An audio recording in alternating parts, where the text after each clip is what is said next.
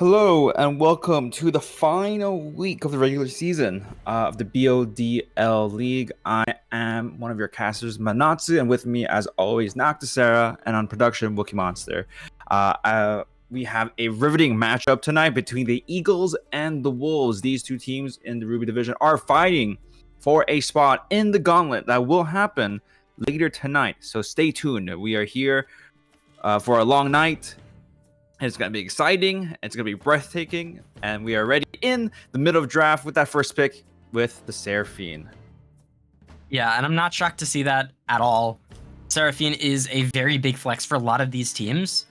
With the Eagles, they play at bot lane, they play at support, right? The Wolves also play it. They play it mid and bot lane. So this is sort of I think we're going to see the Seraphine either picked or banned a lot very early on as this very strong flex. And seeing the Jhin locked in just as a quick response. And something to note on both of these teams is sort of how their seasons played kind of inversely to each other, right? The Wolves starting off very strong with a 2-0 lead, and were very quickly declared fraudulent by the rest of the league as they lost the next 6 weeks in a row, bringing us into this 9th week. Meanwhile, the Wolves started off on that 0-5 before picking up 2 of their wins in the last 3 weeks.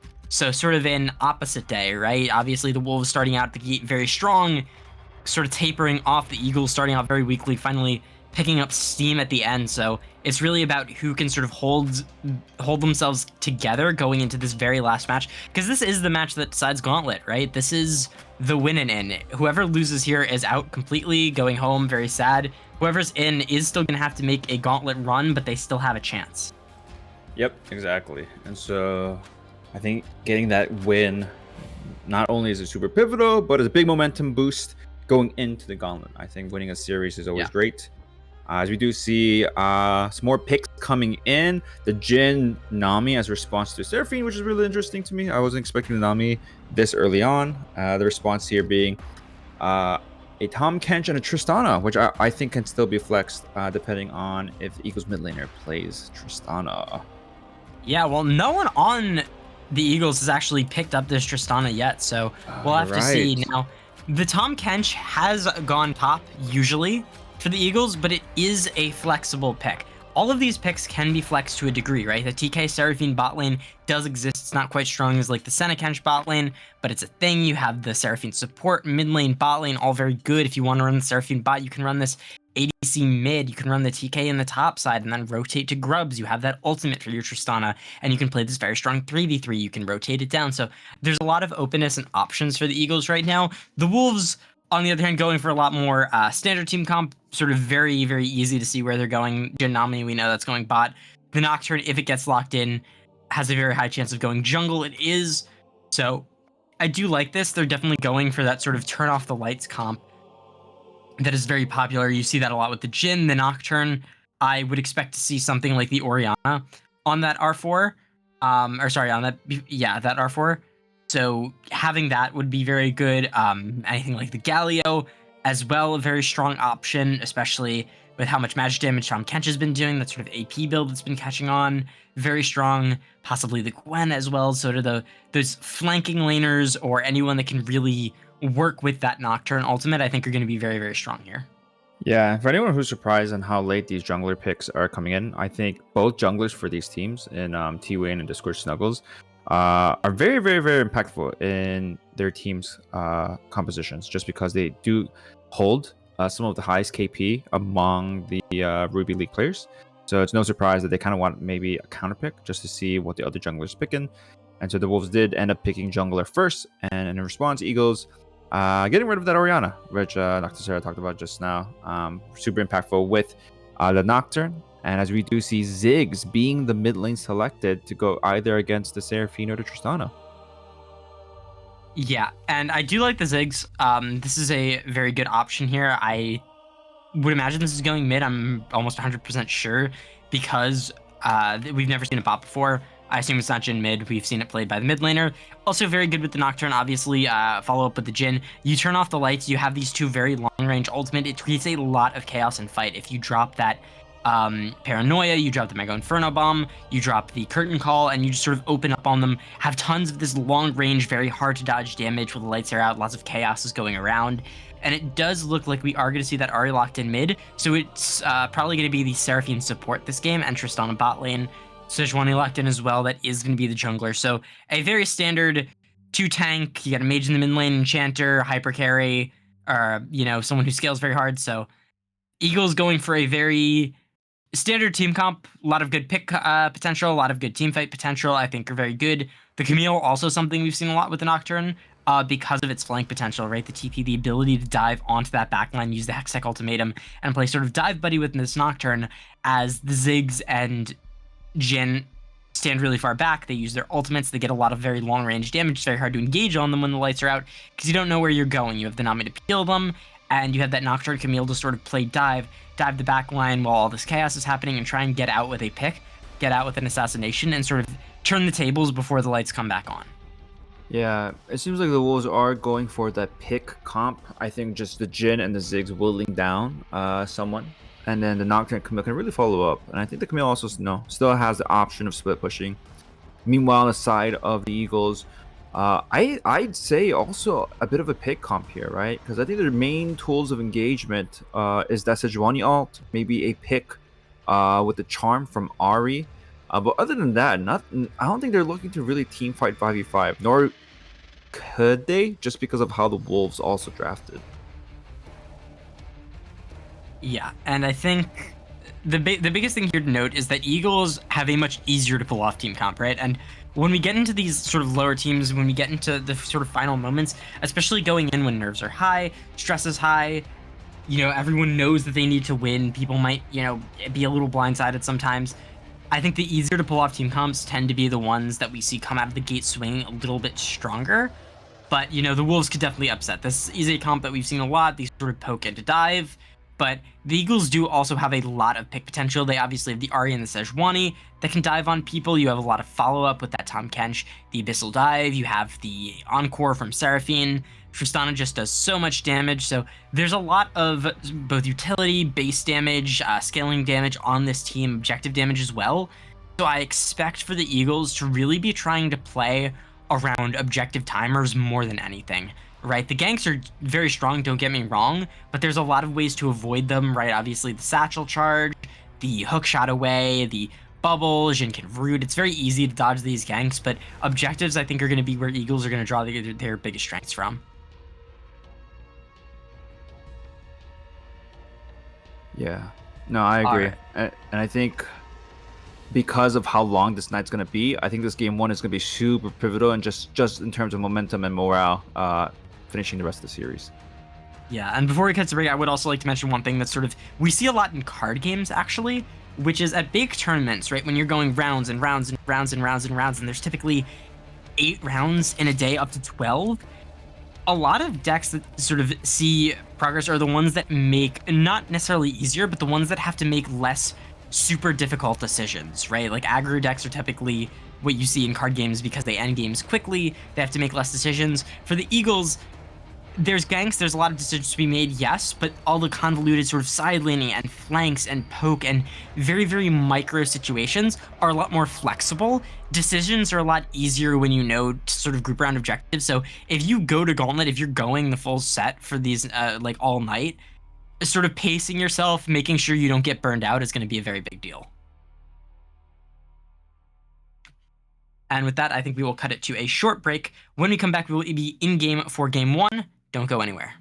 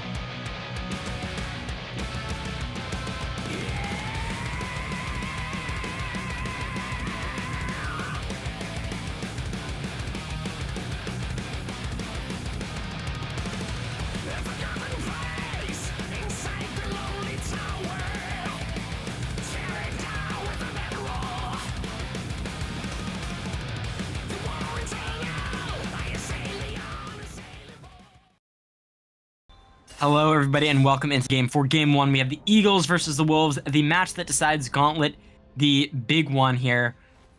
Both teams sort of starting out pretty simple, 5-point. I'd expect nothing less. Neither team really going for a crazy invade composition. I don't think anyone wants to risk it too early on. Also, something we forgot to mention in drafts, Mbessa is enabled in this week. However, as a lot of people have been sort of realizing with her, she is one of those sort of counterpick reliant champions, so I'm not expecting to see her a ton early on as sort of a blind pick.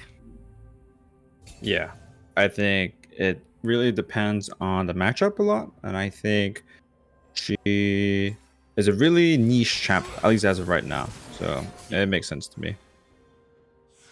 Yeah, champion sort of struggles a lot into sort of stat checkers, anyone that can just sort of walk at you and hit you a lot. Tahm Kench obviously being one of them.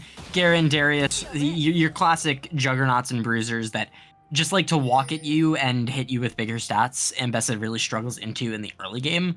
We have been seeing a bit of her jungle, but I think it hasn't caught on a ton. Her first clear is a little weak. You can do it with decent health, no pots, but it takes a lot of practice, and even then, you know, there are junglers that can just do it better, that can invade her while she's still weak early on, and even then, you know, she has a good ultimate, but Vi does a very similar thing, and a lot of junglers just have more experience on the pick, so it's one of those things that the trade-off isn't really worth it if you haven't been practicing it a ton. Yep, I agree. As we look around, I'm looking at some of their spells, nothing too out of the ordinary. I guess we have low point on Slipper Ignite on this Camille, looking to go aggressive. Good trade there in the mid lane for Pancakes. Yeah, what are you expecting here in the early stages of this game? I think we're going to see a lot of just poking, sort of fishing for anything that either team can find, trying to look for damage, looking for a lot of sort of trading and waiting for the junglers to come in, right? Obviously, both these junglers have pretty strong ganks, and neither team has super insane mobility early on, save for maybe the Tristana, right? The Tahm Kench is very interruptible with either the hookshot or the fear. The mid lane doesn't have a lot. You know, Greeno does have that satchel charge, but takes a while to wind up. You can use it against the jungler. So I think both teams are really going to be waiting for those first objectives, the Scuttles, the Void Grubs, the Dragons, just to wait and sort of fight as a team, try and find any micro advantages they can, and just keep the sort of pressure up on their opponents while they wait for something to happen, because I don't think there's a ton of solo kill potential unless somebody messes up. Yeah, as we do see T-Wayne spotted there by the Camille. Has to be a little worried there. Camille does have the Ignite, but Tom is going to go away from the creeps, which is, I think, a big advantage there for Low Point. Yeah, I tend to agree. I think pathing away right here is going to be really good. And Low Point getting all this vision down on T-Wayne, especially being able to clear out that ward, being able to get all that vision on T-Wayne, know exactly where that Sejuani's heading, how to play now, right? I don't need to step up to this Tahm Kench. The wave is shoving into me. There's no reason for me to do anything too crazy here with the Sejuani up here, right? Get a little bit of poke, and then just get the hell out of dodge. Hopefully, I say that Clarkin going in, getting a nice stun, but yeah, the Sejuani is not pathing up here. There's not really a ton to worry about. Just going to do that quick scuttle trade that we love to see, and with Dragon up in a minute, I expect nothing less. Yeah, I agree. And important to note here, Snuggles did elect to back after that first topside clear. I guess maybe thinking there could be a scuffle in the middle, or maybe just waiting the long game, going just farming for the level 6. So it is a little behind, but we'll catch up pretty soon. As I say that, tied now, 28 apiece. Yeah. Across the board, pretty even. Yeah, both junglers finishing their first full clear, going for whatever they need to. Obviously, the bot lane's now going in. Psycho Ghost getting a bit aggressive, and Ethereal Ice missing the bubble. That's absolutely huge. Macho getting run down. The lethal tempo is ticking, and Psycho Ghost flashes in. He wants more. He's going for the second kill, but he can't quite get it. Ethereal Ice getting the movement speed and getting out there, but that missed bubble means everything. All 4 sums blown. Only a flash and a heal from the Eagles bot lane, and they achieve first blood, getting that kill onto Psycho Ghost early on. Yeah, big advantage there for the Eagles. Will help a lot in securing vision for a potential dragon, although I doubt that it will happen, as we do see multiple members backing. I think both teams are just waiting for their junglers to achieve that level 6. As I alluded earlier, I feel like a lot of the fight kind of revolve around their junglers, at least stats wise. So not expected. Yeah, and the Nocturne is especially one of those picks you see a lot. Kind of just has to farm till 6. Nocturne as a champion doesn't do a whole lot until 6. You just kind of sit there struggling, waiting, wishing you had Paranoia, but you don't quite yet. So getting that 6 is probably more important on Nocturne than it is on anyone else in this game. And with Psychogus getting that early kill, getting the serrated Dirk, I'd imagine maybe into Collector, into Lethality, just going for a ton of early power here, sort of forsaking that Infinity Edge Rush, anything of that crit, Kraken Slayer, anything Static Shiv, just going really into that aggressive crit build. And you can see the trade of objectives sort of being called now, with T-Wayne and the team rotating up towards those grubs, rotating to Seraphine as well. Meanwhile, Discord Snuggles and the rest of the Wolves picking up that first dragon. Going 1 for 1, don't want to take any huge risks early on in this game, just want to sort of chill out, wait their turn, not do anything that they are not super 100% confident in, and I don't blame them. With no teams having ultimates right now, you don't have that huge advantage to take a fight, so trading probably is the best option, especially when you're Eagles, right? Getting these grubs away is huge because it means all of this poke is going to come down. It's not going to be able to siege. Now Lil Point's in a lot of danger. T-Wayne's up here. Clarkin with a nice devour, just leading him into the rest of the team. T-Wayne and Hisashi were already on their way up. Great communication there, knowing what they could do. And meanwhile, Psycho Ghost has just been sort of solo farming in that bot lane, completely safe, never punished. Yeah, I was gonna say, I think multiple mistakes there from the point. Tried to E away, but missed the wall. And just in the nick of time, a minion died. Clarkin was able to get level 6 devour right away, and that spelled the second kill going for the Eagles. Yeah. Really nice plays there. Now Psycho Ghost in the 1v2 gets the Buster Shot off. Etherealize barely surviving. One more auto would have done it. Psycho Ghost a little too low. Wasn't expecting the barely any health left living. I think the serrated Jerk sort of gave him that confidence, and he was very strong, but not quite enough to finish it off. That would have been very good for him, but not quite. Only down 10 CS too with Nasashi's Roam. Up a lot of XP as well. I think Psycho Ghost is very far ahead now. You obviously have Clarkin 1-0, so the Eagles are sort of starting to pull away, already up 1,000 gold. 8 minutes into the game now, the Paranoia popped. Macho getting very low. Psycho Ghost going in, the flash and the W out, but it won't be enough. The barrier popped as well for a little bit of shielding, but Discord Snuggles will tear right through it, picking up the first kill of the game for his team and bring that gold lead back to around an even state. Yeah, I mean, Eagles now up only about 500 gold will help a bit. Discord getting that first kill will be big. We'll see how much it can snowball, as we do see some trading going on in the mid lane. Yeah. I think right now it's really important to note just how much it matters that these teams are getting their carries ahead and getting their laners ahead, right? T-Wayne on Sejuani, you can already see going into the locket, this is not a champion that is gold heavy, right? Nocturne really likes those items, needs to get that Stride Breaker, wants the item that gives you attack speed, move speed when you use your ultimate, loves Starix Gauge, really likes these items, whereas the Sejuani tank items and support items are kind of the name of the game. You're totally fine with that. Low Point getting 1v1 again, hook shot back into the wall, does manage to dodge out on that Abyssal die, but Clarkin flashing forward once more, landing the stun and getting another solo kill onto Lil Poink. Oh no, that's really tough. I think the combination of, I mean, supposedly your offlaner having the side lane pressure being gone. Again, remember that on the Wolf side, it's all about getting picks, and so it's going to be a little bit more difficult for them when the Camille is this far behind. Now there's a bounty on Clarkin's head. Yeah, and Clarkin doesn't have to be worried, right? Obviously, people are going to want to come for him, but the ability to get all these tank items building into this Heartsteel is going to make it a lot harder for anyone to really go forward. So just Pancakes dealing with Discord Snuggles in the mid lane, but not quite enough damage yet this early into the game to actually have to worry about anything like that. So not expecting too much craziness to happen right now. I think, obviously, getting that support item, not the locket, going for, obviously, the Zeeks instead, I think is completely fine, but this is what we talk about when we talk about Sejuani, right? Low economy jungler, very good at supporting the team with these sort of supportive tank items, means that you can just perma gank, you can hop around the map, you can still CS very well because of the health scaling on your abilities, but you don't actually have to worry about falling behind as much. so you can really focus on being where your team needs you to be at all times. Yeah, I agree. Speaking of being where your team needs to be, going for a bot gank now. The bubble missed. Masashi trying to shield them in going forward. Both have T-Wayne doesn't have the flashes. Glacial Prison.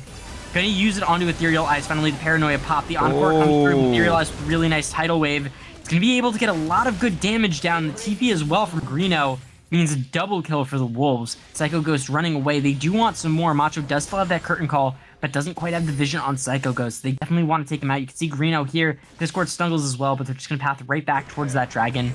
Finally, using that Curtain Call, one onto Psycho Ghost, flashing away.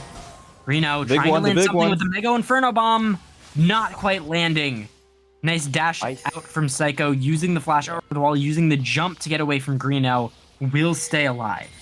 Yeah, I think the Greeno did have to go bot. I don't know if he had to go bot there just to secure the kill. He did get 0 assists.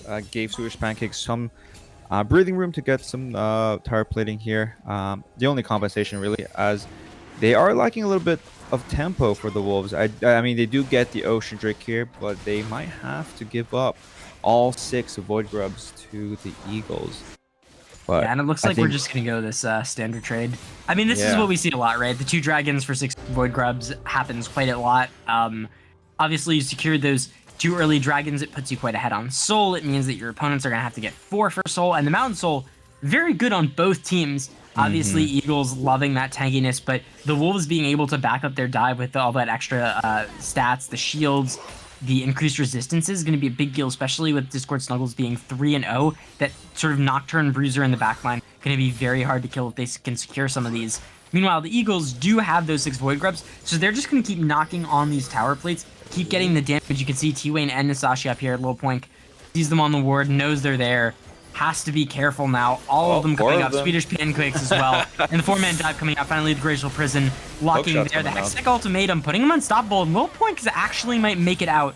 Swedish Pancakes does still have a way in with the ultimate. Masashi's heading up the tower. Forced to flash out. The Abyssal Dive comes through, but Clarkin not hitting the knockup. Means that Low Point's going to make it out with not even a summoner used. Meanwhile, heal, a flash, and 2 ultimates there from the Eagles, and you are very happy if you're Low Point, right? Obviously, the tower goes down. That sucks. They get a lot of plate value, but we're able to make it out with your life. So if there's any consolation prize, that would be it. Yeah, I'm a little confused there because I think you would have to know Low Point doesn't have flash. The only way to escape is through that hook shot, but I guess all of them kind of geared towards that left side of the turret gave Low Point an opening, and although they did suffer the first turret loss, no deaths given to Camille. So yeah, this game state now 2K lead for the Eagles. The Heart Steal completed finally for Clarkin. We'll see those stacks coming up soon. More first items being bought. Ari with the Malignant. We'll see maybe a first item from the Greeno relatively soon. But we're really ramping up for a really big crucial fight, right? As you said earlier, you kind of just handshake the first initial. Okay, we see the Mega Inferno Bomb there. Oh, we see the handshake. Just to clear the wave. Yeah, we see that handshake earlier on, which I think both sides are happy with, and it's really that third big objective that will kind of tip the balance, tip the scales in the favor of one of these teams. Yeah, and I do expect to see some aggression coming around this Drake and this Herald now. Both teams rotating up. You can see Low Point already rotating down, but Psycho and Nasashi are already in the mid lane with T-Wayne. They have a Low Point on the flank. They could maybe look for something, but I think Discord Snuggles realized without Greeno, without the rotation from their bot lane, there's not a lot to do. 2 towers now advantage for the Eagles, with Swedish knocking on that third, and they're very far ahead. Obviously, 3,000 gold up in this early game. 2 going on 3 towers, the 6 grubs going towards that Herald is going to help a lot. The items as well, the Malignance finish for the Ari the Collector on Psycho Ghost, feeling very, very strong. Meanwhile, the Wolves, all of their advantage is really on to Discord Snuggles, and that's about it. Yeah. I mean, sure, there's some collateral gold going for the bot side with those assists, but yeah, the fights kind of start and end with Discord Snuggles. I kind of gasped there maybe a minute ago because both Ethereal Ice and I believe it was Macho, I'm not quite sure, we're backing in the brushes down there, and there's a little bit of miscommunication because Macho finished his back but Nami stopped and almost walked out of the brush. If that happened, I think Swedish Pancakes would have gotten their first kill. Yeah, it would not have been a good situation there. Now, speaking of bad Careful. situations, Discord Snuggle has to be careful. Ooh. Both TPs now coming in from the Wolves, backing up their jungler there. The root from Macho just going to be eaten up by Clarkin. Low point going in, trying to find something. Does still have that Hextech ultimatum, but doesn't want to use it quite yet.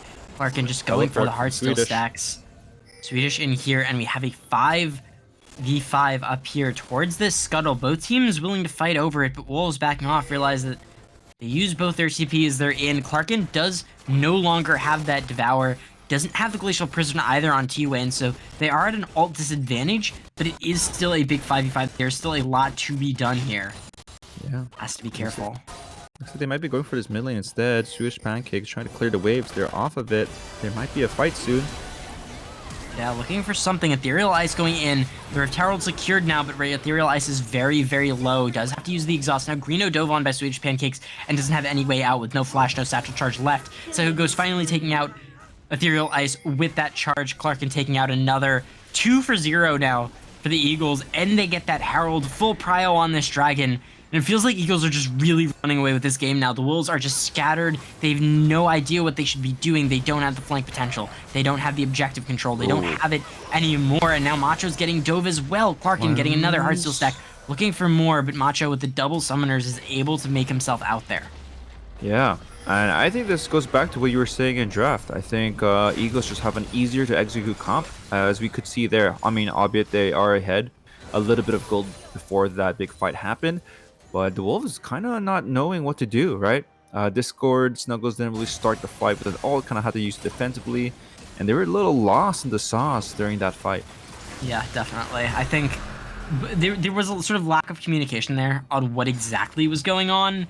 I think sort of Macho, Etherealized, Greeno, they were all like rotating mid. Discord Snuggles used that paranoia, but they didn't have a dive target. There's some people going over here, some people going over there. T-Wayne getting the Herald, and just a lack of communication from the Wolves there makes it feel like they didn't really know what was going on inside their own paranoia. It feels like they turned the lights off on themselves without really understanding what that actually meant, what they were going to go for, if there was even an option to go for anyone. Yeah, I agree. And now Eagles almost 5k ahead. I think it's kind of similar to what they were earlier, but objectives secured, tower down mid lane. Clarkin now with 48 stacks, which actually surprisingly isn't as much as I thought it would be at this point in the game. But yeah, I mean, from this point on, what do you think the Wolves, what can the Wolves do to kind of stop the bleeding? I think the only thing they can really do here is sort of hold on and try and give up that next dragon.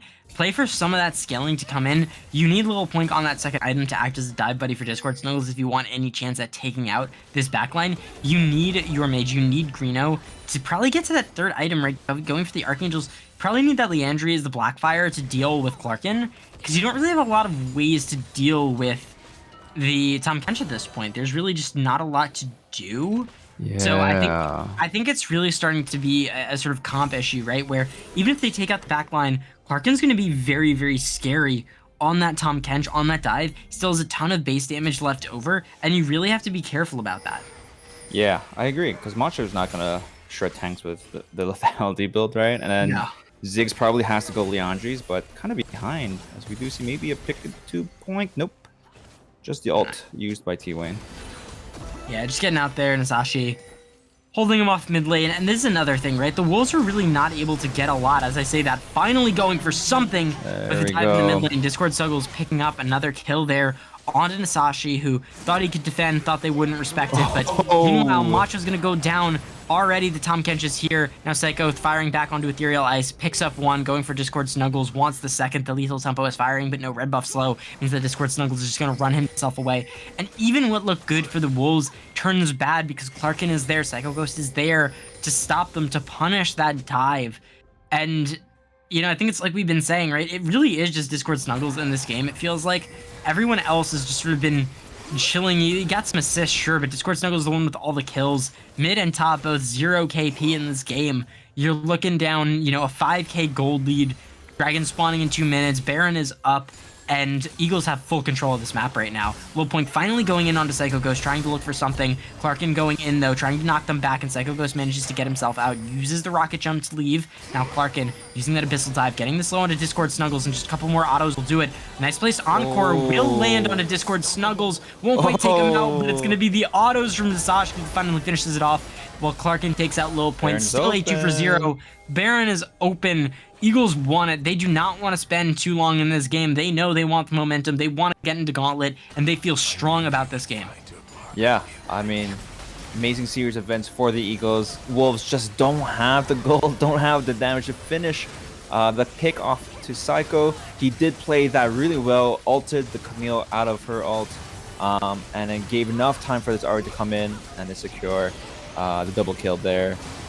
We'll see if there's a steal attempt with the bomb. Nope, too far away. And we have Baron on all 5 members of the Eagles looking to really march their way with a 8k gold lead. Yeah, and it's feeling pretty impossible for the Wolves right now. They definitely need a miracle fight. Discord Snuggles has to pull something out of the hat here. Take out Psycho Ghost for that line. Get the dive with a little point. Then turn on Dasashi, end Zuji Pancakes. All the while, their backline not timed to Clarkin and T-Wayne.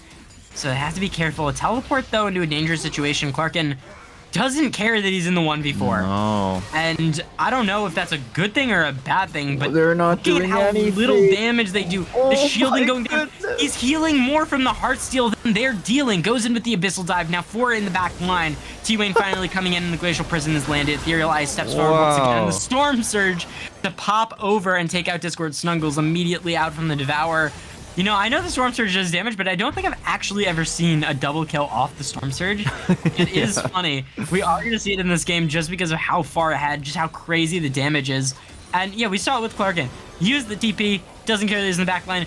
The Unending Despair and Heartsteel plus Grasp means that it doesn't matter that 4 people are firing. He's out healing the damage. They're actually healing him with just by standing near him. They're killing him instead of doing damage. It's crazy. And at this point, I think this is sort of a... All right, what are we doing next? Because we're not winning this game, right? Wolves already thinking about that next game plan. Because if you see Clarkin go in and do that, you're just sort of realizing it's like, cool, we can probably take out 3 of the 5 members and it won't matter. Clarkin +1 just takes out everyone on our team. I don't think we can really fight it anymore. So I don't think Wolves have a very realistic way back into this game. I think the only way they do is, once again, Clarkin needs to find an amazing pick on the backline. They need to turn that into an objective, and they need to turn the gold back into their favor. With that one fight, plus the objective, plus another fight after that is their only way back in. Yeah, I think it's going to be a lot of misplays on the Eagles' part as they are now 10k ahead. Clarkin really just doing whatever he wants. He has everything. Oh, beautiful ult from Musashi. Ethereal Eyes has to pay for it. Yeah, now they're just marching on mid lane. I know they're trying to find picks here and there or trying to avoid them as well, but they're just way behind. 10k at 23 minutes. Not much to do. Got Charm. Greeno's dead. I think it's next. It has to be next at this point. Yeah, I mean, there's not a lot to be done. You can see the curtain call coming out doing nothing. Baron minions on the door. 2 kills coming out. Finally, the Glacial Prison goes in. Discord Snuggles looking for the miracle. Low Point diving as well, but the shielding is too big. Clarkin higher than when he started that fight. He's just been tanking Nexus Towers. He's in on the back line. The shield comes out. Low Point has to be careful, but he's tanking all the Nexus Towers, tanking all the damage without any chance of success. Now they're just focusing on the Nexus. Finally taking out Ethereal Ice. Low Point trying to dive the back line, but it's going to be Clarkin picking up his 6th kill of the game. 6-0-6 on that Tahm Kench, ending the game with a total 17-5 scoreline for the Eagles.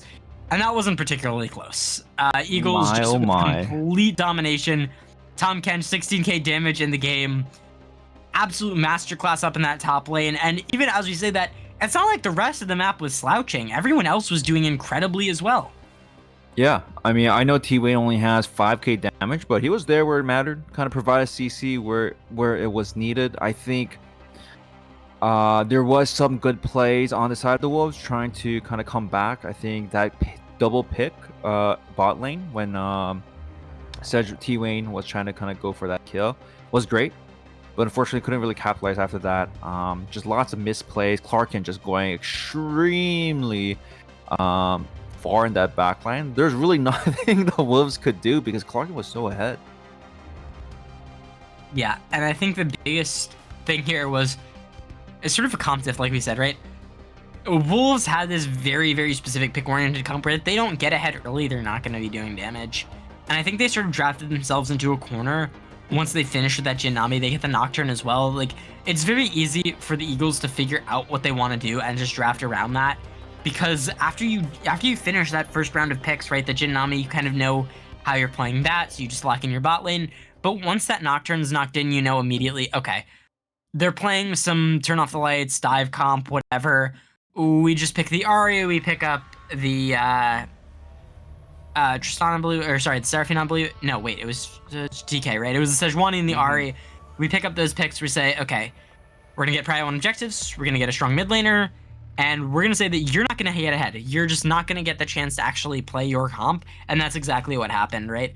T-Wayne, like we said, low damage, but it didn't really matter. He was on all the objectives that he needed to be on, got all the grubs, got the Scuttle, got the Herald, got all the other dragons, right? Like, it doesn't matter if the stats look bad. If your jungler is securing you all of the objectives, that's a good jungler. Yeah, and I think the flexibility that the way Eagles drafted went really well, because I think Red Side is supposed to be able to create flex picks, right, with their choices. But I think when they locked in that Jinami, kind of gave Eagles the opening to kind of draft a strong bot lane that could counter that, and also play around the map and give counters to other picks as well. And I mean, I would assume Wolves pick blue side next game, and I want to see what kind of adaptations they make. Yeah, definitely. But for right now, we're going to cut to a short break. When we come back, we'll be in draft for game 2. Don't go anywhere.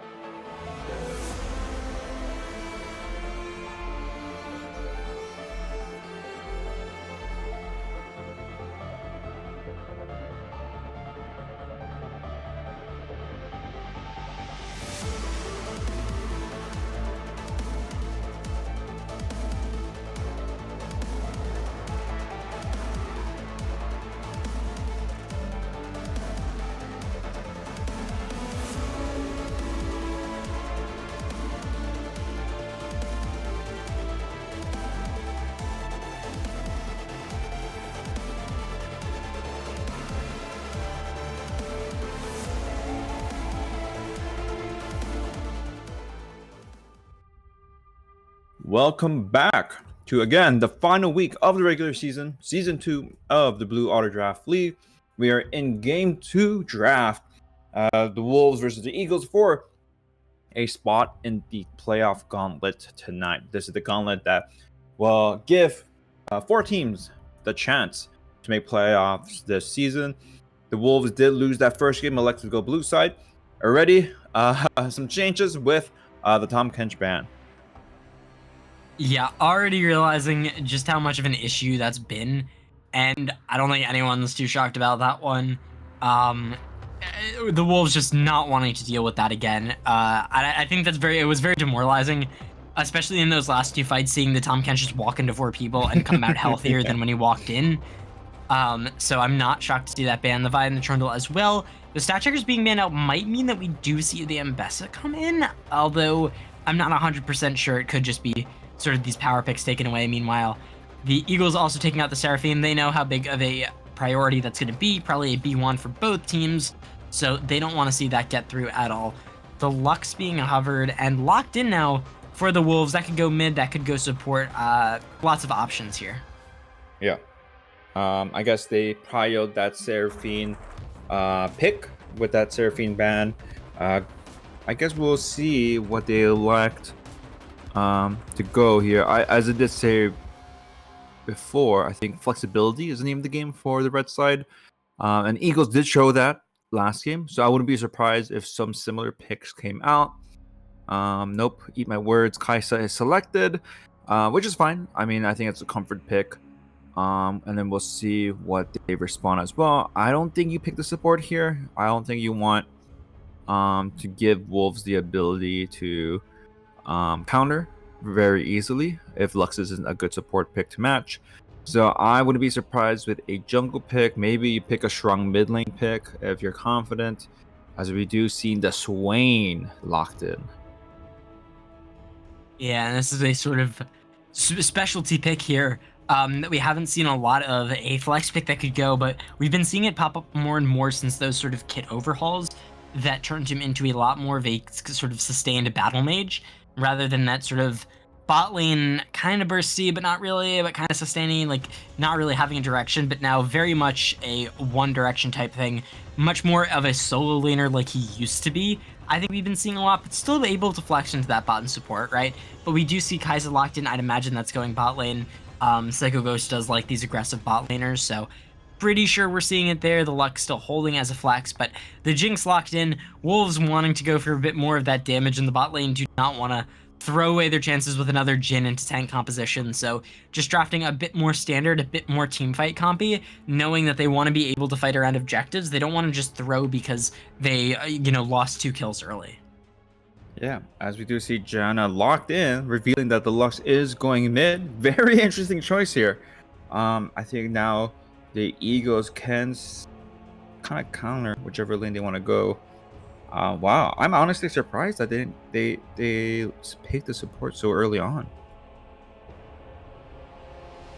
Yeah, I think it's mostly just so that they don't get banned out.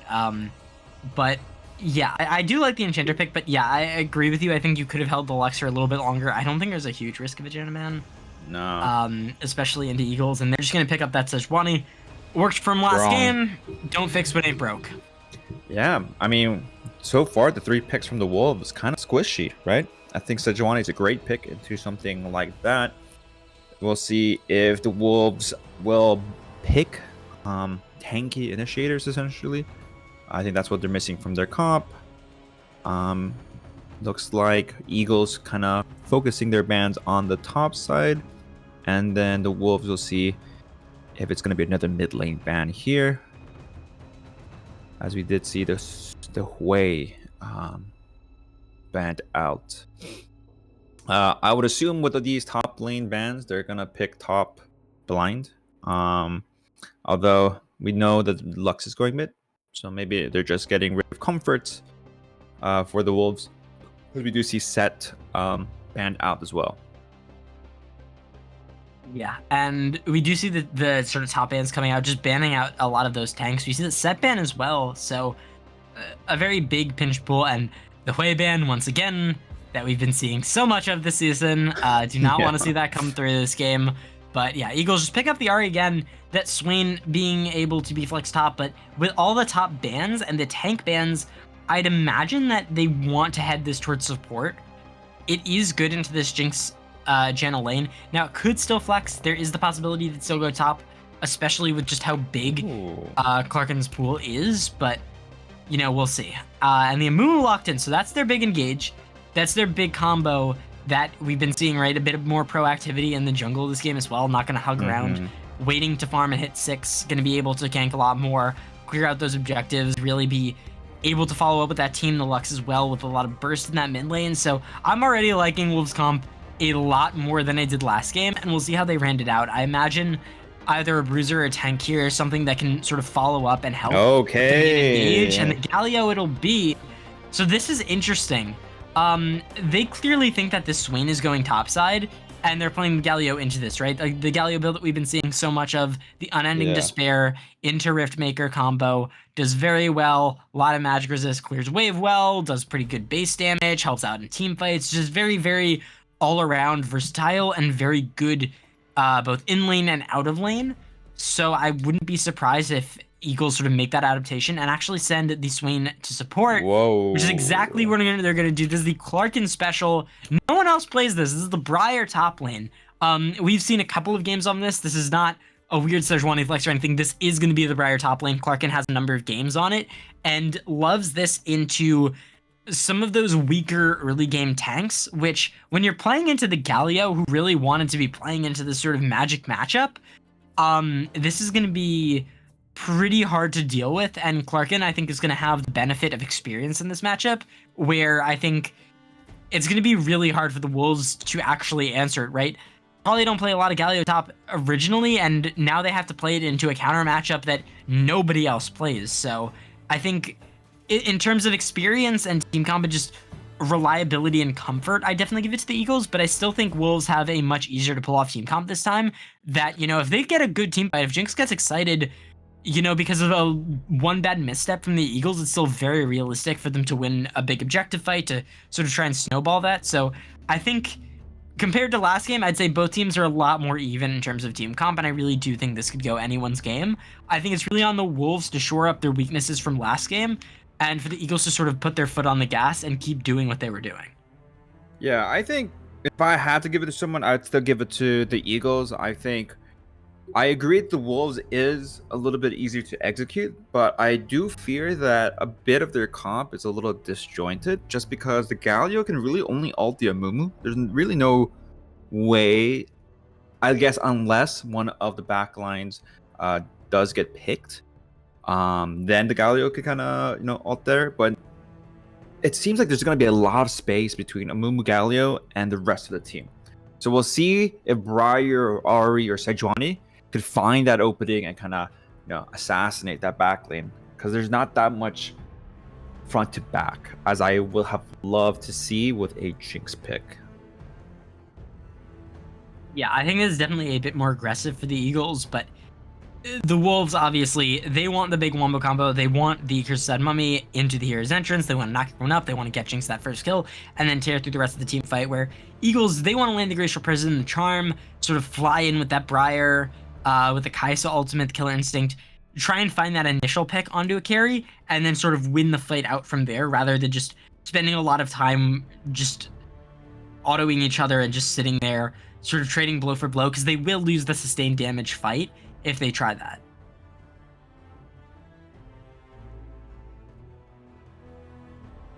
But for right now, I think we're going to cut it to a short break. When we come back, we will be in game for game 2. Don't go anywhere.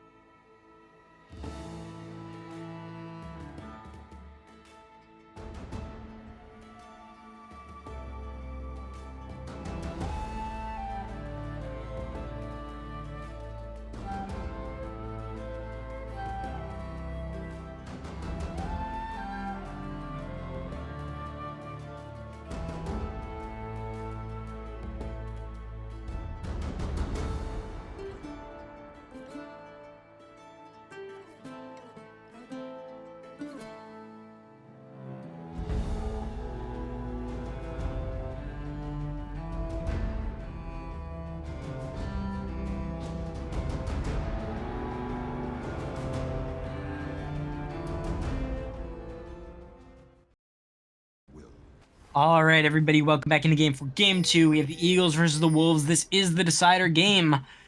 If Wolves win this, they stay in it. They have a fighting chance for Gauntlet. If Eagles finish it, the Wolves are out. Their season is done, and the Eagles make it into Gauntlet. And they're going to be stacking this bot lane to make sure, going for a potential invade. Will be spotted out by Nasashi. Sees them, but he might be in a bit of a bad position. The slow from Lux finally going in. The bandage toss comes out. Nasashi gets hit. The knock up from Lil Poink, who picks up first blood. And Nasashi goes down. Just a little bit too aggressive. Needed to kite back towards that wall and take the early flash, but just risked it a little bit too much. Yeah, I mean, it, I think went on to the best player in Lil Point just because Galio might have struggled a lot more. As we do see Galio picking up the Amp Tome as the first back. We'll see if Galio walks over to blue buff. There was a ping, maybe trying to ward there. Might be able to get a flash and kind of equalize that disadvantage that the Eagles placed on themselves. Swedish Pancakes coming back. Yep, looking for it. Lil Point has to be careful. Clarkin trying to trade right back. The Aftershock is popped, but Lil Point does still have the flash. Looking forward, Swedish Pancakes going in. Flashing forward. Lil Point holding his flash till, I don't know, Gauntlet maybe? Swedish Pancakes picking up the kill with that return Q. Gonna make that mid lane a lot easier, and Clarkin's gonna go back. Lil Point will have the TP, but Clarkin gonna be able to get Prio in that lane.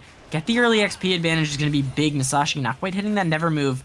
So Macho has to be careful, but bot lane now advantage. Little poke going over for the Wolves, but yeah, I think Lil Point walking through obviously wanted to check that buff for his jungler, but wasn't realizing it. I don't know why everyone's sort of holding their flashes this game. It seems like Swedish Pancake was the only one that was really willing to use it there, and I think both of those players could have gotten out very easily if they had used the flash earlier.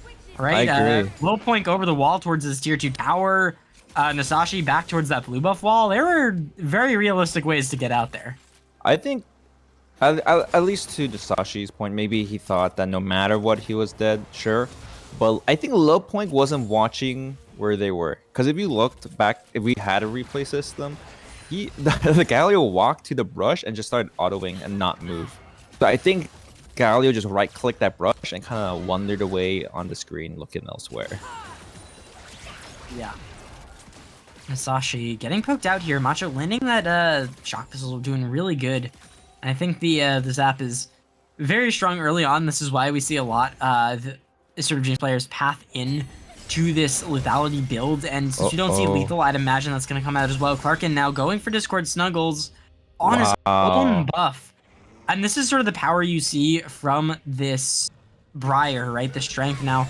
In the middle of a lot, going forward, actually diving back onto Discord Snuggles, who used the flash in, and, you know, once again, talking about the flashes, I think could have gotten out there, but going back in, giving the kill over to Discord Snuggles is going to put him a lot further behind in this lane. Luckily, he has the TP, the wave is shoving back in, it's not the end of the world, but it does mean that your jungler is going to have much more of a rough time, and I think it's going to make it a lot harder now that this Amumu is a bit more accelerated, going to be able to, I think, get that Faded Ashes on the first back, and it's going to make him a lot better at clearing. It's going to give him a lot of a much more easy time going into this mid game, and especially towards the level 5 and 6. But Clarkin doesn't want to stop fighting, just keeps going in on a little point, getting the damage down, using that extra healing and lifesteal to try and sustain in this lane, really put the pressure down, and maybe threaten a potential gank from T-Wayne. Yeah, I think Clarkin almost, had like half a second or full second remaining. Was taunted by that Galio. Could have killed the Amumu, gained some health regen back. Clarkin might be in a bit of trouble here with Aftershock proccing. Nope, just more fights as we do see Macho getting hit here. Macho stunned up, but Nasashi missing the never move on the stun target, buddy. Nasashi, come on, dude. I know you play this weight. I've seen this before. You know, should be able to hit those stun targets. Meanwhile, Clarkin up in the top side has to be careful. Does push Lil Point and Discord Snuggles away. Does still have that second bandage toss, but pretty safe in the wave. They know that Lil Point has to be careful. We're just gonna back in that bush. Clarkin goes for what are you doing? You have to know they were there, man. Why? Why? The wave was going against you too. It was your favor. You know what? He's making it interesting. He said the Tom Kench game was too easy. We gotta give the shroom some content. We gotta no TP gotta make sure we give him the cans. But flashes up. I don't know, man. We do see T Wayne going for the dragon, seeing the Amumu up there. So good on for T Wayne. For kind of equalizing the top lane death there. Yeah, we'll see. This dragon going over for T Wayne.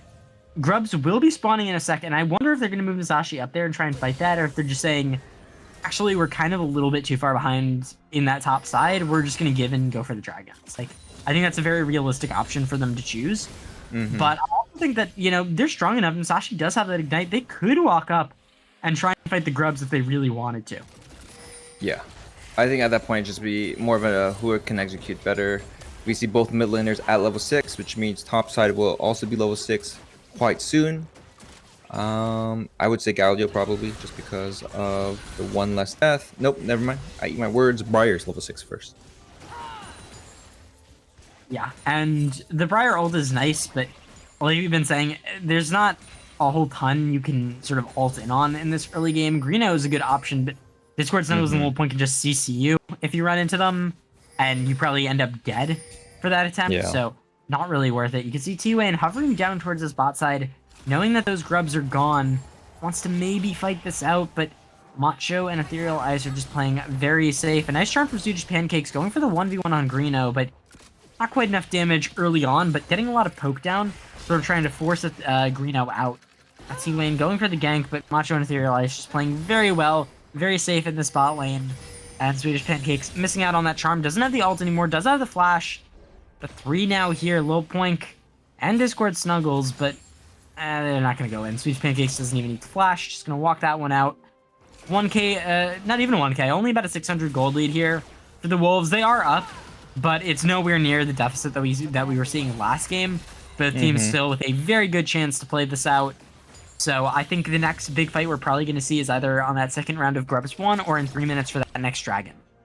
Yeah, even though Point does have that 2-kill advantage, they are behind a bit in CS. Probably will make up for that gold advantage here with this wave. I'm waiting for the junglers to go level 6. I know T-Wing was staying bot lane there, hoping to get a kill, but I think until both the junglers level 6, it's going to be a little bit hard to find picks. As I say, this Discord Snuggles is at level 6 backing now. Dragon in 2 minute 40, so still some time to see some maybe some jungle fights here. We do see T-Wing going top against this Galio. Might be in a bit of trouble. It does have flash though, but spotted by ward. Yeah, and I think this is something that I kind of want to point out about the Wolves. They've been playing very well with vision this game, and very safe, you know, as opposed to last game where they were just kind of getting ganked all the time, dying to things that were completely preventable. It feels like this game, they've been a lot smarter about their positioning. They sort of learned, trying to adapt from their mistakes, realizing that, okay, maybe we don't need a push with no vision here. Maybe we can just play back. You know, we have the range. We're just going to farm up. There's no reason to push. We don't have our jungler here. There's no kill threat. So there's no reason to actually walk up and do anything too crazy. Now, Low Point going in that top side. T-Wayne is here. Clarkin looking for the stun. The flash forward. The Glacial Prison as well from T-Wayne. The slow now coming out. Low Point does still have the flash, but it's not going to be enough. Clarkin knocks him back into the wall. And the bleed will finish off the kill, giving Clarkin his first kill of the game here. Now the charm looking for Greeno. Getting 1v1 by Swedish, but nice dash out there. Nice root and flash means that Greeno makes it out with his life. And honestly, doing a very good job of playing into this Ahri, who, you know, is very scary early on. But Greeno has not gone down to his solo kills, picked up 2 assists, is almost even in CS, especially once that next wave crashes. So I think doing very well at sort of surviving this early Ahri lane that is so threatening against these immobile mages. Yeah, good flash onto the Greeno. I say that because Galio did have flash. Maybe doesn't matter because Clarkin had ult. But at this point, 1 minute until Cloud Drake. Sorry, not Cloud Drake. Hextech Drake Dragon. We'll see if anyone uses their sum so crucially close to the big objective. Galio is walking down, doesn't have that TP anymore. I think teleported top. Whereas Clarkin is about to have Clarkin it. does have the TP, and now it's finally evolved. Now in a fight in the bot side, though, Psycho Ghost going in. The Killer Instinct here does have to be careful. Discord Snuggles tried to use the bandage shots, but missed out on Psycho Ghost. Does now use the Curse of the Sad Mummy. Gonna be able to get the drain and a lot of damage onto Nasashi, who wasn't quite able to finish off Ethereal Ice. Now with Little Point rotating into that mid lane. No more TP, had to use it. Tried to find it, the Ahri with that flank, but not gonna be able to get it. But now I think with Nasashi down and Little Point down here, there's no real reason for the Eagles to try and go for this dragon anymore. Clarkin's getting a lot of plates on that top side, completely happy with it. I expect them to just sort of rotate over and probably have T-Wayne maybe go for those grubs. I actually don't know. There's still a bit of time. Swain is in the vicinity, but I guess nope. Yeah. With T-Wayne going top, they're giving it up. Yeah, they just didn't have the positioning there. You know, Psycho Ghost was playing in that bush, but the second they walked in as a team, I think Psycho backed off knowing that there's not really a lot he could do. Definitely can't get the 1v2 off in that fight with no ultimate, no flash. Nasashi's not there. T-Wayne isn't in position. There's no real reason to try and contest that. So it looks like we're going to be going drag for drag, grubs for grubs, and both teams just sort of chilling with their one early objective on both sides of the map. Yeah, as we do see blue side going top side, maybe Rotating hoping up, though. to get a Void Grub Galio pincering. Yeah, one Void Grub left up, and T-Wayne doesn't have the smite anymore, so it's going to be Clarkin and T-Wayne both backing out there. So it will be 4 grubs going the way of the Wolves as well as that dragon, and they are exceptionally happy with that. Getting all those early objectives. Do have to be careful now because Clarkin's on the flank. T-Wayne whiffing the Glacial Prison. Clarkin's still on the flank. Nasashi going in, but they know where Clarkin was. They finally get him and knock back into the wall. They will manage to take up Little Point, so it is 1-for-1 right now, but they have to be careful. Macho getting excited, but Ethereal Ice on the side. Switch Pancakes trying to fish for a charm, trying to fish for something, but meanwhile, while all this is happening, Psycho has just been farming, getting plates in that bot side, so I think, you know, you're definitely happy if you're the Wolves. You get that drag, you get all the 4 Void Grubs, you get a 1-for-1 on that top side, but you're also happy if you're the Eagles. You get an extra kill there. You get a ton of plates on Psycho Ghost. Greeno was forced to use the TP there. That's probably going to be at least a plate for Switch Pancakes. So, you know, the gold lead that was sort of a deficit is now actually looking to be slowly turned for an advantage of the Eagles, even if they were sort of down the grubs as an objective. They are doing quite well at playing the gold game, knowing where to rotate people, knowing when they need to give something, when they can actually take things. And I think that's really important here, especially going into the mid game when you need your carries to find something. An engage here from Clarkin, the stun going up, Macho trying to go in and find something, but the charm isn't going to land. No, it is! Macho walked back into the push, and it sent him flying straight into the wall. Is going to manage to pick up that kill there on Macho. Don't know if it's 100% worth it, but Greeno will end up picking up his first kill of the game for that. It is still a 1-for-1, but I don't know if it was completely necessary, but I feel like Clarkin might be, I don't know if desperation is the word, but sort of realizing that he's not going to be super far ahead into this sort of Storm Surge Galio, going for the Bork, trying to accelerate those items and get kills for his teammate, get assists, try and get objectives, and keep this going in favor of the Eagles while they can keep pushing. And you can see, right, Little Point not going to be able to actually run that tank Galio build, going for the Storm Surge Rush instead to help with the burst. Yeah, I mean, we also see on on Discord Snuggles too, Leandri, so they're going full damage here, maybe trying to go for a pick instead. Both T-Wayne and Clarkin going for MR boots, as we do see maybe a pick onto this Galio. Galio has to be careful. Has Clarkin's flash. up here. Ooh, almost was able to get that in. Psycho Ghost going forward, flashing with the Killer Instinct. Clarkin jumping in with the stun. Gonna go down, but hey, I mean, you know, when in Rome, right? When you're playing Briar, might as well go for the Blood Frenzies. If you can't control yourself, you might as well take a kill on your way down. But being able to get, again, more gold for Psycho Ghost there. Nasashi's just sort of chilling in the mid game, clearing out this wave.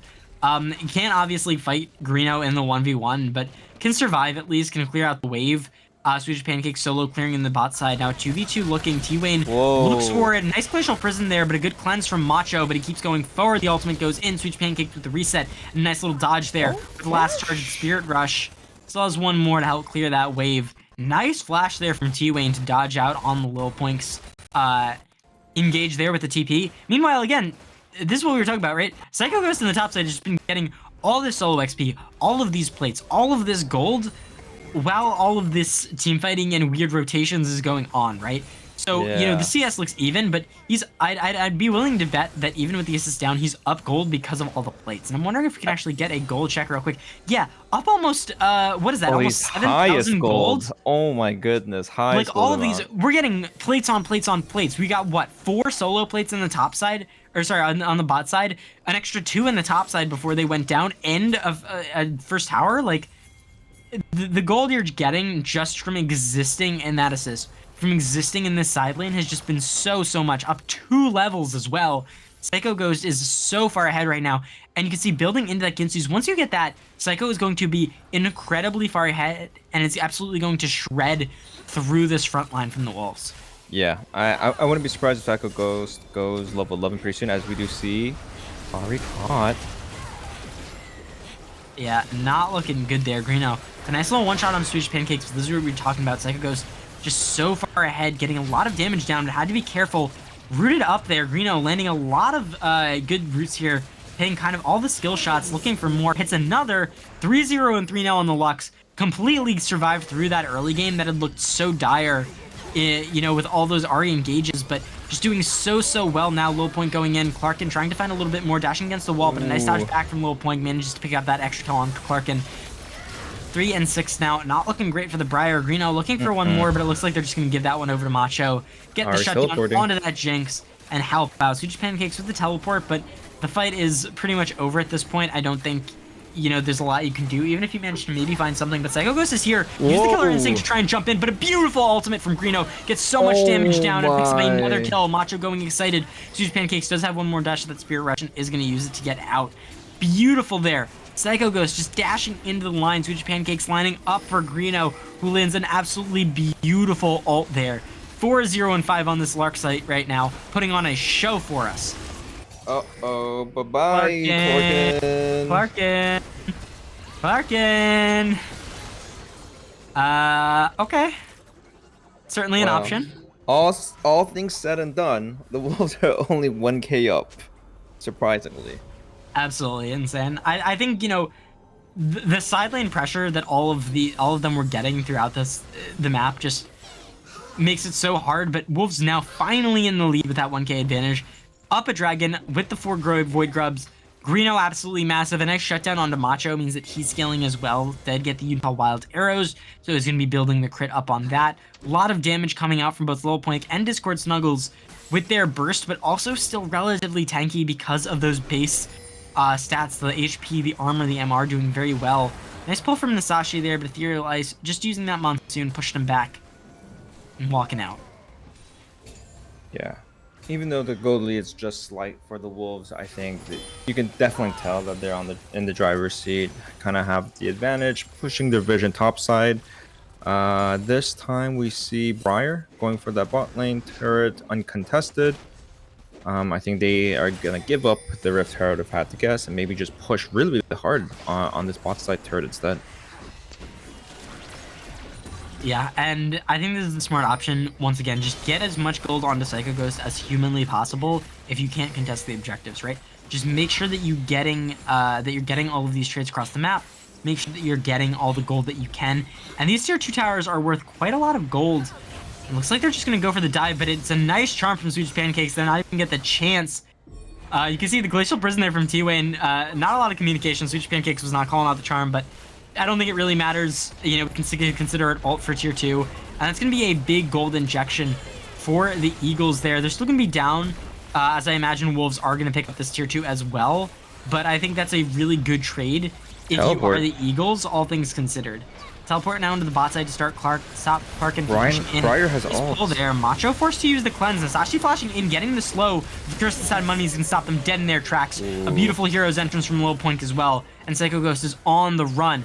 Nice counter engage there from Discord Snuggles, realizing that Nasashi is really not that strong and has to be careful. Clark and knocking them back, but T-Lane is up just a little bit too far, and Macho just keeps getting excited, keeps getting these resets, has to be careful. Low Point flashing out away from Swedish Pancakes. Now the ultimate from Greeno, sort of back him off. Clarkin going in once again onto all these Why members. now? But I don't understand why a knockback is not going to finish off Lil Poink. And Ethereal Eyes picks up the kill. Macho once again getting excited. And a zap onto Swedish Pancakes, who's forced to use the Spirit Rush out.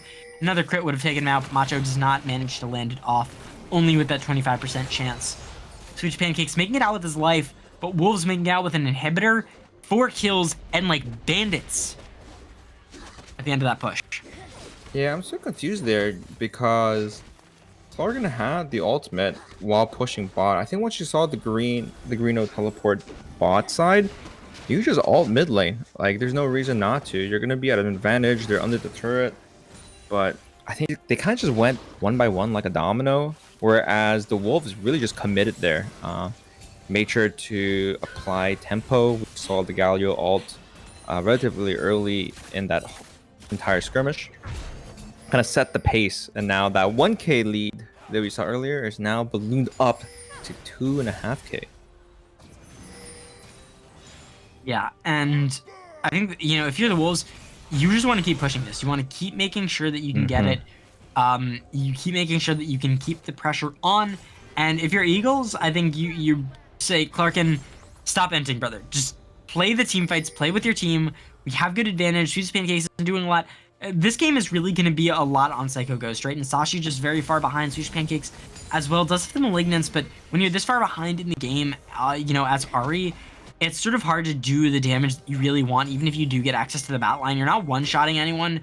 You know, you're dashing around the fight. You're getting some good damage off. You're fishing for charms, but when we talk about damage, it's really going to be on Psycho Ghost to get as much as humanly possible out and actually get the kills through, get the damage down, clear the waves, get the team fights going, and to land these picks. So you really need to focus around your carry and play around whatever the best decision is for them at the time.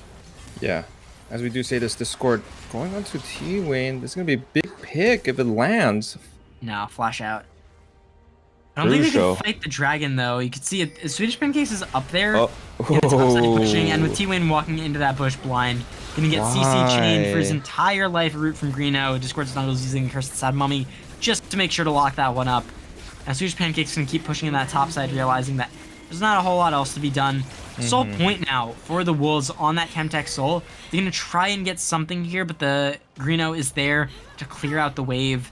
Psycho Ghost managing to get some good damage onto that tower. Maybe they get the top side, but you can see the Baron is up, and Wolves are hungry. They want to keep going. They want to go up towards that Baron, keep getting something. Swedish Pancakes does manage to get that tier 2. Might have to be careful on the way out, yeah.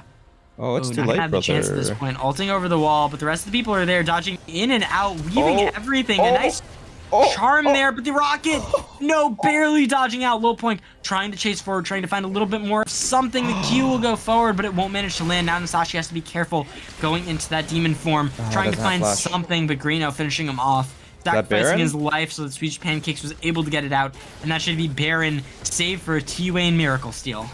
Wow, I mean, Clarkin could push, but still far away from their inhibitor turret. Swedish low. I don't think T-Wayne goes for it either, so that is Baron secured for the Wolves. Right? Okay. Yeah. I was a little scared there. A little scared. T-Wayne going around, but yeah, didn't have any vision. You know, want to go maybe get that Scryer's Bloom before checking, but they do the Baron fast enough. Jinx now on the 2-item spike. Greeno as well on the 2 items. Absolutely massive. You can see Discord Snuggles building into that Magic Resist now, building into more tank items. Low point doubling down on the burst with the Shadow Flame. Ethereal Ice on 2 items as well with the Echoes of Helia and the Moonstone. So feeling really, really good here. I think going in to this Baron push, a drag up in 3 minutes. That's going to be Chemtech Soul if they manage to finish it off. And you know, the Eagles really need to find a way back into this game. They need to find a team fight. They need to stop getting caught is the biggest thing. Yeah. I think with supers hitting mid lane, they do have a little bit of gold influx there. I mean, that's helping stopping the bleeding. But it is going to be hard to find a pick here. We do see Galio teleport bot, which is very interesting. I guess between the two members, Galio could ult in, so that's fine. We'll see how they respond here to the top wave push. Yeah. Swedish, you can see, still fishing for charms, wants to look for something, but See, Discord Snuggles just chilling in the bush, waiting for a bandage toss on anyone who steps by, waiting on any unsuspecting member. T-Wayne goes in though with Glacial Prison, forcing the flash out of Ethereal Eyes. They are going to spot out the rest of the teams. T-Wayne is going to be forced to back off as they keep trying to clear these waves. Nice ultimate there from Greeno, and a beautiful Curse of the Sad Mummy into Rocket takes out 2. It's only Nasashi and T-Wayne left, and they do not have the damage nor the wave clear to stop this push. Macho just firing those rockets back onto the tower. Discord Snuggles flashing in to maybe land a bandage toss, but T-Wayne makes it out just in time. Greeno and Macho keep going forward, and honestly, amazing engages from Discord Snuggles, yes, but Greeno, even without CC, has just been landing ult after ult after root after ult in this game, putting on an absolute masterclass on this Lux. 5-0 and 10 has been playing, honestly, the best I've seen him play all season. Yeah, and mind you too that this Lux was the B1 pick, right?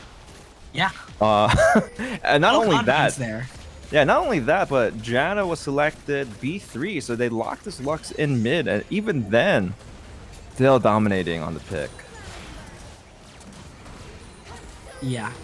I think, you know, the biggest thing that they need to do right now is look for a Psycho Ghost engage, take out Macho first and foremost, because that's who's getting all the resets in the fight, right? Don't get me wrong, Greeno playing absolutely wonderfully, but after all those cooldowns are down, you have the window where, you know, he's not as threatening as he was before, certainly not as threatening as a 2-item Jinx who's excited. So I think, you know, if you're looking for any pick, it's take out the Jinx or Greeno first, turn on to that second pick, and give Psycho the room to auto-attack. Give Psycho the room to play out the rest of these fights while Clarkin and T-Wayne try and tank it up, right? Because despite the big gold disadvantage, if a carry goes down, the Eagles are actually quite tanky. They are quite hard to kill, right? But when they are being free-fired on by all these carries, when they're not able to get that pick, they do go down quite quickly. And with 30 seconds on this Dragon, you know, this is where Wolves either close it out or Eagles mount their comeback. Either way, this is, I think, the fight that's going to decide the game going forward, right? Obviously, Wolves could end it right here. Eagles, if they want any chance, they need to fight this. GH Pancakes does have that TP. Psycho was not in position, and I wonder if they're just giving the soul here. I imagine you can. But Nasashi took it back. You know, they have full priority now in this jungle because of that. All these wards are cleared out. It is completely dark. T-Wayne's backing as well. 5 seconds to the Dragon. Are they just giving soul? Yeah, I mean, there's no way for them to really contest because Ahri is top side here, having to push. If they did see the Ahri teleport, they could just back off, wait for the supers to push. So the Eagles are really in a tough spot here. And I think at this point of the game, you're not gonna get Cloud Soul. I mean, Chemtech. Yeah, Chemsoul. So might as well wait and let Elder spawn because that's now a new win con for the Eagles. Yeah, and I think that's exactly what you mentioned, right? They probably were making calls like, you know, screw it, give them the soul. We try and delay Baron, maybe we sneak it, maybe we steal it, and we just play for the Elder. That's our win condition. We're so far behind that even a Baron's not going to do it, that taking away this Dragon, you know, we're going to suicide for it. We're going to lose so much that it's not worth it. So just play for your 1 out, right? If you only have 1 out, might as well play for it, even if that is going to make the game riskier until that point. You know, if you're not getting there in the first place, then there's not a whole lot of reason to even stay in the game. Yeah.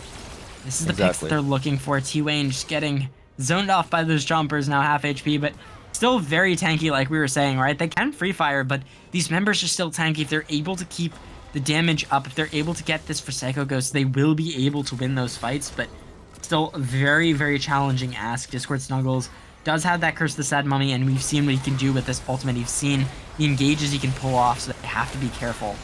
Nice ultimate there from Greeno. T-Wayne popping low. The rocket finally finishes him off. Macho picks up the kill in the first fight. Now excited, has to be careful.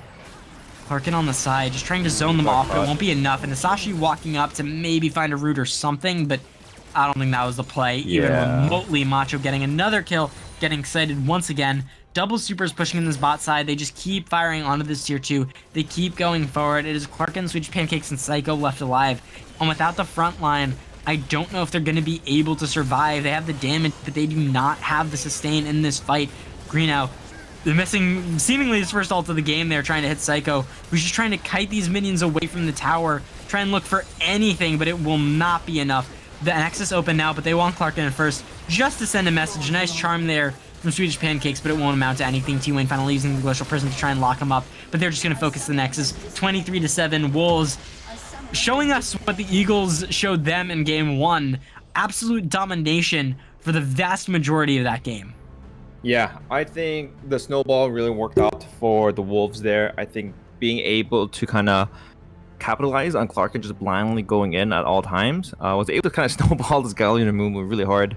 And that pressure really just moved on its way to mid lane and to bot lane. And it was just really a difficult time for the bot side to really find any advantage. I think T-Wayne was tanky during those last fights. It could really be the front line, but unfortunately, just way too behind. Not enough damage.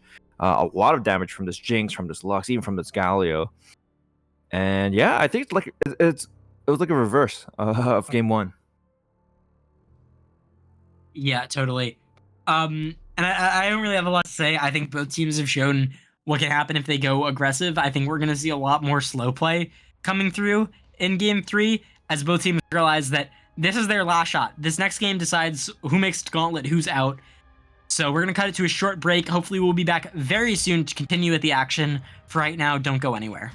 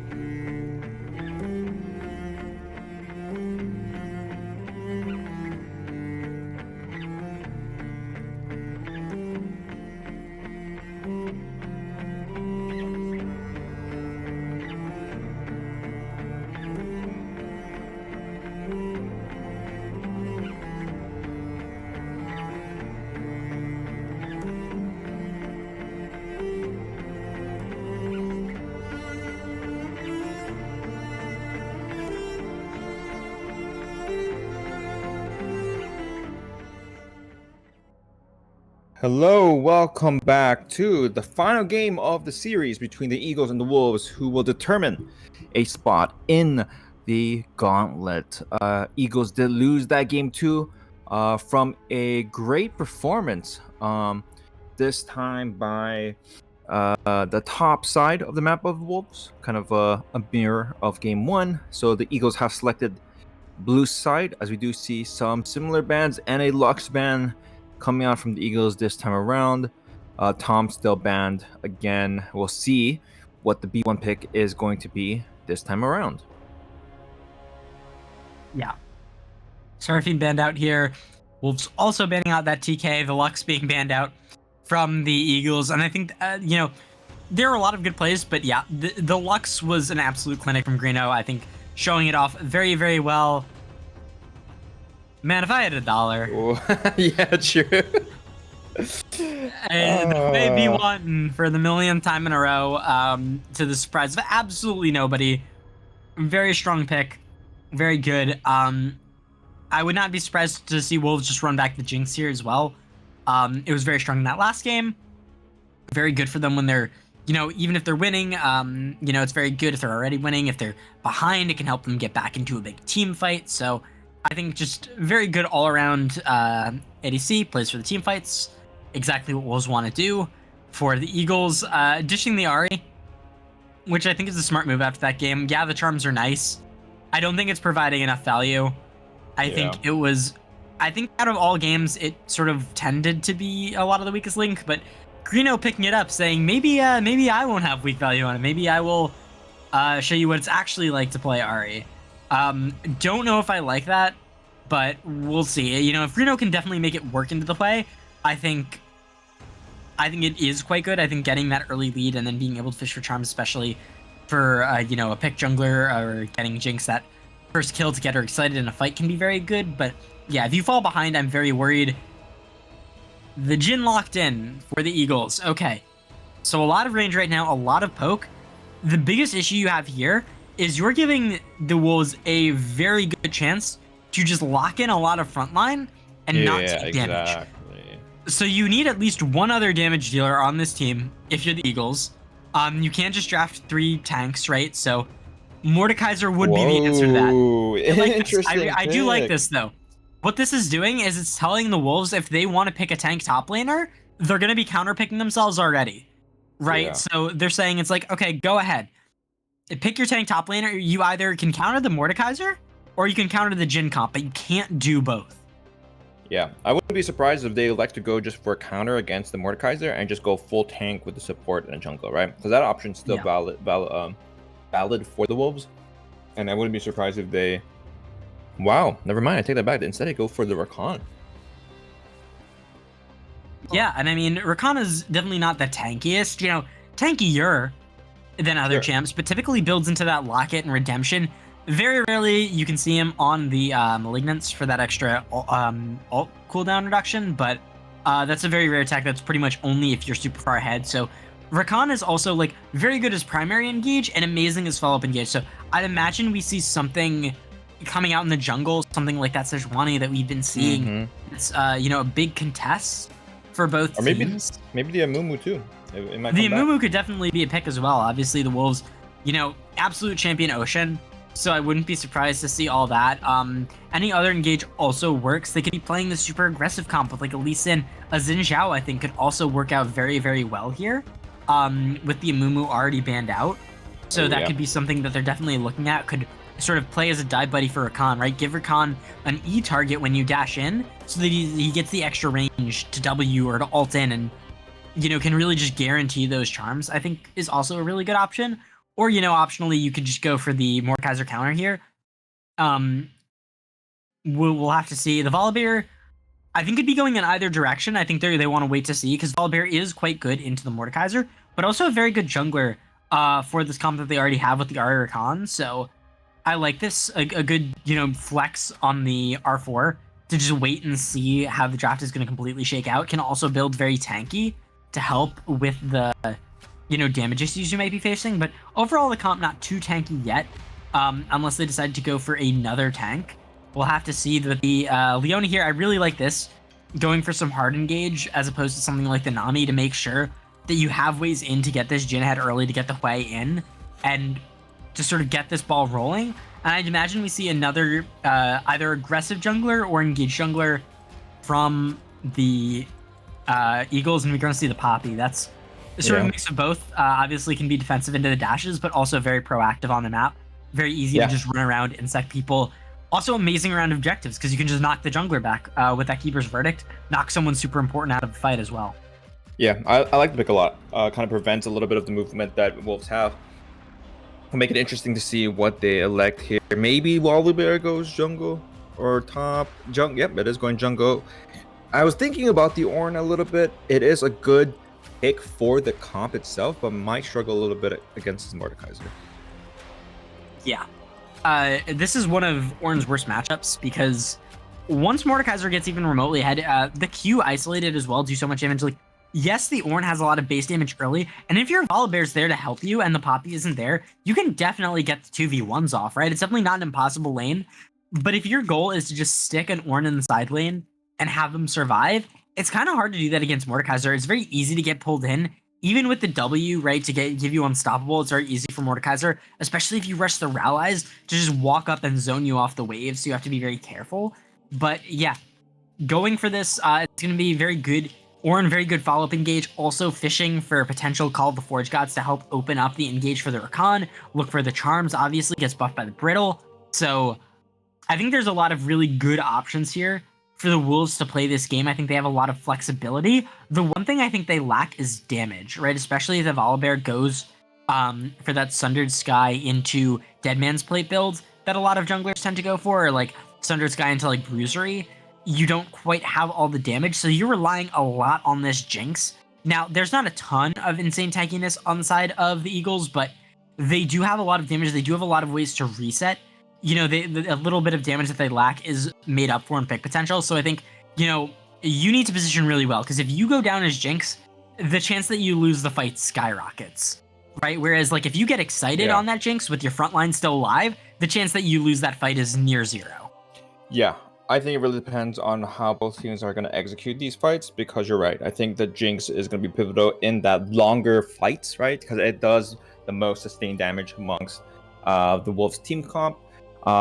It's going to be a little hard because this Hui is going to be doing a lot of poke. This Jin's going to be doing a lot of poke, and I think they're just going to wait and see if there's an opening. I will say, though, that it might be hard for the Eagles to engage. There's not really that many hard CC besides the Leona ult. I guess you could catch someone out with the Jhin W or the Hui snare.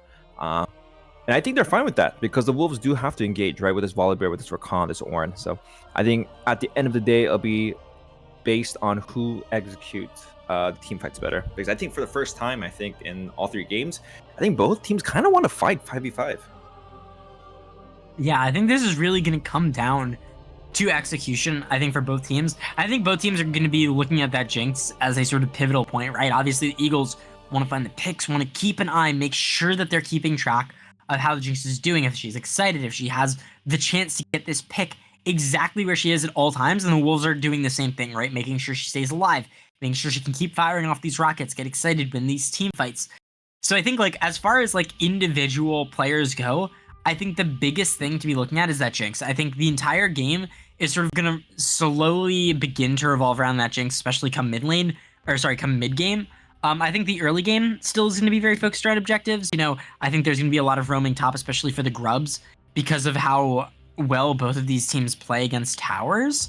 But I think mid and late game, I think, you know, if we're not keeping our eye on Jinx, something's probably gone wrong in the game.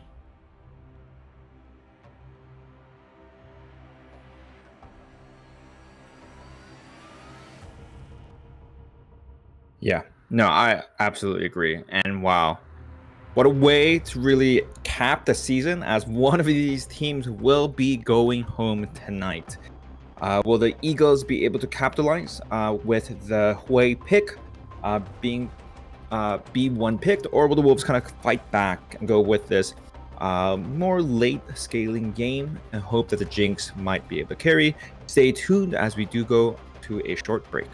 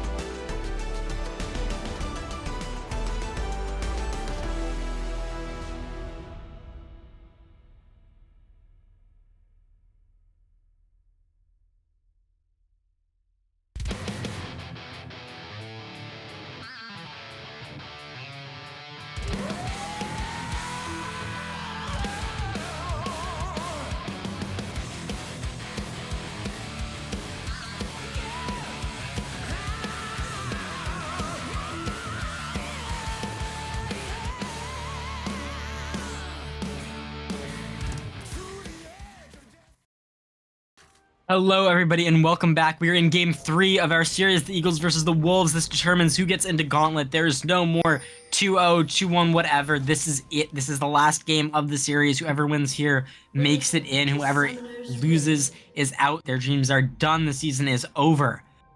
Very, very important game. And we are going to see, actually, the Mordekaiser jungle this game. Whoa. Hey, yo. Was not expecting that one. Yeah, me neither. Especially with how good it is into the Ornn. I just didn't see that one coming, but clearly Clarkin, already has it handled on this Poppy, getting so much damage down, all these extra grass procs. Greeno up here just to make sure that his top laner isn't dying. Yeah, Clarkin going back. I think there's no chance for Ornn to be picked here. Would have been monstrous, though. An exchange of wards here. The top side will spot out Snuggles at the top. Still enough time to mosey his way to bot, and will be doing just that. I would assume, though, that now that we're in Game 3, season on the line, I would assume people are a little bit more tense, hesitant to fight, but I think, granted, this is Ruby, I think it'll be the polar opposite. I don't know. Clarkin had no fear at level 1. He did not worry about any rotations. Literally was just running this guy down. So that's true. I don't think Clarkin's had any fear this entire series, for better or for worse. So you might as well put him on a champ like Poppy that can actually use that. I'm kind of shocked that we haven't seen Clarkin on Kled this season, given how he plays, because that man, that is the ultimate I don't bitch out champion, right? You have to commit. You have to take every fight with your whole chest or you will lose. To be fair, every fight that you do, you can turn. I'm kind of I feel surprised. like Briar is that too, though, right? Briar's kind of that, but you kind of have to, but also you have the E and you don't have to fully commit, and you probably shouldn't commit all the time. Whereas Kled, the correct option on Kled is to play like Kled. It's to play like a crackhead. It is to embody. Your best move playing Kled is to embody the champion in your soul. And I'm kind of surprised that we don't see that from Clark, and I feel like it would fit perfectly, and I feel like it would be very entertaining, even if it might not be the best idea for his team. Yeah.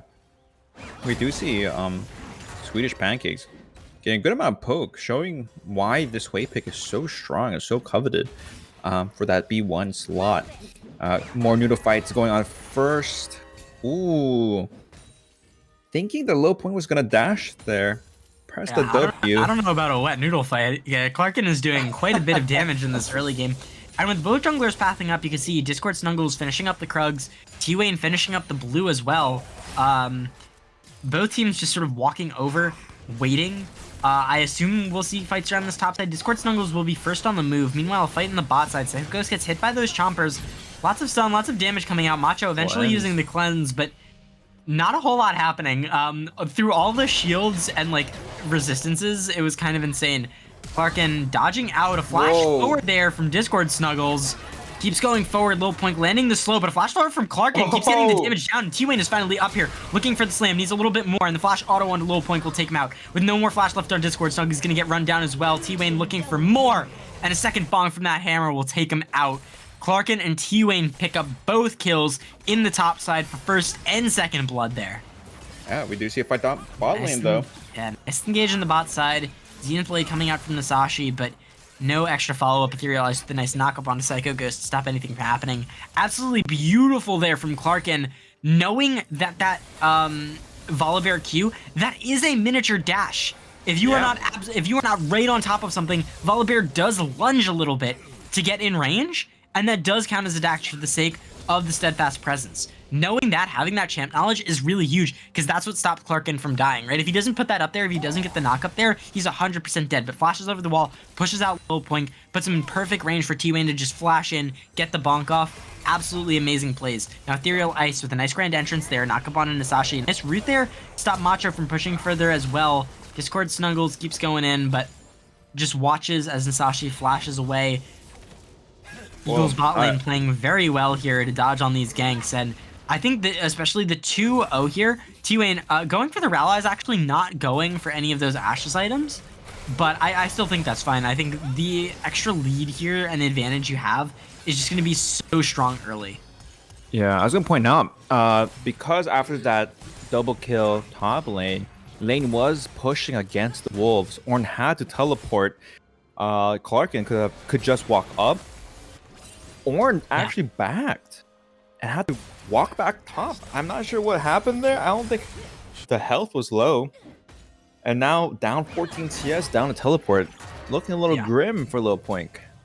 Yeah, not looking great, especially with the Grubs up now. See, Dragon's up as well if the Wolves do choose to go for that, but they just want to play for this top side right now. Clarkin now does have the ultimate, does have that Keeper's Verdict. And I think the biggest thing to watch out for here, Discord Snuggles is actually going for the Rod build, not that Sunder Sky build, which I think already being behind is a little bit scary. I don't know if you're going to have the time to necessarily skill into that. You're already 2,000 gold down because of these kills and the plates. Like, this is kind of a big deal. Sorry, not plates, it's CS advantage mostly. I don't think there's any plates actually down. I think it's just the 2 kills plus the CS advantage in the mid lane, top lane, and jungle has just been a kind of brutal here, honestly. Like, Swedish Pancakes has been doing a lot in the mid lane as well, and Greeno just has not been able to put any pressure on this Ahri, despite picking it away, you know, trying to, you know, I think Eagles realized it wasn't doing a lot, and Wolves are like, oh, we'll take the Ahri. Surely there is a reason you're giving it away. It's like, I don't really know what the point of that pick is for this comp. Yeah. If we do see Mordekaiser going for this jungle, really nothing that the Wolves can do about it. I think it's the first time that a team has grabbed both Dragon and Void Grubs. It is the first time this year that's happened, so I think that goes to show you just how far ahead Eagles are at this point. That, you know, even with the insane leads that we were seeing in the previous game, both teams are still trading objectives well. Here, it's just Eagles fully in the driver's seat. Yeah, and I think what's been repeated in every single game has been this focus on the top side. I feel like almost the first blood has always gone to the top side, and the bot side kind of just focuses on wave manipulation, getting C as gold in the pockets of these ADCs. So we'll see if that repeats itself here. I mean, the first blood already did. We'll see if the junglers elect to kind of farm bot and then go top side for another top lane fight. Yeah, and I think that looking at how these games are playing out right now, T-Wayne being so far ahead, being able to just take all of these super aggressive full clears into big objective fights. Like, yeah, you don't have the same gank potential as a Volibear maybe, but you have so much better dueling potential that you can just try and look for Volibear, you know, even invade if you have priority, which I think we're going to start seeing, you know, more towards the mid game when towers start getting opened up, when teams start getting more priority and, you know, you're able to walk into the enemy jungle without being worried about being full rotated on. I think you're really going to see T-Wayne start to take over when Discord Snuggles can't really fight back as much, and maybe even getting, you know, some anti-heal just to make sure that the volley isn't sustaining for an endless amount of time waiting for his teammates. But for right now, I think T-Wayne is just very happy getting these extremely aggressive full clears off, getting all of these objectives, and just waiting for the next round of grubs to spawn. Yep, exactly. We do see Hui maybe caught out here. Lane. Yeah, little gank here from Discord Snuggles. Swedish Pancakes waiting for the stun before he uses the flash. Uses the ultimate too. Ooh. Nice fear there. Path looking for a little bit more, but a flash forward from Discord Snuggles will take him out. Both flashes used in the mid lane to end up securing that, but they will end up getting it at the end. Will give Greeno their first kill of the game, and it will put Wolves on the board. Yeah, I think just not enough vision. Didn't know where this Volibear was going. Maybe assumed was clearing topside, and a really good pick to kind of help equalize the game. Still, the Eagles are up a little bit over a K, so we'll see what other picks the Wolves can find before this next objective, which I believe is probably going to be this either Inferno Drake or the Void Grubs. We do see pings going on to the Void Grubs. Yeah, and I think, you know, with both teams looking for this, you can see Ethereal Eye is actually rotating down, so even if they do want to fight, without your support, I don't think it's the greatest option. Nasashi backing as well. You can see walking up towards that Grubs, which pretty much guarantees that it's going to go over to the Eagles. I don't think that the Wolves have a legitimate shot, especially not in a 3v4. Yeah, I agree. I think, I mean, Hui's getting the The advantage here. They might look into Clark T-Wayne again. spotted. Oink. Might be a little bit far up. Dashes out. T-Wayne rotating back. Doesn't want to overextend. And with Nasashi up here, that pretty much guarantees the Void Grubs. Discord Snuggles maybe goes over the wall for a suicide steal, but probably not the smartest option. A nice solar flare there from Nasashi, but missing out on the Zenith Blade. Greeno going forward. Doesn't have the Spirit Rush, though, and will be taken out by that Severing Ball. Absolutely beautiful play there from Swedish Pancakes. Meanwhile, on the bot side, Psycho Ghost opening up that curtain call onto Macho and Ethereal Ice, doing so well defending himself in this 2v1, just clearing out the wave, putting all the pressure down, almost getting a kill in the 2v1 as well. And honestly, you know, this is the most heart Psycho Ghost looks like he's had all season. Doing so well now on the bot side. Now Nasashi's finally here again. Has to be careful. The Zenith Blade landed and will take out Ethereal Ice. Now Macho has to be careful, trying to fight out, maybe return a kill onto Psycho Ghost, but stuck in the middle means it's not going to matter. Meanwhile, on the top side, T-Wayne taking out one. Nasashi going forward, the Zenith Blade landing, and they are able to take out Macho. Psycho Ghost has to be careful, though, possibly getting run down by Discord Snuggles, but Discord Snuggles realized that he cannot get in anymore. He doesn't have the cooldowns, he doesn't have the flash, he doesn't have the damage early on to take him out. Beautiful plays from the Eagles, bot side, top side, mid lane, and everywhere in between, picking up that second round of grubs, picking up all these kills, and putting themselves in a position to pick up the second Drake as well.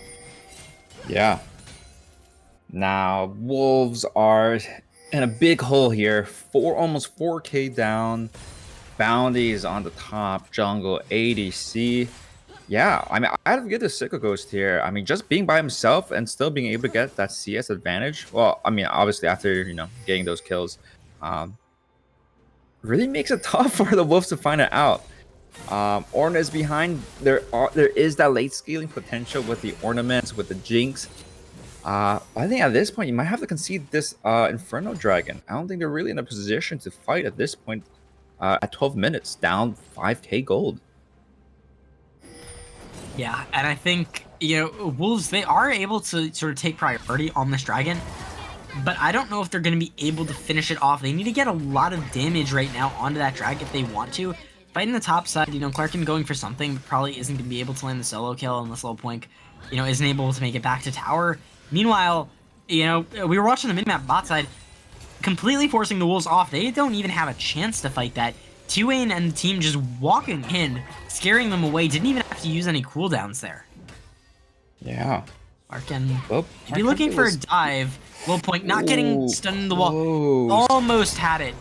Oh, but the flash forward there with the cancel. Beautiful play from Clarkin to take the solo bolo in the top side. It says, I don't need the Mordekaiser to beat your Ornn. You can do it on the Poppy, can do it on any of these picks, and you will still lose. Love the confidence there from Clarkin. You know, last game maybe a little bit overconfident. This game, I think, just the right amount. Playing safe when he needs to, but knowing that in these 1v1s, he's still that guy. Yeah. I say that Greeno is rotating up. Will be spotted on a ward. Clarkin is going to try and dodge. As the Keeper's verdict, manages to get out. No way. Beautiful plays there from Clarkin. The Eagles now 7-1, up almost up 5,000 gold. Even more now from those plates in the mid lane. Doing absolutely beautifully. Both early dragons, all 6 Void Grubs. Looking now for the potential at that Herald. Honestly, I don't know how Wolves get back into this game. You know, in this current state, they need items on their carries. Greeno, you know, playing fine, but after a certain point, this R is just not going to do enough damage. Discord Snuggles now caught by T-Wayne again, forced to use the Stormbringer just to get out. Discord Snuggles as well. The Rod of Age is finally finished, but it's going to be another 9-10 minutes before that hits its stack count. You know, who knows what's going to happen by that point. You need Macho in these fights. You need Macho on that Infinity Edge. You need Macho to pull out, you know, a great team fight on this Jinx if you want a chance at getting back into this game. Because it's really the only way to do it. You just don't have the damage anywhere else on your team. Yeah, and okay, so I haven't really played a lot in this new patch with the changes to Untail Wind Arrows or whatever it's called. Is this Wild Arrows? Is this the correct build? Do you go first item on it now? So this is the sort of standard carry build. Jinx has those 2 builds. Obviously, you have the sort of collector with like opportunity and like the lethality poke build. Yeah. But the lethal tempo like auto attack build, yeah, you do go Utah Wild Arrows. So and the reason for that is because you still get the 25% crit. You have to stack it up a little bit so you don't get it immediately. I see. Yeah. It is one auto, I think, is 0.2% crit chance up to 25. But after a certain point, you do. We can even click on Jinx and see just how much crit she has, how close she is relatively soon. But for right now, we are going to have a bit of a fight. We'll look at those extended stats in a minute. Masashi might be caught out. Curtain call finally opening up. Masashi trying to make it. Nice slows there from Psycho. Might have been able to save his support. But meanwhile, on the top side, we are looking at another fight. The engage coming out still. Psycho Ghost jumped on, doesn't have the flash anymore. Nice little dodge away. The rocket will still hit, and if they have the damage, they'll be able to finish it off. Nice knock up there from Ethereal Ice, but a really good stun from Nasashi manages to take him out. An extra tower shot onto Macho. Has to be careful. Their ally's still here, but caught by those chompers. Beautiful Zenith blade there from Nasashi means they will finally take it out. Meanwhile, on the top side, Clark has just been 2v1ing this entire time, but he won't be able to finish off the kill. It's going to be Greeno getting the shutdown thanks to that Malignance, getting all that extra damage. A beautiful severing bolt there from Swedish Pancakes. Picks up the double. 2 for 2 in the bot side, but a 1 for 0 in the top side mean that will end up favoring the Wolves in total. But I think with all of the objectives around the maps, you know, not counting the kills, I think it's actually Eagles that come out on top. Oh, definitely. As they might be looking for a second charge with this Rift Herald. Potentially could take tier 2 in the bot side if they can push hard enough, but maybe T-Wing's already backing. Yeah, looks like they're not going to go for it. They don't want to risk it. They know drag up in a minute 30. Just going to grab that scuttle, take their backs, get their resets, and look for the gold. And we could try that one more time, looking at the stats on the... never mind. Okay, no, yeah. So no one's going to get caught out. Yeah, let's go back. So if we click on that button, we're going to be able to see the extended stats there. And it does look like the crit is finished up now on the Intel Wild Arrows. So that is going to be the full 25%. So you do have to auto quite a bit to charge it up, but once you do, you have a lot of extra AD, you have the attack speed, all very good. You know, not the most stat efficient, I think it's only mildly further ahead, but the passive that gives you a ton of that extra attack speed on hit, you know, resetting with all the extra autos and kills, makes it extremely good on Jinx, who wants to be resetting in fights anyway. So it's one of those items that it gives you really good AD, gives you good attack speed, gives you the crit, all things that you really love on Jinx, especially going to that Infinity Edge and like LDR second item. So it's just sort of the general good on auto attacking crit ADCs right now, if you're not building into like Collector or like a different like Smolder on hit or something like that. Oh, Clarkin missed his ult there. He did. I don't think he missed it. I think Little Point went unstoppable there and actually blocked it there. T-Wayne, though, going forward, a beautiful pull back in with the Death Grasp there. T-Wayne slowing him up, and Ethereal Ice might be dead to rights. Now pulled into the Death Realm from T-Wayne. Discord Snuggles and Low Point trying maybe to defend their support when he comes out, but there's just no chance. A nice pull back in, and it's going to be T-Wayne picking up another kill. Now 5 here in this bot lane. Has to be a little scared. Yeah, maybe, but it's just making it out in time. Taking away that tier 2 tower going to be a massive gold injection here. And Greeno isn't even able to get that top tower as a trade because Swedish Pancakes uses the TP. Now, sole point here for Eagles that they're able to secure this. Macho, no ultimate, so I doubt there's a Miracle Steal. It doesn't seem like they're going to be able to get there in time no matter what. So this should be sole point for the Eagles. They have the 6 scrubs. They have the Herald. They are so far ahead. Working on, what is that? That's to 7,500 gold advantage right now at 18 minutes. It's so insane. You know, as I say that, Clarkin caught out in the enemy jungle. At least they didn't have a bounty here. Yeah. At least Clarkin did not have a bounty, but yeah, like we were talking about, you know, even on the stacking, you know, if you're trying to scale, Discord Snuggles only 5 stacks on that Rod of Ages, doesn't even have the Navori, you know, not very strong right now. The only person who's doing real damage at this point is Greeno on the Ahri somehow. You know, your Jinx is just tickling. The rest of the people are tanks that don't have a lot of value. So I really question how Wolves are going to be able to find the vision, find the fights with the way they've been playing, because they just play with, you know, they overextend for a lot of these fights thinking that they have a pick without realizing that they don't have the damage to actually finish these people off. Yeah, I agree. And I think that's something we were talking about earlier too, right? I think with the Wolves' way of playing, they just need that damage, get that reset, but they're behind, and I think that's a little bit of an understatement because Baron hasn't even spawned. It's not even 20 minutes yet, and they're down 7k. Yeah, and I think the biggest thing right now, you know, obviously getting these objective bounties is really great, but trying to get gold onto your Jinx so she can finish the Infinity Edge and build in that LDR and get this 3-item spike, I think is really the only way you win. Ooh. I don't think you win any big fights. You maybe get a pick, but I don't think you Yeah. actually start winning until Jinx is at 3 items. So you need to just give her whatever she wants. Let her take camps. Let her take bounties, right? Like, do you really need it on the Ornn? Do you really need it on the Volibear at this point? I don't think so.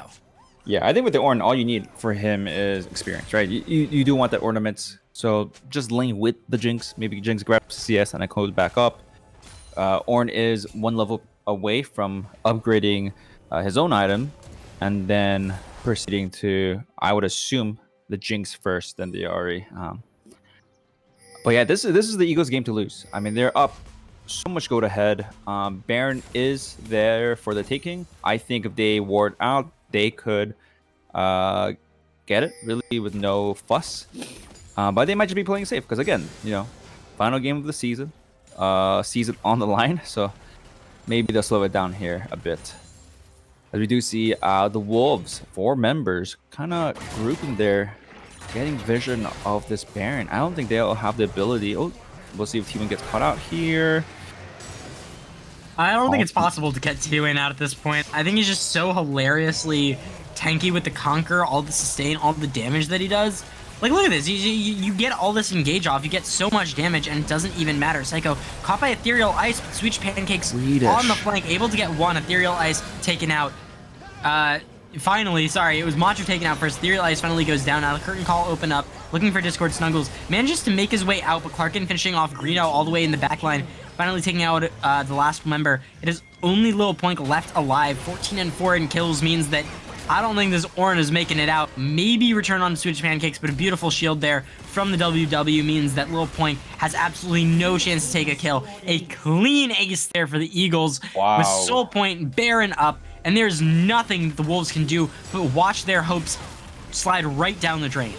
Yeah, now this is almost a free Baron. I think they do this pretty Macho. fast. Macho has the chance. Doesn't have vision though. There's the miracle opportunity. If we see Not Jinx using it Arcane, yet. Season 1 Jinx Arcane, can he pull it off? No. Oh, No, he can't. that was a little anticlimactic. No, he can't. Not even going for it. Unfortunate. Maybe holding it for the soul. I don't know. It's so risky at this point. I mean, look at this. Still not finished. Discord Snuggle still needs one more stack to even finish up the Rod of Ages. How behind he is. The Leandry's finished up. The Rally is finished up. Going for the Rift Maker as well for T-Wayne. You have 2 items finished on the Jhin with the Infinity Edge. Looking for Bloodthirst. You have double burn items going into Rabadons for Swedish Pancakes. I mean, if you're the Wolves, how do you even survive this onslaught of damage? You finally have the Infinity Edge finished on the Jinx, but can you actually kill Clarkin or T-Wayne or even Nasashi, right? Double tank items, plus all the bonus resistances from your W on Nasashi and the Celestial Opposition to make sure that every time you actually land the engage, he gets, what, 30%? I think it is just increased, takes less damage on the initial engage. So even if you land the initial engage on its support, you're not going to kill him. Yeah, I mean, double Leandries is huge, and there's not really that much MR, right? The Ornn did get the Merc Treads, but Volley went for Lucidity, Ahri went for Sorcerers, Rakan went for Lucidity. So they're just taking a lot of damage, and it's going to be really hard for them to find an extended team fight when their tanks are going to be shredded. Even at this fight too, they have complete control of the Dragon, and Swedish Pancakes going for topside too. Yeah, it's just absolutely insane here. Yeah, absolute domination at this point of the game. Yeah, and I mean, like we said sort of last game, right? The only way out, I think, at this point for the Wolves is that Elder. I think that's really your only theoretical win condition. I think that's the only way you actually make it out of this game is securing the Elder, winning a fight afterwards, getting all that gold, and even then, that doesn't completely flip the game, right? You're still gonna be down. You're still gonna be behind no matter what. Even with objectives, maybe you get in it, maybe you get something, but you still need to win a whole nother fight after that. That's just your introduction chance. That is just your initial step back in the game. You still have steps, 3, 4, 5, and 6 to go through if you actually want to pull off the comeback. So, the Wolves right now, they're staring down the barrel of this Cloud Soul with a ton of movement speed. They're staring down Baron. They're staring down, double Leandries, all these items, so much damage, so much tankiness, with seemingly no ability to actually return any of that. Yeah. As we do see maybe Baron dwindling down. Eagles recalling. Really just Nasashi. Seems like Hui still wants to push. By himself, though. Has to be a little scared. I guess go scot-free. I think Baron should be down up in about 12 seconds or maybe 42 seconds. I forget the timers on that. Nasashi has rejoined the team, but T-Wayne has backed as well. The gold lead now 12k. Baron is down, so it is at 3 minutes left. They're gonna push for maybe an inhib or more. Ornn is level 13, has upgraded the Sunfire. But not much really that the Wolves can do here.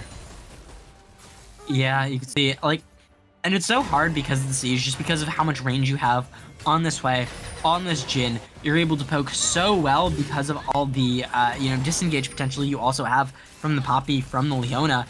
And, combine that with Hui's wave clear, it's just near impossible to stop them from just shoving down wave after wave after wave after wave in this absolute onslaught to really do anything. You can see once again, Switch Pancake's just using the ult to force out pressure, forcing out low point, putting him down to 30% HP, clearing out these waves, not even looking for the kills, just poking and poking and poking and poking.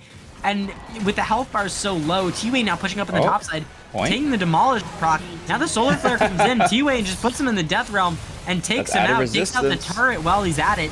Ethereal Ice going in, but a beautiful pull back in there with the Death Cross. Ethereal Ice trying to slow down, trying to get out, but the Rallies is just a little bit too much. Severing Bolt for the double there with a beautiful snipe from Switch Pancakes, taking out one more. T-Wayne going forward, a nice flash forward from Karkin, puts him into the wall.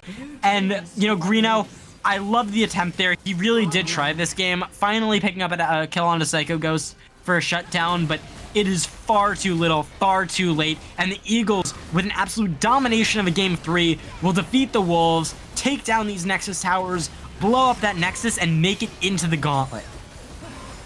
What a great execution from the Eagles. I think we pointed that out earlier in the draft. The team who executed better would have won. And it really showed. I think they got the lead early, like super early, and just did not lift their foot off the gas pedal. An amazing performance really from everyone. Top side, especially in terms of committing to these fights, getting those kills, and then also for Psycho Ghost for being able to survive when solo laning, being able to match and CS and almost getting kills by themselves. Kudos to the Eagles as they do advance to the Gauntlet. Yeah, congratulations, Wolves. Unfortunately, the fraudulent accusations were correct. 2-0 start into no wins for the rest of the season. Puts him out in 9th place, just above the Pickles. Eagles. People were saying, it looks like a great draft. How could they fail? But, these last couple weeks, they've actually been performing quite well. Now, again, they are against the other last place team fighting for Gauntlet. So, we'll have to see what happens when they do face the top teams, if they're able to keep this momentum. But, I think you're feeling pretty good about that win, feeling just how dominant it was, especially going into Gauntlet. So that if they can keep this momentum, if they can keep spirits high, I think they do have a legitimate chance at breaking their way out. Yeah, I agree. I mean, they have to feel good. And as I'm kind of doing the Foldy sheet right now, yeah, I can talk a little bit. Yeah, you can do that now as I update this. Yeah, I can talk a little bit about what's happening for Gauntlet yet. Manatsu will update you with some of the situations for how this Foldy sheet is playing out, how all the teams are going to be looking, what the percentages are. But the way Gauntlet is working is after this match, we will be continuing the streak. There will be another set of matches in best of ones until an inevitable best of 3 for the final game to decide who makes that last match of Gauntlet. So the winner of the first sets will make it automatically in. The first 4 seeds have already been seeded. So if you finish top 4 in the regular season after the week 9 matches, you're completely safe. Seeds 1 and 2 will receive a bye going straight to the semifinals. Seeds 3 and 4 will be placed in the quarterfinal bracket. Now we have teams 5, 6, 7, and 8 playing off against each other. I believe the way it is 5 plays 6, 7 plays 8 in a best of 1 series. The winner of those matches will move on, the winner of 5-6 will be immediately seeded into quarterfinals, where the loser of that game, either 5 or 6, will have to play in a best of 3 versus the winner of seeds 7 and 8. So seeds 7 and 8 will play off. Whoever loses, they're out. Then those last 2 teams will play a best of 3 to decide who gets that final spot in our playoffs. We'll be streaming, whoever is the match coming up, either whether it be Sapphire or Ruby. We might be jumping back and forth. We might be sticking with one, but there are still a number of matches left tonight, so don't go anywhere. We will be cutting it to a short break while the rest of our matches conclude. When we come back, I will be joined with Becky Rita, and we will be bringing you all the exciting matches for our gauntlet.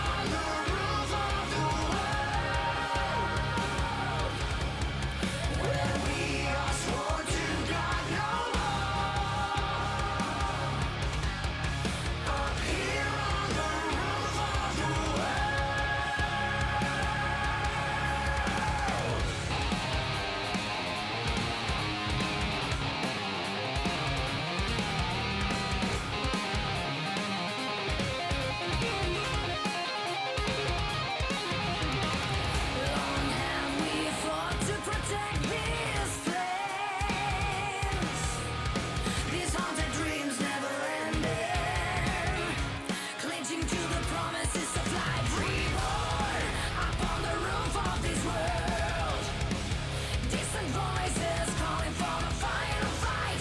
We will answer with victory. Yeah. Long have we fought for these lands.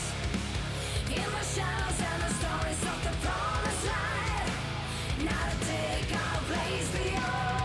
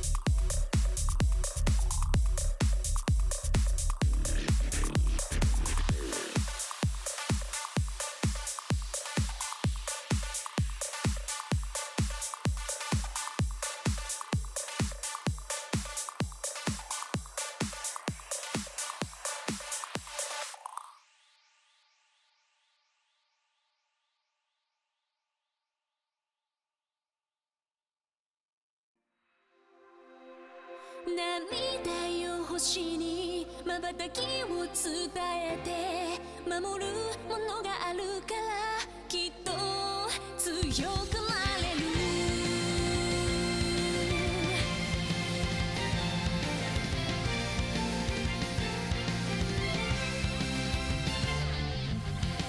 語るべき言葉なくした星の守り手は時の果て夢の果て闇に立ちすくんだ風を呼んでみたんだ空に向けて誰かを呼んでみたんだ光求めたソリチュードかすかなレゾナンス確かに届くロマンスそんな流れ星たちを抱き留めた明日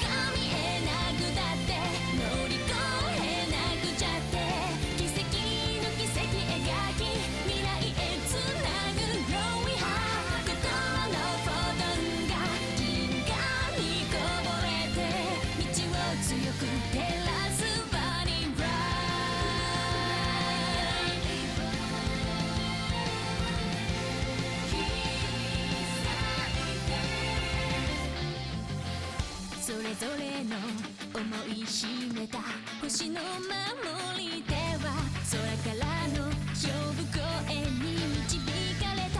重ねる手と手には言葉なんかより伝わることがある。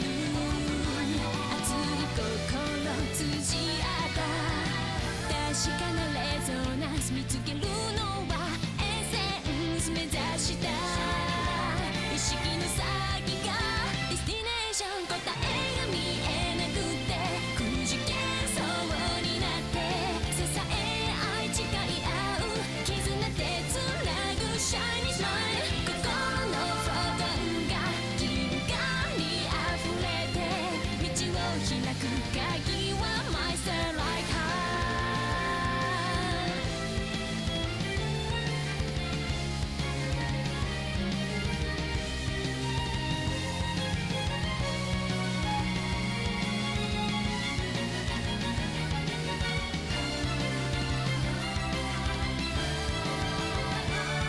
明日が見えなくたって乗り越えなくちゃって奇跡の奇跡描き未来へつなぐ Growing Heart。 心のフォトンが銀河に溢れて道が開いたら羽ばたいてゆこうよ。乗り越えてゆこうよ。星空と溶け合っていつまでも行ける Fly High。 まっすぐ願いを世界に歌って新しい夜も新しい朝もここからまた始めよう。 My heart shines endlessly。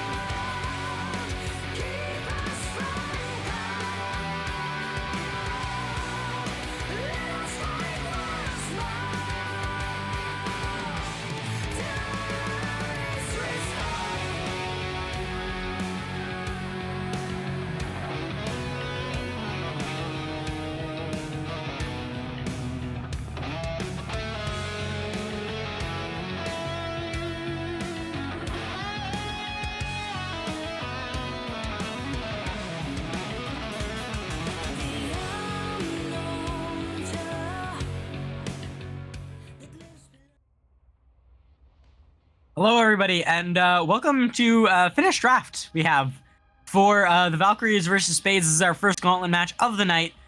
We just sort of hop in where we can. Things are going to be a bit chaotic for the rest of the night, so just expect sort of hopping in here and there. We will talk about draft a little. So if you didn't catch how Gauntlet was working, if you were maybe in or eliminated or tuning in late, the way it's working right now is we have seeds 5 and 6 playing against each other and seeds 7 and 8 playing against each other from our gauntlet. The top 4 seeds have already made it to playoffs, with seeds 1 and 2 earning a bye straight into the semifinals, and seeds 3 and 4 playing in the quarterfinals against the winners of our gauntlet. Whoever wins the match between 5 and 6 will automatically be also seeded into the quarterfinals, where the losing team will be out. The losing team will be playing another match. The seeds 7 and 8 will also be playing a best of 1, and the winner of that will be going up against the loser from the match of 5 and 6. Whoever loses the 7-8 match, completely out. After that the next match between the loser of 5-6 and the winner of 7-8, the winner of that match will be placed also into quarterfinals, where the loser will be dropped out. We have our seeds here for Sapphire, Valkyries versus the Spades. This is a best of 1. Whoever wins this, I believe this is 5 and 6, means that this team will automatically be seeded into our quarterfinals for the Sapphire division. Excellent. Rick, you want to talk a little bit about draft after I've made a long-winded speech? We see our first Ambessa. Yeah, we do have our first Ambessa. I want you to know I was sitting watching Arcane Bat Chest earlier today, and I got the notification Ambessa is enabled, and I felt terror in my bones. Yeah, people who haven't seen, no spoilers, but yeah, she's just as terrifying in the show as she is in game. Lots of dashes, lots of brutality. This champion is scary. Yeah, fortunately, she has a bit of Master Yi syndrome. So what her biggest weakness is a lot of hard lockdown. She can stick onto you forever if you give her the ability to, but it's not perfect. She has to be able to actually use her abilities to do anything. So if you can chain CC her, she's a sitting duck. And she has similar problems to Master Yi in sticking onto people if she's not able to get those resets that she needs to be mobile. And fortunately, I think that the Valkyries have done an okay job at assembling a composition that has the ability to keep her at arm's reach. The slows from Ashe and Seraphine, the root, all the CC that Seraphine has, Galio's taunt even, just a little bit of interruption there may do wonders in helping to alleviate that. Small problem is that this is not just an Ambessa on the enemy team you have to worry about. There are some very threatening foes that the Spades have assembled. I'm particularly interested in Wukong Orianna here, a classic combo, as Wukong is a very effective ball delivery system, and Ambessa as well probably could deliver the ball fairly effectively if she's not crippled on her way there. So Orianna's going to have a pretty swell time doing a bit of damage with her ulti if given the opportunity, but man, that's a pretty dangerous CC combo Valkyries have. Yeah, definitely. And, you know, that is definitely, Ambessa does have Yi syndrome late game. The biggest thing that counters her early if you're playing her in lane and not jungle is stat checkers. Things like Garen, Darius are big ones. Mundo definitely can fall under that category. So if the Ambessa does go top lane and not jungle, I know some people have been playing her jungle, it might have a little bit of a hard time dealing with Mundo early game. And in addition, like we talked about, a lot of hard lockdown and soft lockdown as well, right? Obviously, a lot of the Ashe slows, the Xin Zhao, the Galio, the Seraphine, all very threatening. So I don't know how I feel about it entirely, but I think the rest of the comp is quite good. You have the Ziggs, who I assume is playing bot lane. You have the Orianna. You have the Wukong, the classic combo, Melio to help peel a lot, whereas Valkyrie is running a pretty much as standard can be. You have your Bruiser, proactive jungler, Galio in the mid lane, you got your tank top laner, and you got your Enchanter plus Ashe bot lane. Ashe Seraphine is, you know, one of those combos we've seen, similar to the old Ashe Zyra. You slow them, you hit them with the E root. pretty scary, do a lot of damage. But at the end of the day, the Valkyrie's comp likes to go forward. It likes to hit you. It likes to win team fight. It plays off lots of CC and combos from your teammates, whereas the Spades want a little bit more chaos in the game. They want big wombo combos. They want to be really going in, getting huge knockups, diving the backline, dashing around, right? They want to be causing a lot of chaos, where the Valkyries would prefer just to have everything be normal. Yeah, Valkyries have really assembled just kind of a more standard classic League comp. If it wasn't for Seraphina, this composition is older than the dinosaurs. But it's gonna be a little. I'm very interested to see. I'm very interested to watch the Mbessa here, because I have only heard the rumors of this champion on Reddit, so I'm very curious to see how she'll perform in an actual game. What's our time? I know we're getting into game eventually. Wait, okay. I guess we can might hop be able into to game. just hop right in. Nice. Gonna squeeze on into this one here. So we take a look-see. On the blue side, we have the Valkyries. Red side, Spades. This is as you said, it's not a do or die match. The loser of this still has another shot to keep themselves alive in the series. However, I think this has been a very interesting season for both teams.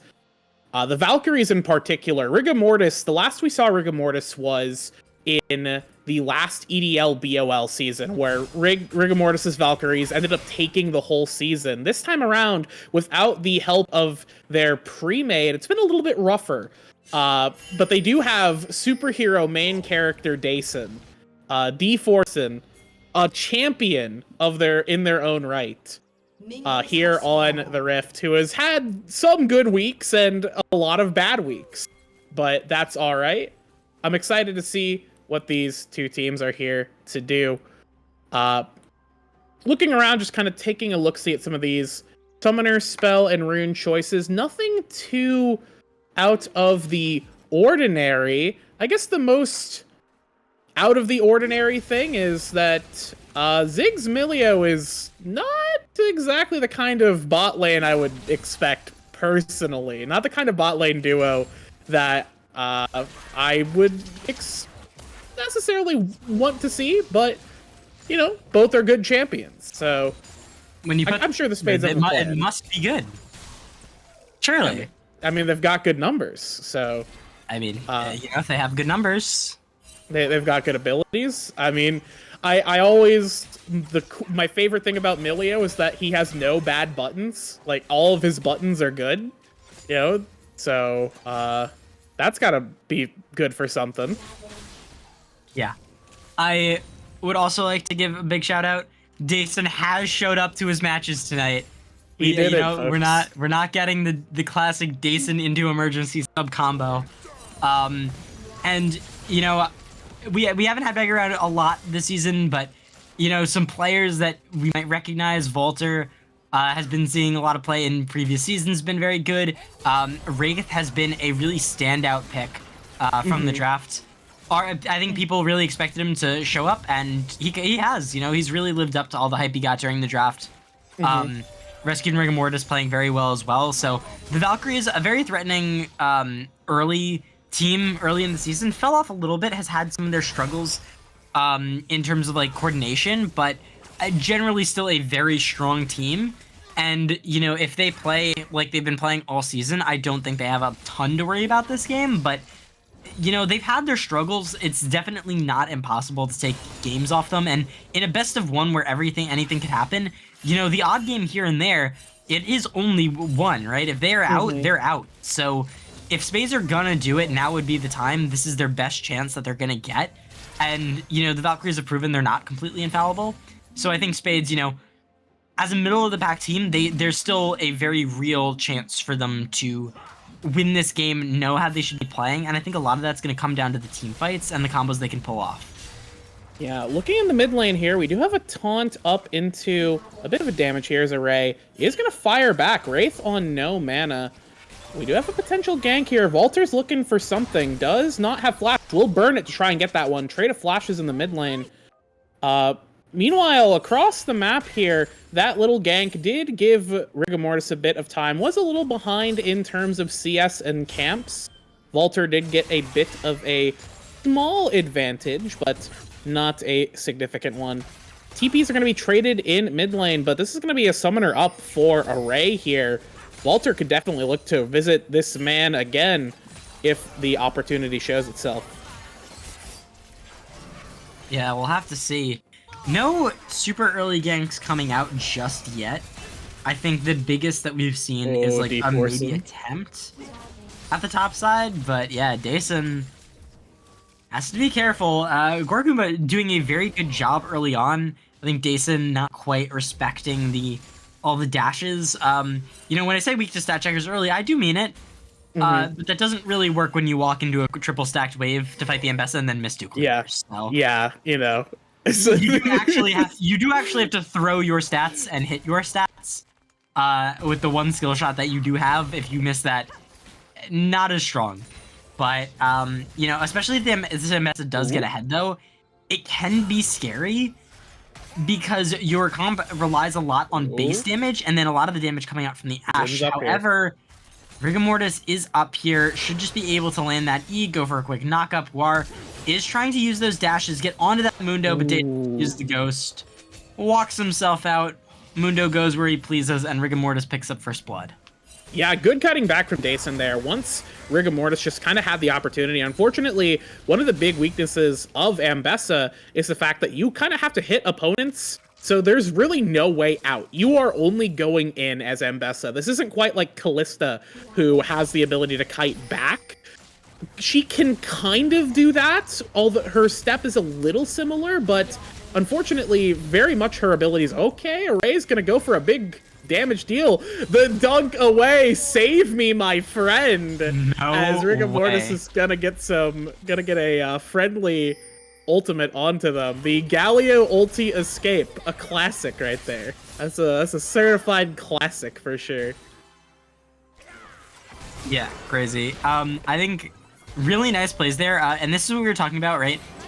Is the way the Valkyries win is to make sure that their coordination is on point, right? That's sort of the biggest weak point they've had, but if they figure that out, right, like we talked about in the last 2 weeks, I think they've definitely sort of shored up that weakness a little bit, and if that's what they can do, if they can get that locked in, I think that they are a very, very hard team to deal with, and you know, that's what you want to see. You want to see teammates having each other's backs, knowing when they can help, knowing when, maybe you're dead, dude, and I just kind of got to walk away, not dying for no reason. But if you can help, if you can save, if you can get objectives off of it as well, really big, right? And Rigor Mortis does manage to pick up a full grub off that, which is going to help a lot because it means, I was just going to say, it means that they need to secure 2 grubs out of the next one if the Spades want to secure the full 4 grubs. Yeah. So I will say, although, you know, Valkyries did get a grub there, I think the fact that the Gallia ulti went down there kind of revealed what Rigor Mortis was doing. So it was a little bit of a, you know, double-edged play there, because it kind of put Wraith into a bad position, you know, was already pretty low HP, gave over pressure in mid to Array, and Valter was just able to pretty easily walk up and take the other 2 grubs. But at least Rigor Mortis secured 1. So like you said, they will still have to get a clean sweep of these next grubs to get the reasonable value out of it. And that is going to be maybe difficult to do if the Spades can't get a good control over the top side of the map. Fortunately for them, Goomba is doing fairly well for themselves up into the Mundo. Up in CS currently,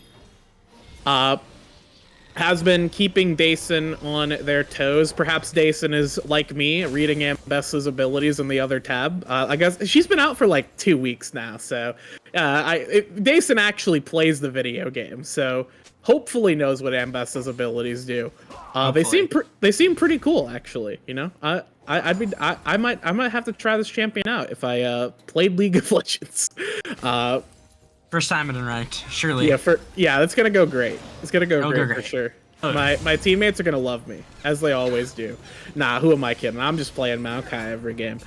Maokai aside, looking around here, it's still pretty slow right now. We've only still had 1 kill on the board. Although I guess it kind of makes sense. In bot side, it's really, you know, Ziggs and Ziggs accessories in the bot side, able to just play very safely. Dropping quite a bit of CS, though, to Sense and Rescue, as we do have a gang coming in on the Wraith. Yeah, Wraith has to be careful. Guardgumba with a really nice engage there from the public execution, but Wraith will just walk it out. A really nice taunt there into the Aftershock means that those resistances will keep him alive. Guardgumba going back towards that top side. Look good for a while. Has to be careful, though. Rescued. Does have to worry about that tower, but Ryan does go very low. Has to use the flash to dodge that Ash arrow and make sure he won't die. Now Dason in a little bit of danger. Guardgumba going forward. Doesn't have the ghost anymore. Does still have the maximum dosage if he needs to heal. Did use the ghost. Does have it back up. My mistake. Now Ryan finally finished off. Ooh. Hero's entrance comes through. Ray has to be careful. He's down here, but Sense is firing back. The lethal tempo and all the slows are helping out. Wraith keeps going forward. The extra damage might just be enough. 2 more autos from Sense I think will do it, but not quite enough. Wraith's just going to flash forward and Sense finishing off the kill, making sure that he can't use that blast code to get out to safety the entire time. Nice extra kill there as well. Really, really great plays from the Valkyries rotating towards that bot side. Yeah, it already looked like a good fight, but just guaranteeing getting the 2 picks that they could get.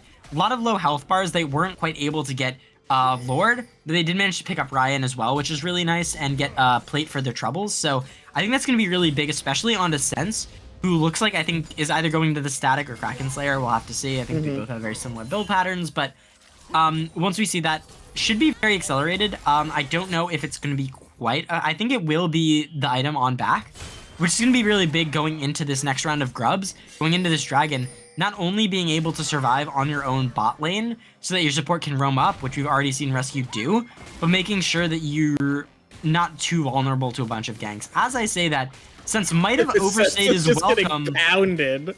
Ryan's Mega Inferno Bomb is up in about 3 seconds now. That Ash needs to back up. Sense needs to be careful. Knows what he's backing in. Ryan looking for it. Smell it. Is Ryan going to smell it? Is he he's gonna looking smell for it? Nah, he's not smelling it. He's like, I would have gambled. She's out. Could have gone for it too. Yeah. No flash means that, you know, if he had the bomb, Sense would have been dead. Ooh, Has to be careful. Dason being very careful. Public execution, passive, just in the nick of time coming up to make Dason unstoppable, and Guardgumba goes down. The solo kill for Dason there in the top lane, and this is what I was talking about, right?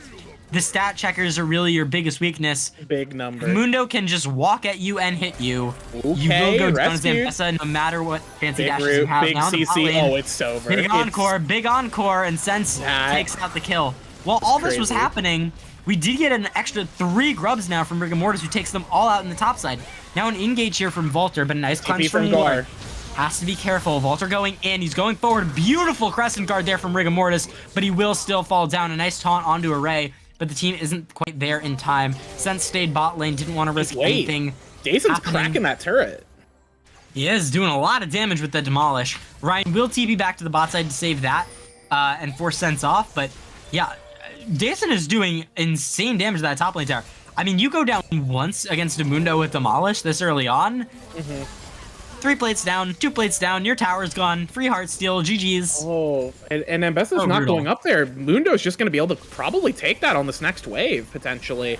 I think they're counting on Volter to defend. Yeah, I don't know. Oh, Ambessa. Rescued, showing 0 respect to that Ambessa. Ambessa from Arcane Bat Chest. Thank you. Arcane Bat Chest? Bat Chest. All right, yeah. So around the map, a huge amount of action, and really, I think the big swing was going to be for the Valkyries there and getting those grubs. Rigor Mortis was able to pick up all 3 of them, as you noted, and that kind of that gives them a slight edge. Obviously, without getting the 5 grubs, it's not amazing, but that little bit of extra damage is going to go great with the Mundo, who's already been cracking these turrets up here, and will go ahead and just pick this one up before plates even fall, as that's a huge influx of gold into DT Munford, who has absolutely nothing to fear up in top lane right now. And unfortunately, Ambessa just doesn't really have a whole lot in the tank to deal with this. I was looking through her kit. I don't know how much percent max health damage she has. I'm not sure if she has any. So that's going to be a bit troublesome to deal with it. Only really hoping on the Eclipse to get that percent max health damage as Wraith gonna try and secure the blue buff here. Will manage to do it. Now Volter's in trouble. Yeah, has to be careful. Wraith popping low. Volter was in trouble originally, but his teammate's there to back him up. Dason trying to land a kill onto him. Now Rigor Mortis is here, but he's not quite able to land when he becomes lightning. Get that dash onto Volter. Looks like he's going to make it out with his life. Does have to be careful though. Gorgoomba is still there, but will make it out of the portal. Dodging out on those cleavers very nicely. And a kill picked up for the Spades, returning it blow for blow. Both teams doing very well at not giving the other a chance to breathe. Just going one for one for one for one for one. And making sure that no one's feeling rest. No one's feeling safe in this game. Just want to keep that pressure up. And Gorgoomba 3-2 on the Ambessa is actually very threatening right now, especially if you're able to get that Shojin early on and rotate to any of the big objectives. Can be huge. Big Encore there. A nice cleanse from Lord, though, means Ryan's going to be able to satchel charge out, but the slows keep coming down, and Sense wants to keep chasing forward. Nice little good soccer there. ball. Yeah, good kick there from Lord. Make sure that nothing else happens. Ryan was forced to use the flash, though, but it is both ults on the bot side. However, not focusing on the bot side anymore. Really nice hero's entrance there from Wraith, and Gorgoomba is forced to back off. Rigor Mortis up there as well to just take the Herald. Makes it out of his life, but it is the Valkyries that make it out with the Herald. Very, very useful. Sense going in onto Ryan, flashing forward. Really nice. Good satchel charge there from Ryan to dodge out, but Sense is just kiting so well. Forcing the flash out of Lord. One more auto will do it. Ryan needs to go down. Finally, the lethal tempo picks it up, and Ryan gets killed again. Beautiful plays from Sense, who really knows his ranges here, knows just how far he can go, and usually you'd call this a limit test, but I think he knows his limits, and I think he's playing to them beautifully. Yeah, and I think one of the big problems that the Spades are facing right now is they're being kind of pulled around here, especially Volter, who's really just not been able to find a whole lot. He's not been finding that many great ganks. He's also been kind of just not finding these objectives. Rigor Mortis has been utilizing the kind of pressure he's getting on the bot side from Sense, and Dason kind of just absorbing pressure in top side and using that to just get objectives here. Two Drakes in their pocket. Now with the Rift Herald as well on top of that. We do have to play on the bot side here with no sums, no abilities. Gonna be trouble. TP is gonna be coming down. It's gonna be a big fight. Using the Ghost, trying to kite it out, and he's doing so well, staying alive for so long. But it's not quite going to be enough with 5 people down the top side. Really nice dodge there from Wraith. Guar trying to use the public execution. Wraith just using that Justice Punch to go back before dodging out. I love when you see a Galio use the sort of jump back to dodge a really key skill shot. It just looks so cool. Yeah, Justice Punch is just a cool ability. I love Galio. It is really awesome. Gorgoomba going forward. A beautiful 3-man encore there, but they're still down people. Lord with a really, really nice ultimate there to land the cleanse, and Gorgoomba picks up another kill. Meanwhile, on the top side, Dason's just trying to knock down these towers, but Volter's here to try and help save that tower. Meanwhile, speaking of towers, the tier 1 on the bot side eventually going to go down with 4 people knocking on it. Volter just going to keep clearing the wave against this Mundo. And, you know, you wouldn't be Okay, hold on. I'll save my point. Rescued walks back in, showing, zero respect to the Ambessa for the 3rd time in this game. Finally, Dason has joined the fight, though. Uses this TP, and Mundo is going where he pleases, and right now he pleases to get Gorgoomba a kill. Sense going forward, trying to use this lethal tempo, trying to get the gold onto your AD carry. Just a little bit more. A huge shutdown onto Dason. Picking up Ambessa finally. The Ghost still popped. The maximum dosage keeps going. A lot of movement speed here. A nice little sidestep from Ryan, but it's not quite going to be enough. Use the satchel charge, but Dason picks up a second. He wants to keep going forward, but Lord is already back at his tower. Nice CP from Dason, though. Make sure that the fight is not completely lost. They're able to return the kills. Really nice TP there, I think, to finish it off. Yeah, that was the TP really was necessary there, because otherwise it was just going to be crippling from the Ambessa down there. But fortunately, you know, Dason arrived, and with Sense respawning, getting back into that bot side of the map, the slow chains from the cleavers and the volleys are very effective at taking out pretty much anyone. So it ends up panning out really well for the two of them, but unfortunately they gave over quite a bit, dropping a few kills, and especially into the Ambessa, who is slowly becoming the win condition for the side of the Spades. and Yeah. is going to be picking up those items, the Black Cleaver with the second here with that Eclipse, really looking to try and pair up against the more tanky front side of the Valkyries, and especially Dason. Dason, who is in a bit of a pickle right now. Yeah, dodging out on the initial CC, but then pull back with the Shockwave. Gonna be able to get that beautiful Hero's Entrance from Wraith, but No damage. the team is already down and there's no more damage to be found, only with the tank item, not even finished with the Wraithmaker yet, and Spades pick up 2 kills. Plus, no, that was actually Sense taking out the tower in the mid lane, so they are able to knock out the tier 1 for the trade, but Spades are hopefully going to be able to pick up their first dragon. You can see the rest of the team walking up. Valkyrie's maybe looking for something, pinging the top lane tower. There's no more Herald up. There's no more Void objectives, so all they need to do is sort of find something, maybe some CS, some jungle camps, but definitely lost that fight. A bit unfortunate. Dason caught out quite a bit. And this is what I was saying, right, with Gorgoomba finding these picks. You wouldn't be mistaken with how much Valter was topside for like the first 10 minutes of the game and how much Gorgoomba was roaming, that it was an Ambessa jungle, in fact. Yeah. Ganking mid into bot lane, meanwhile Valter's just chilling against the Mundo, which actually was really good for him. You could see, you know, Xin Zhao, who clears very well versus the Wukong, who doesn't clear as much, but all that extra lane CS and the XP got from hovering means he's actually ahead of Xin Zhao, despite all the farming Rigor Mortis has been doing, which actually helps a lot because Wukong from behind, you know, is pretty much useless, but a Wukong from ahead is a very, very threatening bruiser. Now Lord, caught by the taunt, but Valter is here. Has to be careful about overextending because Sense is here to back up this team. Wraith looking forward, wants to keep the fight up, and Rigor Mortis going forward. He can use the 3-talent trick. no. Beautiful shockwave onto 4 people, but not quite the damage follow-up. Is going to be a 1 for 0 so far with Rigor Mortis picking up the kill.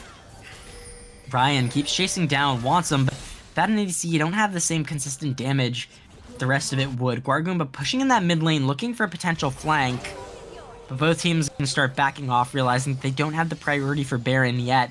And I kind of feel bad for Ray, you know, really beautiful shockwave there, but they just don't quite have the follow-up. Yeah, I will say, a lot of that came down to Rigor Mortis having another really good Crescent Guard, negating a ton of damage from the side of the Spades, which really helped reduce the impact of that.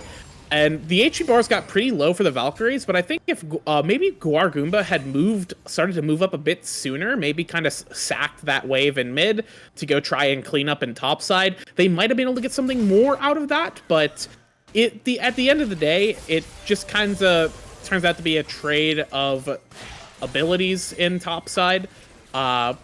Nothing else really coming out of that. So taking kind of a step back, looking at some of these gold differences here, if we could get a look-see at some of those. Yeah, big lead in the top side coming out of those turret plates. In the bot side, you have a pretty big lead for the Ashe, but otherwise pretty neutral across the board. And I think as the game continues here, something I'm kind of concerned about, and something I kind of noticed was we were in that last fight, is, you know, Galio's in the front. He's taking a lot of damage, but he's not doing anything. And this is going to be a more tank-oriented Galio, which, I mean, makes sense, but where's your damage? It's pretty much all Ashe at this point.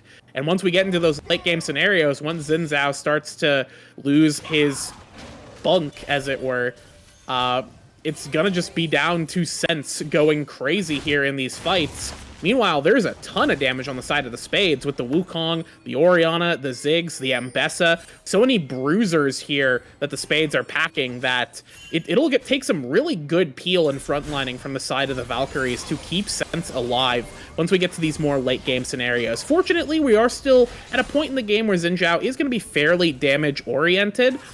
Will do quite a lot, but it's definitely something to keep an eye on as the game continues here. Top inner turret will get cracked, so that's another bit of gold going into the side of the Valkyries here. We've got a minute on the next Infernal Drake. It'll be sole point for Valkyries if they're able to pick it up, and they have a pretty good map position for it, but they have to keep an eye on the Baron. No vision for them around that objective. They have a couple of wards, but Walter's going to find at least one of them, and that's going to leave topside completely dark for the Valkyries. If they go for this Drake, they may get snuck on, And I think the damage, I don't know if the damage from the spades is that fast on the Baron, but it certainly could do something. It looks like they're gonna just try and contest this fight here. Dason does have TP. They need to be concerned about the split push Mundo. He's got the Heartsteel. He's got the Demolish procs. He's going to be trying to crack that inhibitor turret. Going to force Guargoomba to have to contest him. At the very least, can try and... Oh my god, just going to try and take the scuffle there. Right. Down a level, too, which is impressive. I respect it. Actually, I'm curious... Well, not going to check right now yet. Can we actually check Mbessa? Does she have Elixir on? I'm looking at it right now. It does a lot of damage. Yep. Yeah, has the Elixir of Wrath just really going forward. I love that purchase, actually. Actually, just so aggressive. Yeah, the Elixir of Wrath plus the Executioner. Ooh, Wonder Shot there. That is tragic. That would have been a great start to a fight, because it would have been taken way too long for Dason to TP, but unfortunately the arrow missing is going to give Walter an opportunity. Yeah, and he goes in, uses that Cyclone immediately, and Ice Heroes enters to try and back up the rest of the team, and Senses keeps trying to fire back. Doesn't have a clone anymore, so Senses is going to be able to take out that kill. Huge Mega Inferno Bomb from Ryan, though. It means the Sense is going to be mostly out of the fight. Rigor Mortis keeps trying to go forward, but the wind becomes late, and needs one more E dash in. Meanwhile, Guargoomba has been winning the fight topside, regardless of being down levels, playing it absolutely so well. Does still have the TP if she needs to join the fight. Wraith keeping a lot of pressure down. Ray has to be careful. Ray flashing forward, looking for Sense. Wraith using that Just Punch, getting the knock up, trying to maybe taunt, get a little bit more damage reduction, but does have to be careful. Ryan and Ray do so much damage, and Lurch has been keeping them alive this entire time. But Guar's going to keep looking in that top side. Sense with a nice little flash there, but a little bit too fancy there. Doesn't quite have the damage with the Static Shiv and Bork. You know, before Ray can get those cooldowns up, I think, thought maybe, you know, oh man, if I can get all this off, but the QW from Orianna has a very, very short cooldown. This one becomes late in there, does slow him down, so Rigor Mortis might be able to pick something up. Ray is rejoining the team. Rigor Mortis and Wraith are here, but so is Valter. Yeah, these HP bars are really low from Spades. I think Ryan's even low. Dason's got a flank. On the side flank.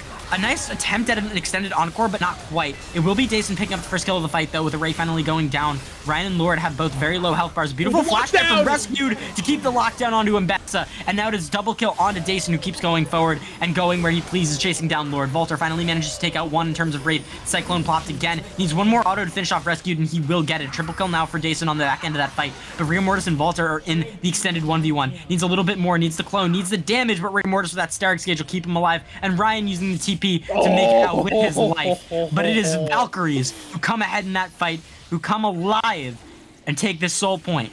Yeah, crazy deep TP flank from Dason there, cutting off the low HP bars and the Spades. They try and take that Drake, but unfortunately the Hextech chip damage was actually pretty significant in keeping those health bars low, as once Wraith got back up with that TP, Dason gets the TP on the side, just cuts them off completely, and splits the remaining members of the Spades up, and it's pretty easy for Dason just to clean up there. Mundo goes where he pleases, had the Ghost, home guards, fast as F, as they say, as the kids maybe say. I don't know. I don't know what the kids are saying, other than Skibbity Ohio. I'm sorry. Anyways, yeah, I just think... This is what happens when you're in elementary school too long. Hi, excuse me, I teach high school. Thank you. Are they actually saying that in high school? Oh man, they're cooked. It's over. It's so over. It's so over. Anyways, are cooked. And also, speaking of cooked, the Spades, not necessarily cooked, are now facing Soul Point Valkyries, but at least it isn't a soul to contend with. Valkyries still maintaining control of the map. Dason's map control, what Dason does best is split push. Doesn't matter who it is, doesn't matter who he's playing, he's going to be on a side lane. And Mundo gives Dason the ability to do what he does best, and that is, of course, again, splitting the map. And he's done so much damage around the map here. He's got 3 people in the bot side here. No vision. Mega Infernal Bomb will reveal that the Baron's being done, but is it too late? Don't know. We'll have to see. Valter is here for potential steal. They do know that they're on awards. They're actually just going to back up. They're going to give Dason time. Wait, the TPs came in from both Array and Guar, and they know that. Now Dason is left to do whatever he wants on the bot side, but this is a 4v5 in the top side, and the Baron is leashed at 5k, is regenning a bit, but it's keeping aggro down. reset. War going towards the top side, but Baron is reset now, and that is absolutely huge for the Valkyries. They have to be careful not to get caught. big Array one. might have been caught by that charm. Rigor Mortis going in, diving in. Beautiful Crescent Guard there. Oh, no. Hero's entrance gets interrupted by Mbessa with the public execution. Now Volter on the backline looking for sense. Needs a little bit more, and he will find the damage, but the top side of the fight, Guargumba just needs a little bit more, and will finally finish off Wraith. Meanwhile, 1 for 1 so far, but meanwhile, Dason's just been knocking on these towers, hitting them with the giant. Look at that briefcase. What's in that man- briefcase? My man, it's huge. That's DT Munford, baby. That's This the is date- this is that's this is the briefcase the TSA is worried about when they check Yeah. your briefcase and they empty out the entire thing. They need to make sure that there's not 300 pounds of iron to break down the towers. Yeah, my Fisher Price radio is crackling right now. Dason's calling in. He's looking to crack this game wide open, as this is another really good split map situation from the Valkyries here. It was a bit scuffed, but they were able to kite back off of that Baron. The Spades thought they could try and flip it, but unfortunately, the pressure of Sense and Rescue just being there was enough to force them to reset. And instead of backing off and trying to reset, the Spades decided to go for some sort of further play. But in the end, they walked into a choke point into Seraphine. And that allowed them to get choked up by the root into the Encore. Those key players that the Spades needed to get onto the backside just ended up getting locked down. And although the Crescent Guard knocking Volter into the back line was a little bit sketchy, ended up not really panning out for Volter, as Sense does enough damage to cut through pretty much anyone with the right support. So the two of them were able to avoid getting ravaged by Wukong and are now just in a fairly solid spot. Again, map control really big for the Valkyries here, although at this point now the wave is in favor in the bot side for the Spades, so it's really only top and mid that the Valkyries have control over. Spades are doing a better job maintaining this. Now Dason's on the top side, has TP and Ghost once again. He can make the dream happen, and especially this is a good opportunity because Guar and Array both do not have TP. It's only Oh my God, they're Ryan playing on 5. the Zigs with that. Look at that, they're all up there. Yeah, they They're have so to. worried. Yeah, they can't. They have no TPs. They have to. They have to stop Mundo. And once this Drake comes back up, this is going to be a huge opportunity for Dason to try and just, tell the Valkyries, hey, just stall them. Just stall them. Throw your volleys. Throw your spells at Seraphine. It's going to be a 4v4. We'll see. Maybe Guar can stop DT Munford. Well, Dason could also theoretically just TP on Guar. Guar doesn't have 2 forms of CC. The public execution won't stop the TP because of the passive. So Dason has TP. Dason has TP advantage no matter what, unless Guargumba is able to land the solo kill first, which looks like what he's going for right now.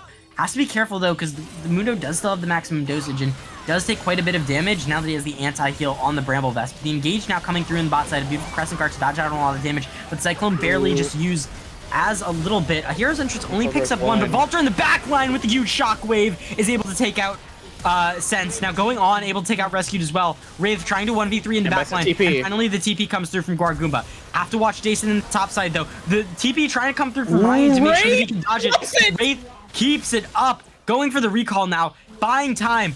Dason just might be trying to end the game. I don't think he can, but he's certainly going to go for those inhibitors. You can see Rigor Mortis as well, just pushing in that mid lane. And the fight relatively even, but yeah, just an inhib and a leave, I think. Yeah, he's going to try and get this inhib. I don't know if he'll be able to leave. He does have the maximum dosage. He does have the ghost. Actually still holding on to the maximum dosage here. Won't even burn it. Is just able to ghost out of there. That inhib is huge because it will prevent the Spades from going for that Drake. So now, once these respawns come back up, Sense is already back alive. Rescued already back alive. They can just go back out to that Drake. And if the Spades aren't fast enough, the Valkyries could still look to contest it, and Dason still has TP, so he can make any play he wants to have happen here. And on the bot side, another inhib was cracked there too, so it's looking pretty dicey for the Spades Oh, in the terms of TP their now. map situation. We've got the TP It's from going. Wraith. It's from Wraith. They're keeping him locked in the top side. Dason could always just TP. I don't like this. You know, Guar going for the extra elixir. Now a lot of gold wasted. Doesn't mean... I think it means he can't fight Dason anymore. Here's There's a Mundo. TP coming in from Dason. Guar knows that he can't get the public execution, and it won't matter. Rigor Mortis looking for more. The first kill was picked up by Spades, but with Dason over here, the fight Yep. is all but over. Sense picks up a double kill right now. 2-4-1 so far. Wraith going down, but did his job. Died very valiantly. Got a nice taunt there onto the enemies. And that should be Soul, barring any crazy steal shenanigans, which I don't think there's really a chance for anymore. Now, Soul going right over to the Valkyries.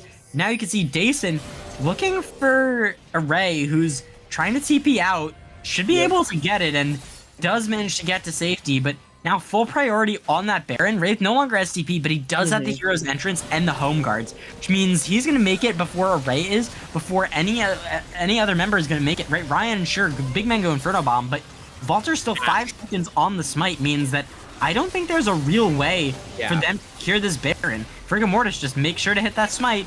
There's really nothing that can be done. Yeah, Milio can't get in range for the kick. Will just the Baron and the Soul. The Baron and the Soul going over to the Valkyries here. This is the payoff we've been waiting for this whole series. And I think that last fight, it came down to the Valkyries utilizing their numbers advantage. They had the TP on Dason, and they were able to just kind of pressure off of it. Granted, I think they actually probably would have still won the 4v4 because Sense was doing so well in that fight. Using that range, just kiting very effectively. Great peel from Wraith and Rigor Mortis on there as well. That the damage from the Ashe is more than enough to cut through all these members that are not Ambessa. And if Wukong can't get onto Sense, what else are you going to do about it? And Guargoomba getting turned into a pincushion right here by the Ashe. Taking quite a bit of damage. This kind of the elixir. Yeah, this is the other side of playing this bruiser heavy composition, is you don't really have the ability to afford those tank items to allow you to deal with hyper carries like the Ashe. So you just have to hope that you can, with your numbers, cut through her team and take care of her. But Wraith is pretty tanky.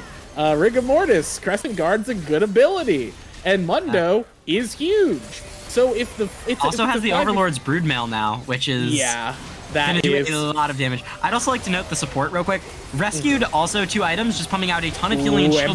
Move on by Guargoomba. Speaking of him, Rescued already going down. Now Guar trying to kite it out, but Sense is able to kite that fight. Dason now in the back line, he's gonna pick up 1, gonna pick up 2. Vaulter goes down as well, and it is only Lord left alive. The Melia support barely trying, needs to figure it out, but he won't be able to get it done. The inhibs go down, the Nexus goes down, and Valkyries reclaim their spot. It looked a little dicey for a little bit of that game, but the Spades just weren't able to pull through, did not have the stamina, and Valkyries will move on to playoffs. Mundo says, invest in VLK. Big stock. Yeah, the Dason vacuum sweeping up a victory right here.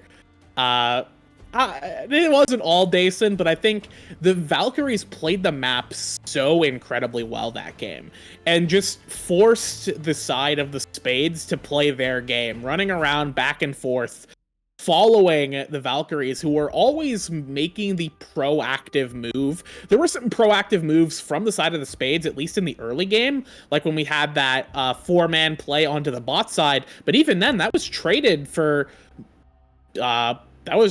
traded for things by the Valkyries. The Valkyries never really lost any exchanges around the map once they got rolling. Once Dason started getting pressure on top, once Sense took over the bot lane over Ryan and Lord, it was just really difficult for the Spades to find their footing. And every trade they took, every fight the Spades took, came with a cost. Even their winning fights came with a cost. So it doesn't matter how much damage these champions deal, because League of Legends is not a game about killing the enemies. It's a game about killing the turrets. And at the end of the day, the turrets and Drakes were killed by the Valkyries. So Spades end up just falling short here, but will still have another life. Yeah, have not been out of it yet. And with the way they put up a fight against the Valkyries there, I'd say definitely not out of it. They could definitely still make their dreams come true. They still have a reality. And honestly, Wargama played that fight amazing on Ambessa. I think a little bit of overinvestment into the elixirs at a certain point. I think at one point there, maybe you slow down a little bit, try and get to that finished 4th item, because the Ambessa was sitting on 3 items for the majority of that game. And even with the big damage, I think getting that Chainsword, getting like a Sterix maybe, getting something that helps you survive or helps you do your job a little bit more probably would have been useful. But I do like the Elixir tech. I think there's real fight left in the Spades, and I don't think they're out of it just yet. Yeah. So I think for the time being, do we want to throw it to a quick break as we figure out what match we're going to be watching next, or we're going to be jumping into? That we will. When we come back... oh, wait. What? No, go ahead. Go ahead. You do the rest. I was just about to say, I heard something. Yeah, I just got a message. We're looking at it right now. We should be in, hopefully pretty soon. We see some matches finishing up. We will be back with our second match of the Gauntlet. Once again, don't forget, this was the 5-6 match, so Valkyries are done. They don't need to play anymore. They are going straight to playoffs. Spades do still have a shot, though. They will be going to a best of 3 later in the night to play against the winner of the 7-8 match. For right now, we're going to figure out if we're doing Sapphire Ruby or anything in between. Who's coming up next? We will let you know as soon as we find out. For right now, don't go anywhere.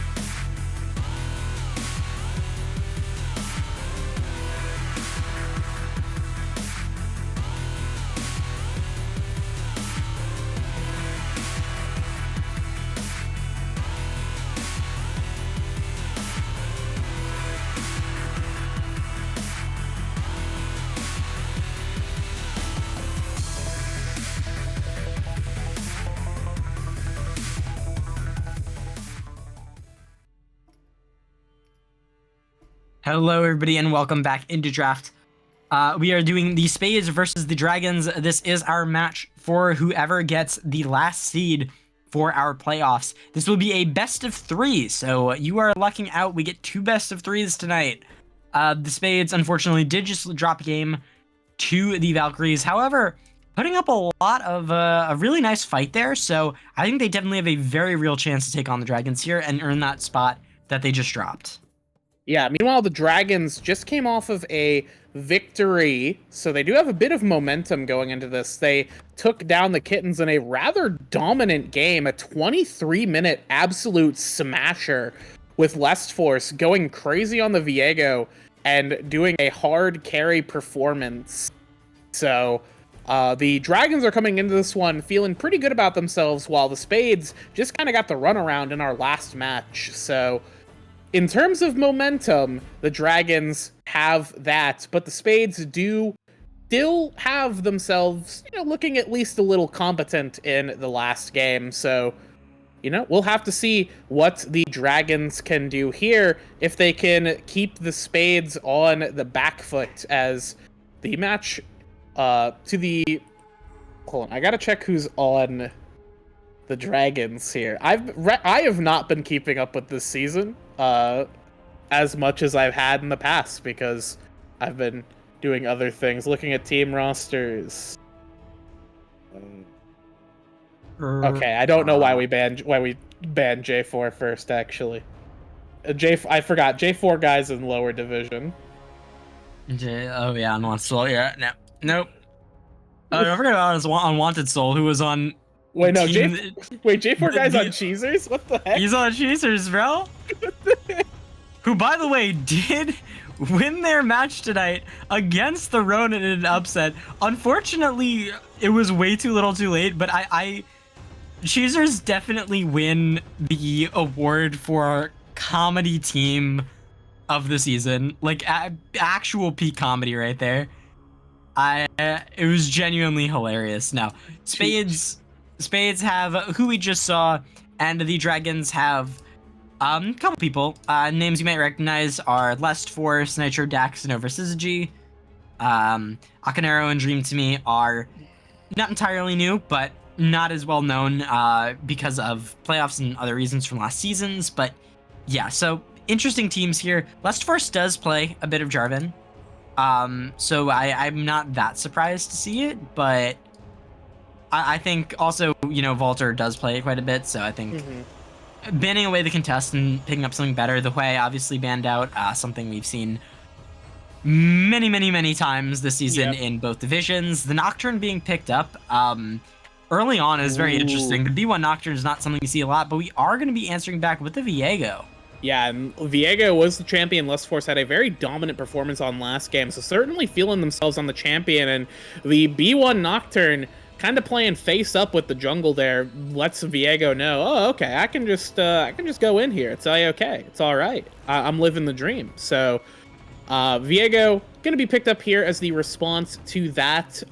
The Ezreal will follow that up. Ari going to be picked up for the Spades here. That's going to be going to Array. Array looked pretty good on the Orianna last game.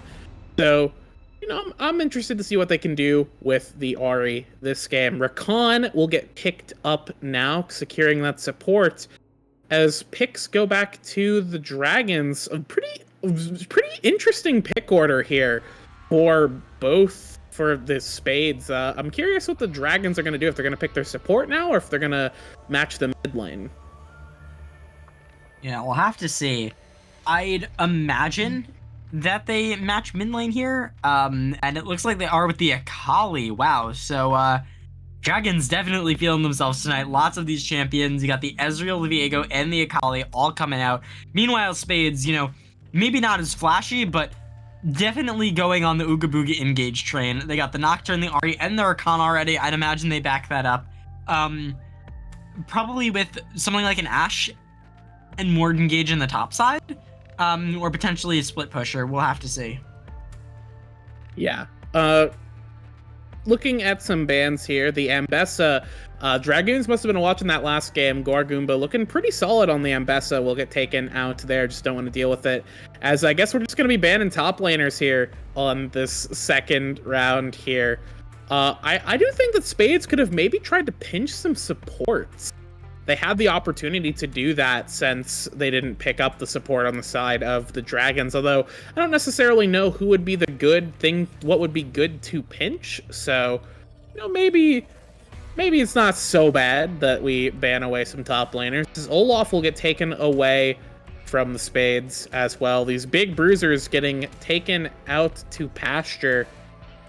And I wouldn't be surprised to see another one, as Nitrodax does have some bruiser gameplay, and the Mordekaiser is going to be falling as well, as our top laner is going to get their pools pinched. But I still think Counterpick will be going over to Nitrodax. It's just going to depend on what they decide to do with it. Yeah, and I'd imagine that with all these top lane bans coming out, there's probably a plan for maybe some tankier options, given how many bruisers, stat checkers, and just general big boy beef counters there were. So I feel a feeling that's gonna come out. The Morgana answered, actually.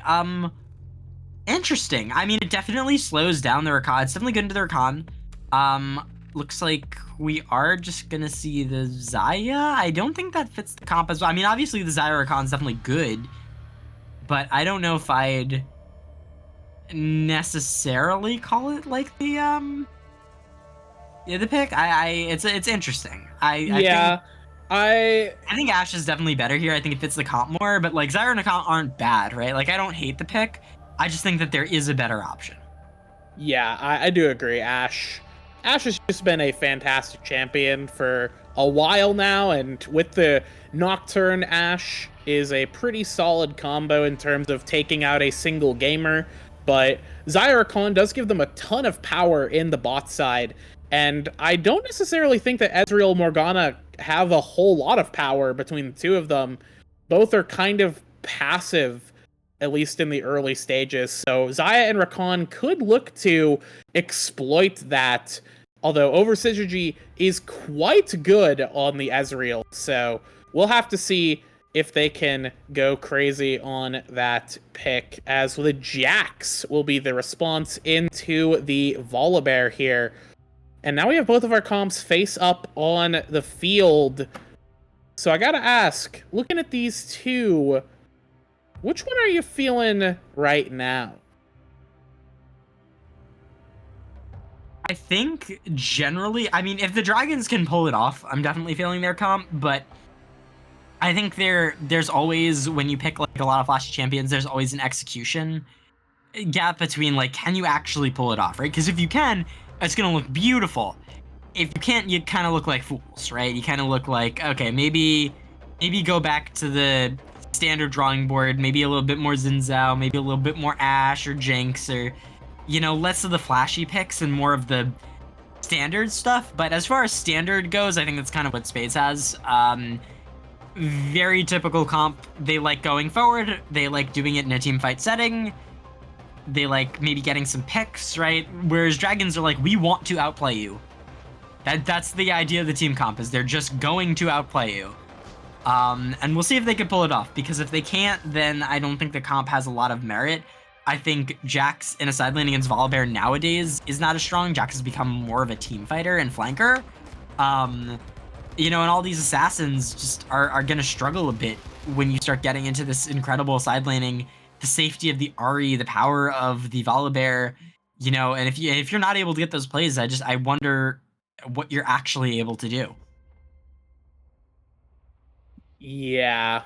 I don't know. I know that Nocturne does things effectively, but I always feel like Nocturne is such a binary champion in terms of, if you go in and don't get your kill or don't get your pick on someone, you are worthless. You're a melee minion. So it's gonna. I think there's a lot of tempo that's gonna come out from the Spades, and I just don't think the Spades have the kind of tools necessary to make the Nocturne work. Like, they have some power with the charms and Rakan CC. It's not impossible, but to don't think it's going to be enough to really stick onto these players here.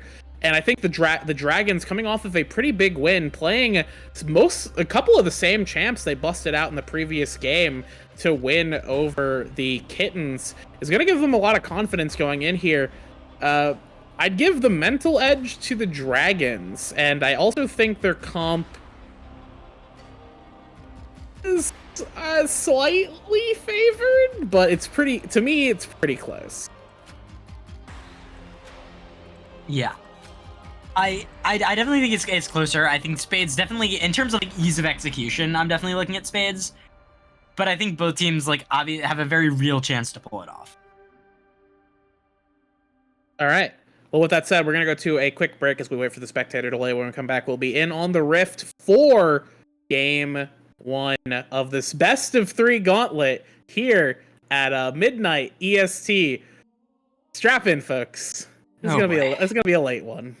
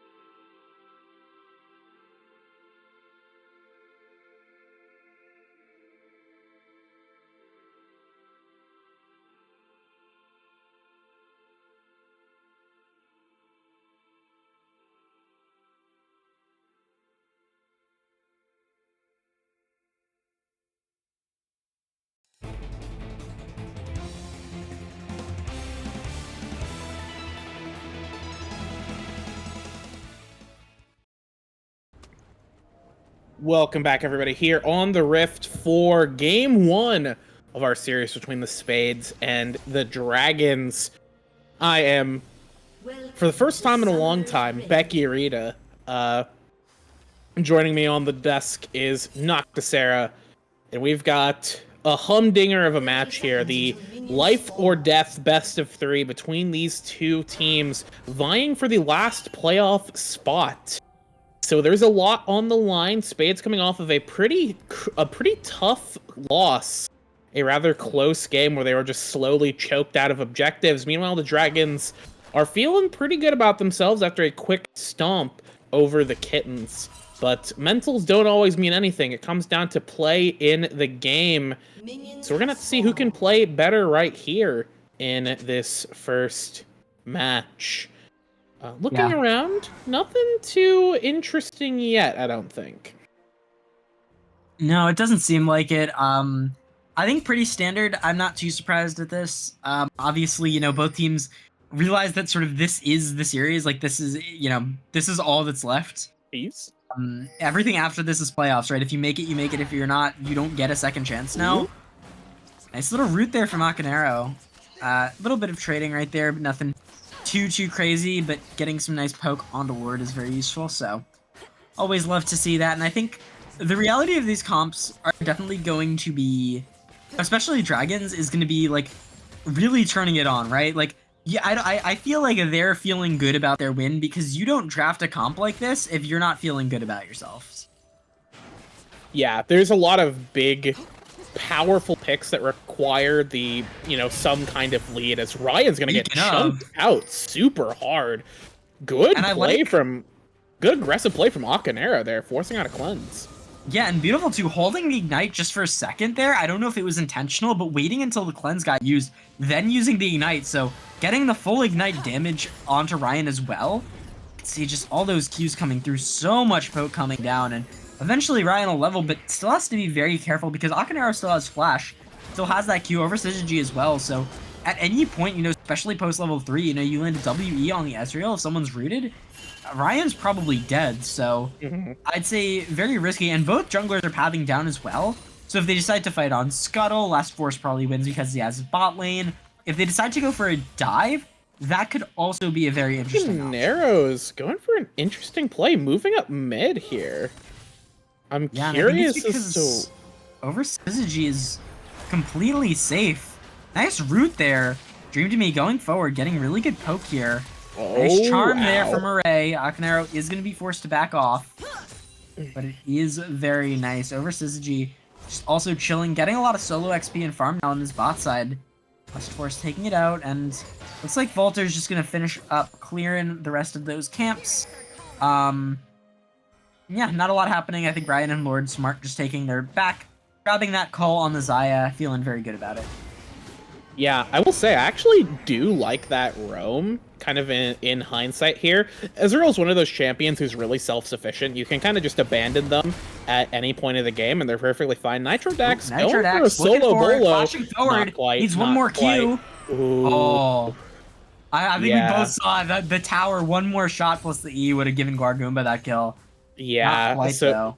Smart from Nitrodax to kind of peel off there, waiting on the Empower cooldown to come back up, but just not enough, not fast enough to give that little bit of final damage there. So Guargoomba will walk away here. Flash actually blown by Nitrodax, as now Guargoomba's gonna just die. Good night. Good night to Volibear. Nitrodax didn't even have Flash anymore. He just walked at him. Yeah, he just walked at him. Guargoomba just also has Flash and decided, no, I got this. Did not have this. Folks, didn't have that. Not that guy. You're not that guy, buddy. So, bit of a blunder there from Guargoomba, but just an early misplay, not too bad. Looking, actually, Guargoomba has the funny potions, which indicates to me that we're gonna have some inspiration tree shenanigans coming from this Volibear here. It's been a while since I've followed League. Is the weird ass Volibear build still viable? Where you just have every stat. I don't know if you get every stat. I do know what you're talking about. That is the Roa into Navori build. I'm trying to remember. I'm pretty sure you get like 6 or 7 stats just off the 2 plus boots. And then I know that like I think Spirit Visage because it gives you MR and health regen. Also, I think you do cap out at 3 items. I'm not 100% sure. Don't quote me on that. It might be 9 and you. No, I know, but I'm saying I think it's 9 unique stats that you get off those 3 items, but it might be 10. I don't remember. Yeah, I mean, I imagine, because we have the funny potions, I can't check to see if we have Jack of all trades on the Volibear, but would not surprise me to see that, if we're still going to be going those kind of shenanigans. Less Force going for a stun. Doesn't quite land it there. Black Shield was smart from Akanero just to provide some cover fire, or just some cover for Less Force to make that a little bit safer. As again, Akanero making the most of Ezreal's self-sufficiency, who is just kind of chilling in bot lane. Falling a little down in CS, but as long as they don't lose too much in the bot lane, you're A-okay with that. But maybe Ahri's going to look to exploit this, roaming down. Yeah, looking for a potential dive, and should be getting called out right about now. You can see over Syzygy still going for the wave, though. Finally realizing it. A beautiful TP there. Try and buy some time. A nice flash, dodging away from the charm. The damage is good. Ooh. Ryan does manage to get it, but a kill returned. Over Syzygy actually picking up the one. Dream looking for it. Is it going to be able to land that perfect execution? And Ryan goes down. Beautiful plays there from the Dragon. Dream to me with that TP. And it ends up being a 2-for-1. They take out over Syzygy, but he gets the return kill. Dream to me picks up 1, and they get all the grubs there. Dragons feeling really good about the start. Yeah, all the grubs, the first Drake, and a couple of kills in pocket. The Dragons absolutely putting on a clinic here in the early stages of the game. As Goomba taking quite a bit of damage, got Nocturne ulti. Looking for it. Paranoia popped. Volter takes out Nitro. Nice little pickup there in the top side to accelerate their jungler, especially because this Nocturne sort of needs to keep roaming. And the biggest thing on Nocturne, getting that ultimate hunter stacks. It's going to be super useful because of how large that cooldown is early. Being able to get one of those stacks and making sure you get a kill off your first Paranoia is like the biggest thing on Nocturne, right? If you don't, it slows you down so much. Yeah, Nocturne as a champion, I'm a big Nocturne enjoyer. I like to play Nocturne regardless of me being not great at him. The most important thing on Nocturne, as you said, is making sure that first Paranoia amounts to something. Because if you can't get that first ultimate hunter stack, if you can't get any amount of gold off of that first kill, it feels like such a waste, because Nocturne really is kind of just a Paranoia button. You want to be ganking off cooldown with that ability as much as you possibly can, just to try and get as many stacks of Ultimate Hunter as much as you can, just to try and get as much gold in pocket as you can, because you are going to get outscaled by pretty much any other jungler if you're Nocturne. And oh no, Ryan's in danger. Yeah, versus G. Nice Featherstorm, though, gets a ton of damage down and manages to take him out. 1-for-1, though, as Akanero picks up the return kill. Astorus keeps going forward, but doesn't quite have the mobility to keep it up. Nice picks there, I think. A little bit of disrespect there from the Featherstorm than the Blade Caller. Obviously, like, those feathers do a lot of damage, and I think they just weren't quite expecting it when they dashed forward, but I think the 1-for-1 there is still very worth it for the Dragons. Gold is even, despite an early kill, but I think all the pressure that they've gotten, being able to get up a drag, having the 3 grubs means that Dragons are in the lead. They're feeling pretty good about this, and I don't have too many complaints about like trading the 1-for-1 at this point, especially because it did get Morgana that Seeker's arm guard, which is going to be really big before the next team fight. Oh yeah, that's so huge. The invulnerability on Morgana, especially even if it's the 1 usage of it with the ulti this early on, is going to be a huge point of power at this next Drake fight. Or even if they fight over the grubs on top side, which I think, honestly, the Dragons should be looking for since they already got the first 3. Do have a Paranoia in bot side. Yeah, looking for more. Over Syzygy with no E and no flash means he's not going to be able to get out Akanero Not going to use that Seeker, just going to save it, realizing that he's dead anyway. So there's not a lot to happen. Really nice gank there from Volter to pick up an extra 2 stacks on that too, as well as 2 kills. So now 3-0 on that Nocturne. A much reduced ultimate cooldown is going to be very scary going into this mid game. Yeah, that's 3 of 5. So Yeah. Nocturne feeling very good about themselves. Also getting those kills. Now it's a Stride Breaker here at 10 minutes. Stride Breaker is so huge on Nocturne because it allows you to, once you get in with Paranoia, just stick on them. And especially early on, Nocturne's damage is very dangerous, and Stride Breaker just allows you to get so many more of those autos out, lets you stay in your puddle a bit longer, lets you just stick onto people and kill them to death. As we have a very spicy exchange of abilities on top side, as Guar will trade the Thunder Dunk for a flash from Nitrodax. It looks like they're just going to give the 6 grubs, too. Yeah, that is perhaps ill-advised, giving over 6 grubs, but I will say, at the very least, the Dragons have kind of been having trouble getting to these turrets, especially in the mid lane. Ahri can clear pretty efficiently. We've kind of been sacking Ezreal, and as I say that, Ezreal just gets the first plate in bot side, because what is life even? So yeah. You know what I'd be curious about? Yep. What are you curious about?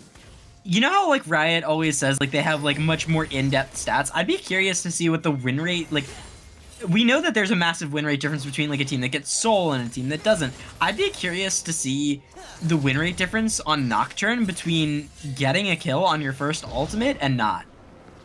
Like, I wonder what the actual percentage is, you know what I mean? Like, that, I think, would be, like, a really interesting stat to figure out. It's about to go down this game, folks. Let's figure it out. We'll have to see. Nocturne is quite dangerous here, and does have the Paranoia back up, which is going to be great for this Dragon fight. Although, now with the 6 grubs, any amount of pressure given over to Nitrodax or over Syzygy on a side lane could potentially lead to a turret, but the Dragons are actually just going to go and try and flip it. Paranoia. Yeah, looking for it. It will be the Spades that actually pick up the steal, and it looks like they're winning the fight as well. Over Syzygy trying to kite back, but Lesforce is already down, and so is Akinero. Forced to use the ultimate and the Seeker's Arm Guard it well, but doesn't make it out. Doesn't even get a pick. It's going to be a double kill picked up for Ryan, and a Dragon picked up for the Spades to win that fight in dominant fashion. Absolutely massive for them.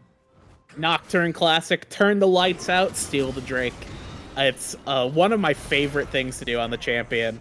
And I mean, Lesforce, I think, smote a bit early, that or miss-smote, because they just didn't have vision on the Drake, which is a bit unfortunate, because Volter is able to secure that, and the cherry on top for them is that Spades do end up just winning the fight there. There really wasn't any damage on the side of the Dragons right now. Ezreal pretty far behind, not at that first power spike. Akali not at that first power spike as well. All of the power is in the side of the Spades, and they made the most of it there.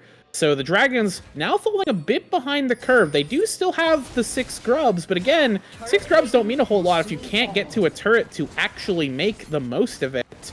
And around the map, they've been having trouble getting these waves in because their lane opponents are just matching them so efficiently. So it's looking a little tough right now for the Dragons, but still, gold is relatively not out of control. Still just about a 2k gold lead for the Spades, as Volter gonna step up, throw a little bit of pressure here. Ryan in the bot side gonna try and fight over Syzygy, who will be blinking out of danger there. Yeah, this Xayah pretty dangerous here. 4-2-1 with the Essence Reaver. Cole getting cashed in right there. Huge amount of money into this Xayah. We were a little iffy on the pick, but so far, it's not looking so bad, at least in these fights. Yeah, definitely still a game on our hands. Like, no one's out of it yet, but the Dragons are starting to sort of fall further behind in this game, and it's really dangerous because this is a comp that really can't do that. The further you fall behind, the harder it is to come back. It's not like having like a Jinx in your comp or something, where, you know, you can use this and come back. And as I say that, you know, Akinero just walking into the bush. Nice flash there from over Syzygy to try and dodge. Dream to me going in, trying to find the perfect execution on the Ryan. Manages to dodge out on the rest of the Blade Caller, but is able to finish off the kill, going right back to the Shroud. But it's going to be the Paranoia coming in. Volter picking up a kill. Meanwhile, on the backside of that fight, Lord went down as well. It's going to be 2 or 2 so far. Beautiful Fear, but it's not going to matter. Oh, it's so sad for Lust Force. Overseas G trying to kite out Array, just getting forward. Needs one more auto or spell, and he will do it. And Guar Goomba in the top side, able to take out Nitro Dax as well. Domination around the clock there for the Spades. Yeah, that Lust Force looked like he was going to be able to start going crazy there, but the Fear from Volter just crippled Viego there, stopping him right in his tracks there. And unfortunately, what we saw there is what we call Morgana. This champion, if you do not have backup, you are a squishy support. You walk in, you have to kind of be in melee range to be effective. And you just die instantly, forever. Just a little bit too early on Akanero there. The rest of the dragons weren't able to follow up fast enough. And although the dragons got a little bit of something, once the lights got turned out and Nocturne arrived, it was just, the fight kind of just ended there. And, you know, just salt in the wound is Guar Goomba stomping Nitro Dax in the top side in the solo kill. So, across the map here, the Spades are starting to find their footing and starting to run away with the little advantages they have. Lustforce is going to try and find something on the Guar Goomba go, but I don't think it's going to matter. Yeah, stun goes wide, and yeah, give him the okay sign as you kind of just waltz away.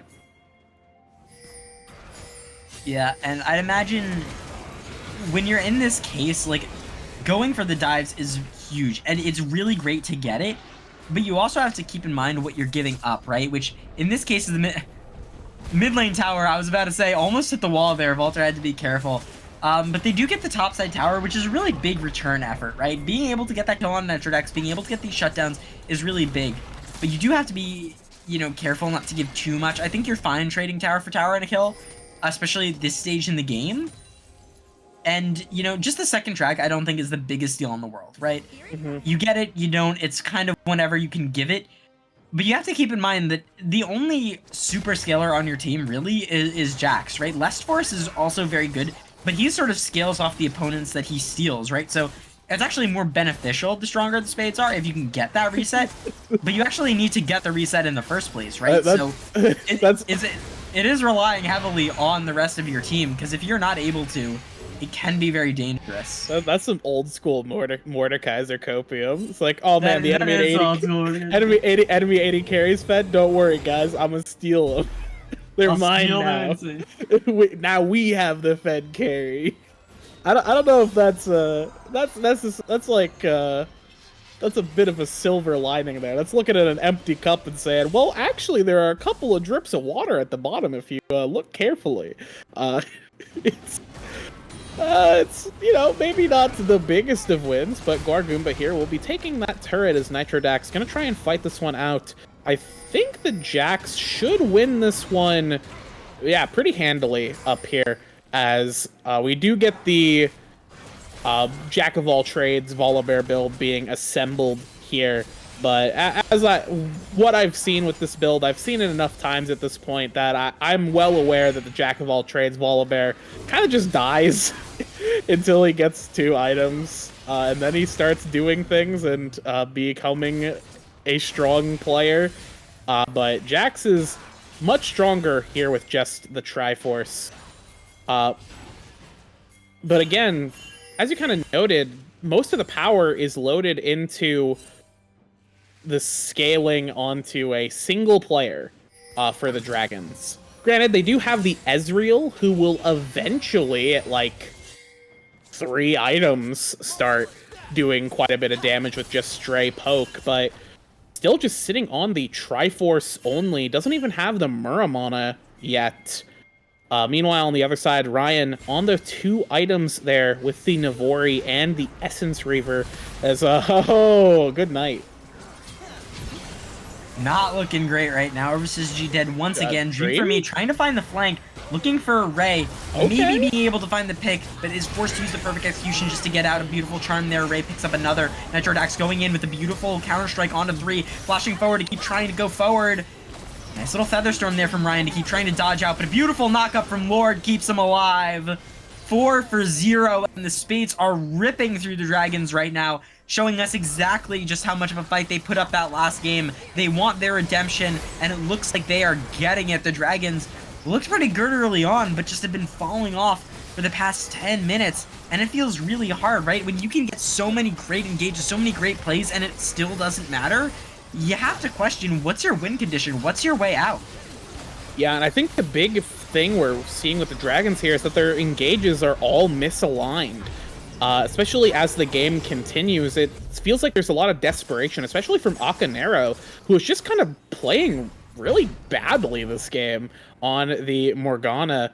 I know it's pretty tough when you are Morgana, because, again, the plays you have to make are all very risky as a champion who is super squishy, but I don't know, it just feels like a lot of these gambles they're taking are completely unnecessary, and we have a Nocturne situation going on here. Good night over Syzygy. You are no longer allowed to play League of Legends.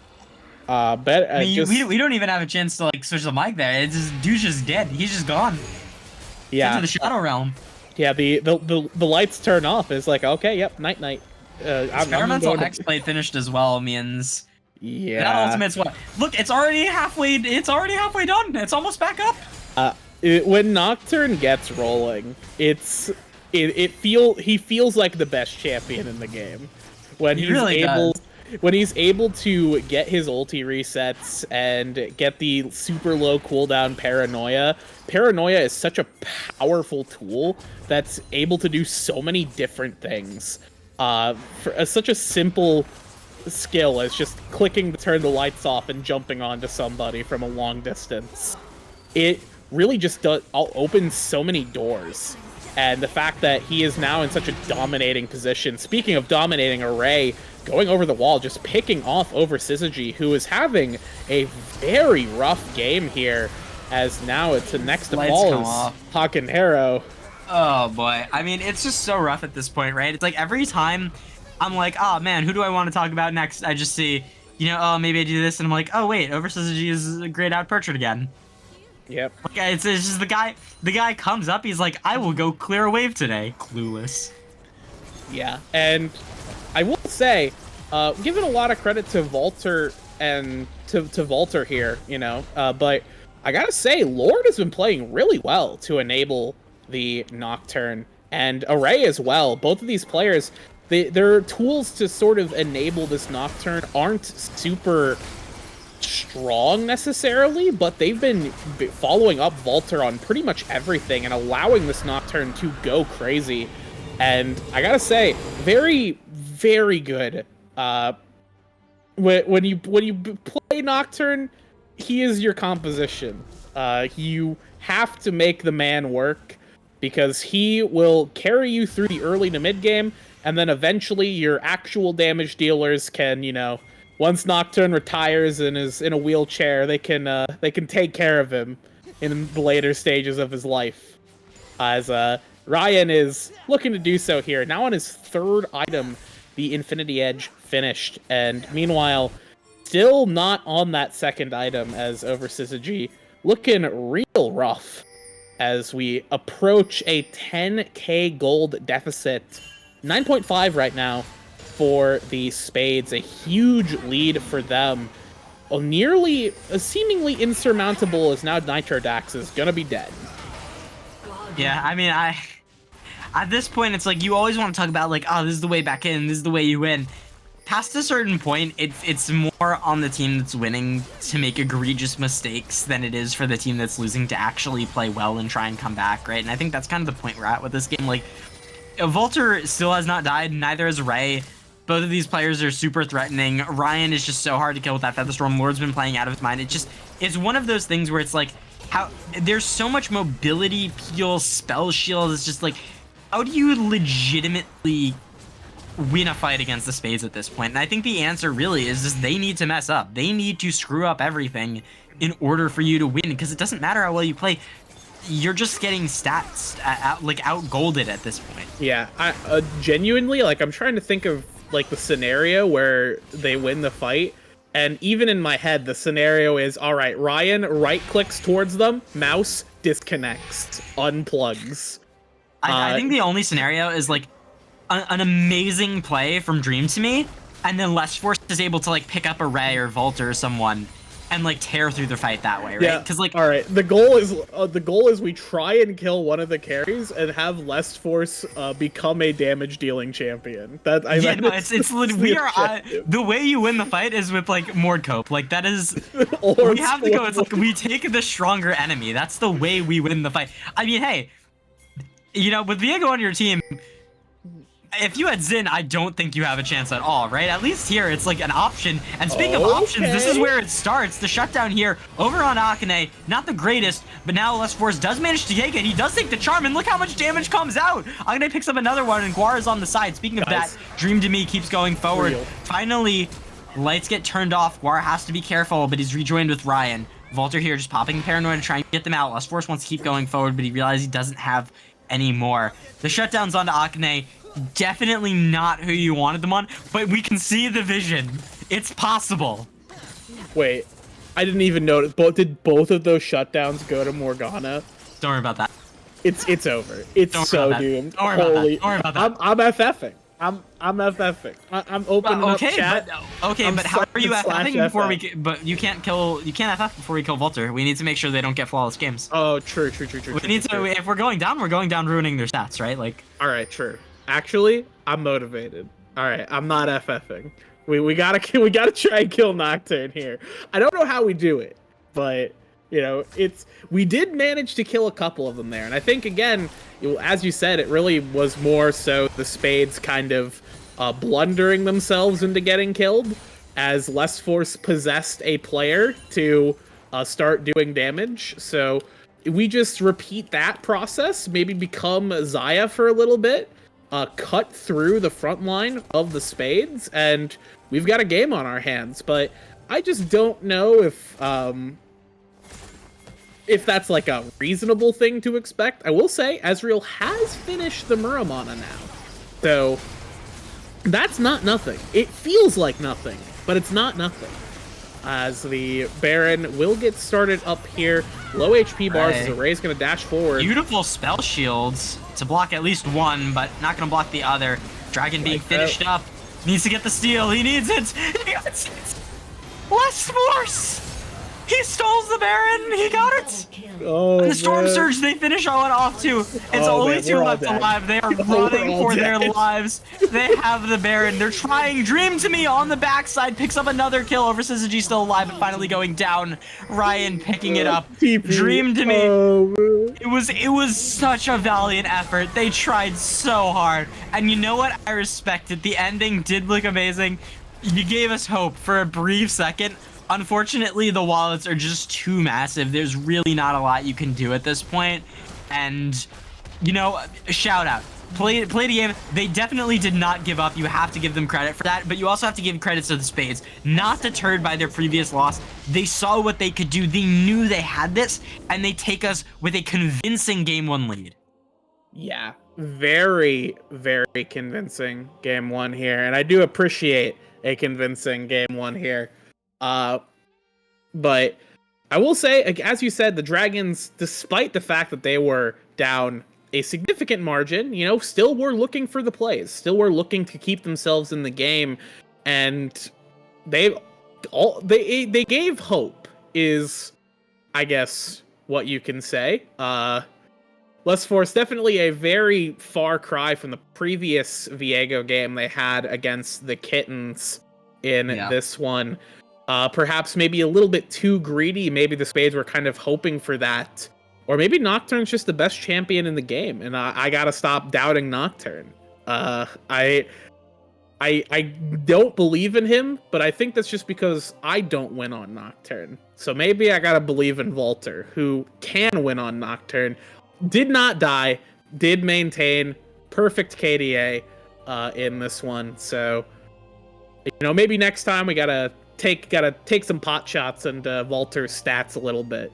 You know, that's the goal. I guess the actual goal for the Dragons is to win the next game. Yeah, and I think, you know, if you're the Dragons, like, the early game really was not bad. It really started to fall apart in that mid-game transition. That's where everything started falling. So, you know, if you keep that early game, you just need to shore up your weaknesses, right? Stop just throwing rotations for no reason and just walking around seemingly doing nothing, right? Obviously, you know, Ezreal's safe, but, you know, Ward, call out when your mid laner's missing, you know, back up if you don't need it, because they did do well. They started off with a lot of objectives. Dragon, full 6 scrubs, it was looking good for a while, but Spades just played the mid game so beautifully and got so many micro advantages that turned into bigger leads, into objectives, into team fights, and it just started to snowball out of control.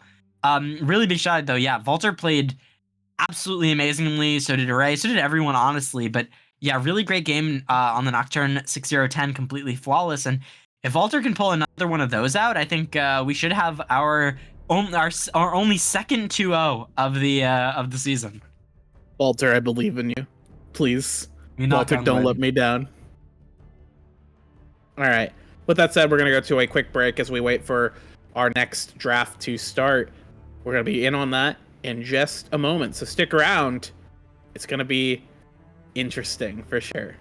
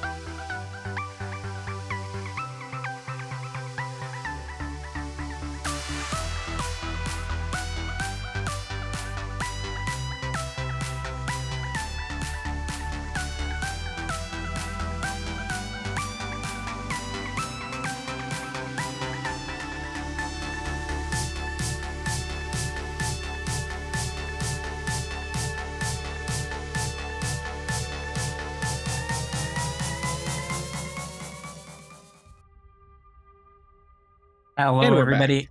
Oh, yep. We are back in draft for game 2 of our Spades versus Dragon series. Spades with a very convincing mid game there, leading them to a game 1 victory over the Dragons and looking to close us out in a 2-0 to earn their spot in playoffs. Yeah, looking to close this one out. Fighting for their lives here, both of these teams, and the Dragons, they're definitely fighting for their lives here, and they're making some changes right now. The lights are not getting turned off this game. They are keeping Nocturne off of the Rift here, along with Orky and Hui from the Spades, as again, similar bans from the side of the Spades, as over Syzygy looking for comfort here again, but gotta say, that last game on the Ezreal, I don't know if it was just kind of the roaming Morgana causing some trouble for the Ezreal, but fell behind pretty early. It was definitely a rough game for over Syzygy on the Ezreal, so I understand picking that because it's a confidence pick, but I'm curious if there was a better possible B1, as the Spades are prepared. I suppose this is what they've decided is the correct answer to Ezreal. I mean, hey, it worked last game, right? So, Yeah. and usually I'm a fan of, you know, if it ain't broke, don't fix it. But if it is broke, you know, maybe go back to the drawing board. The Ezreal, I don't think was necessarily a huge issue, but after last game, if you can shore up your mistakes, if you can figure out what you did wrong and fix it, sure. But if not, you probably shouldn't be on the same pick. And it seems like we're not going for the Morgana, we're going for Leona instead. So a lot more aggression here, I think we're gonna see from the Dragons, and because of this, I'm also expecting to see maybe some slightly less unorthodox picks, some more standard team composition from Dragons. You know, they were playing with fire last game and they got burnt, so hopefully this game they'll be able to maybe slow it down, start simmering back up until they can field themselves, really feel like they have a chance back in. And we're going to see that with the Xin Zhao as well. So yeah, much more standard here going into the second ban round. And I expect Spades to sort of answer this back with possibly another Bruiser jungler, but someone who's good with proactivity. Probably not a Nocturne as well. Probably something like the the Jarvan's banned, so something like the Wukong or the Vi are very good. I can see them hovering it. I do like the Vi against Ezreal. It's one of their answers back that can answer it, but can also work. I mean, Kane is, a proactive bruiser. You don't have the same early game strength, but you do like to be proactive because once you get your form, you're very, very strong. Especially if they keep drafting tanky, being able to pick Rost, you just have so much utility and healing and power in these extended team fights. And I think with the team comp you already have, I'm kind of digging it. I'm all right with it. Yeah. You just have to understand it. You know what? I'm going to trust Valter on the Kayn. I think Kayn is a champion who always lets me down every time I see him. Except when I'm playing against Kayn, in which case I lose. But that's neither here nor there.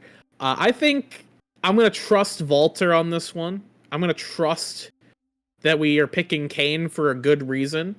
And like you said, I think there are good reasons. It's a flexible champion. It's a very good bruiser. Rost has always just had good buttons, I like to say that there are two Kayns.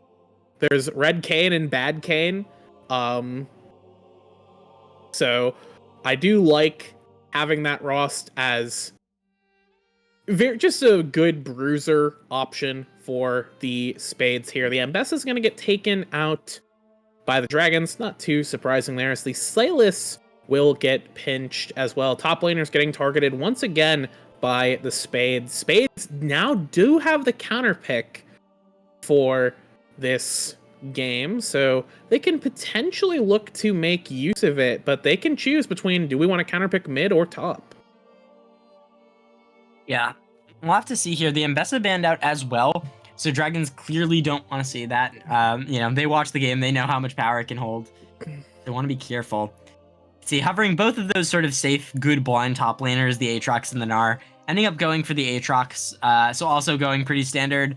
So both teams just sort of drafting the relatively normal. I think the most unorthodox pick we've seen so far is Kayn, who, that's definitely more of a Valter special, but I don't think anything too crazy here. We'll have to see what the Dragons lock in.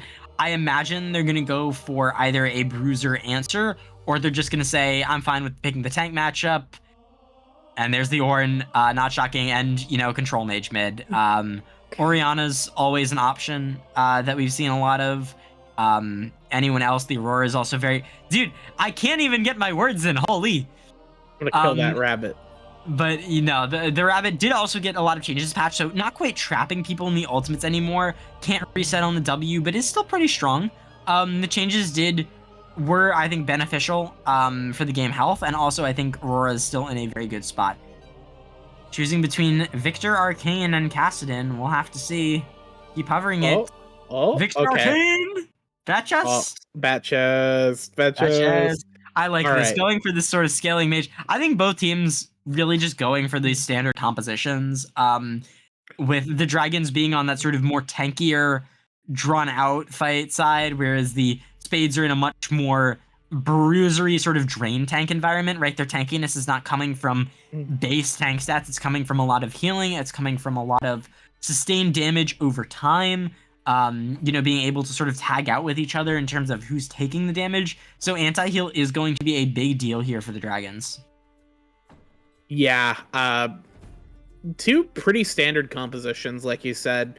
I will say, as much as I do enjoy a close series here for the Gauntlet, unfortunately the Dragons have picked Aurora, and I want that rabbit dead. So I'm gonna be personally hoping that the Spades do me a solid and put her in a grave and wrap this series up here. And I do think they have the tools to do it.